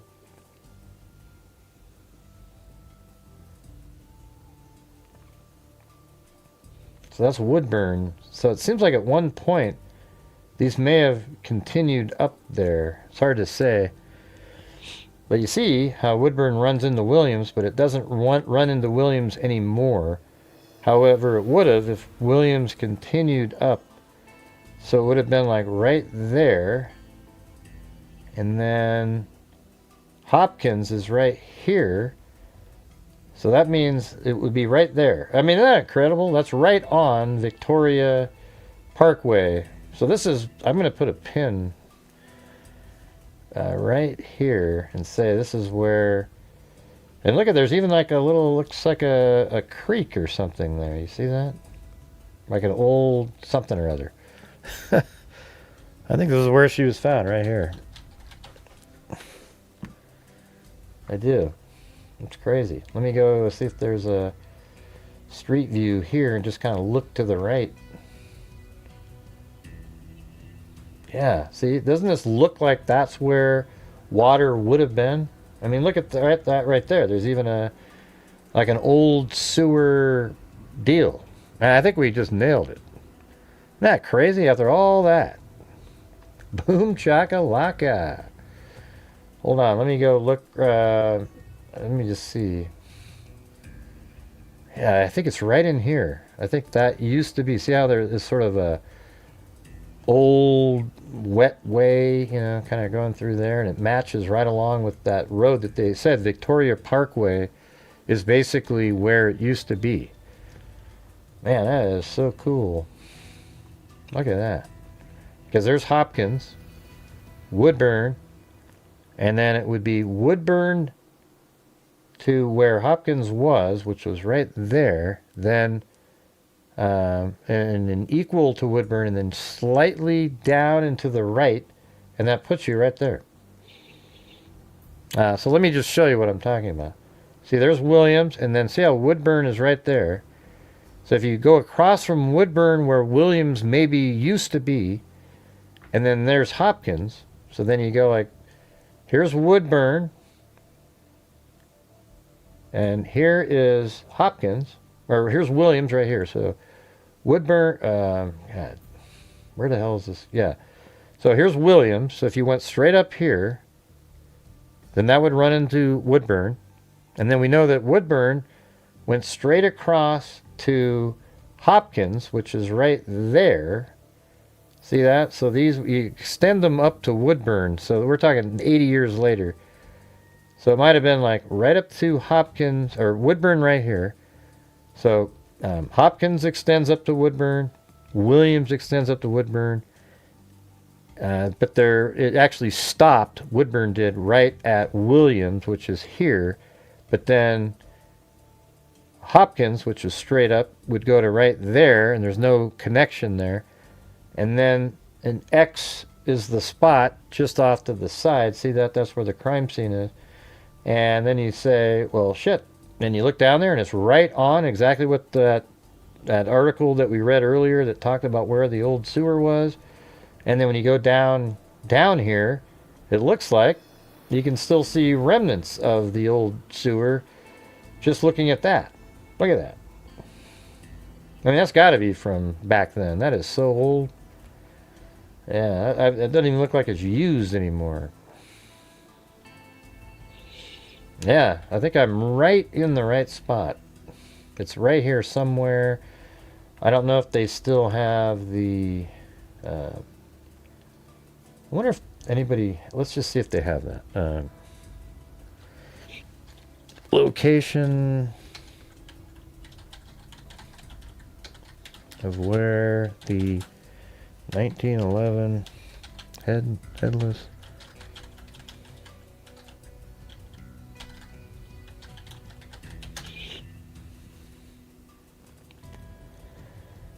That case in Cincinnati was centered around dismembered, decapitated.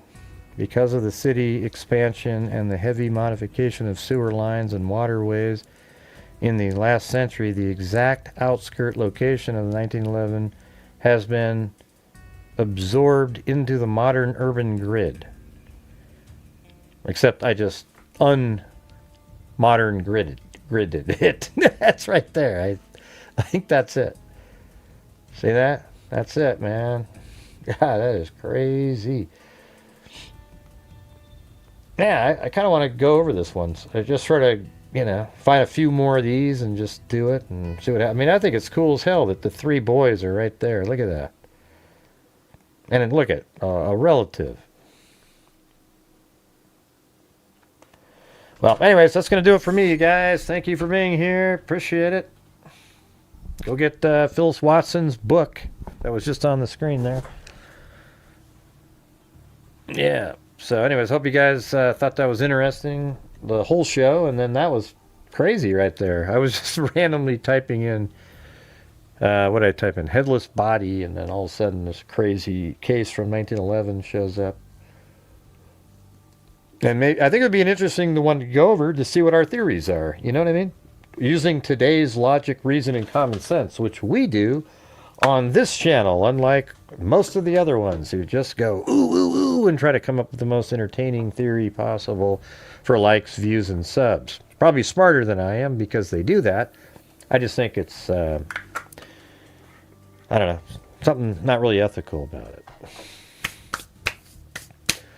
Anyways, thanks everybody. Appreciate it. We'll see you guys tomorrow. I don't think my sound effects work, so is this gonna work? Okay. Doom doom doom doom doom doom doom doom doom doom. Hey, let me see what happens if I play the. All right, let me start that over, but we'll play the cool.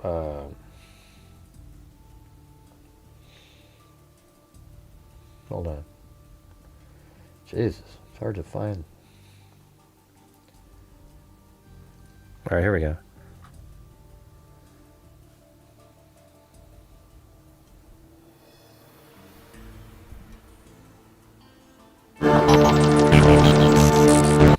All right, let's see what it sounds like with that video.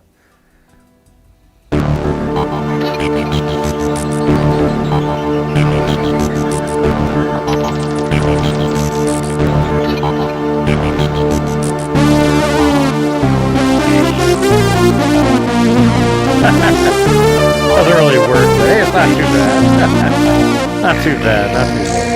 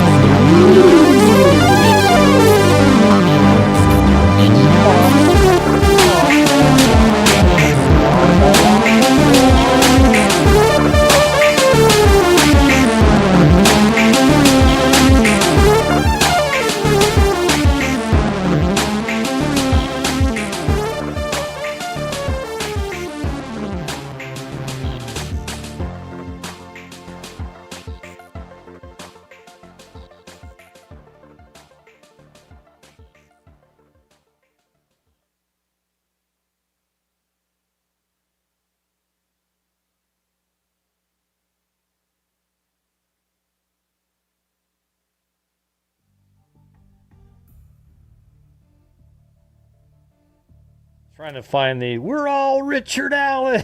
That would have been so good. Where the hell is that? Oh yeah, right here. So pretend that we faded away, and then all of a sudden, We're all Richard Allen! oh, that's good stuff.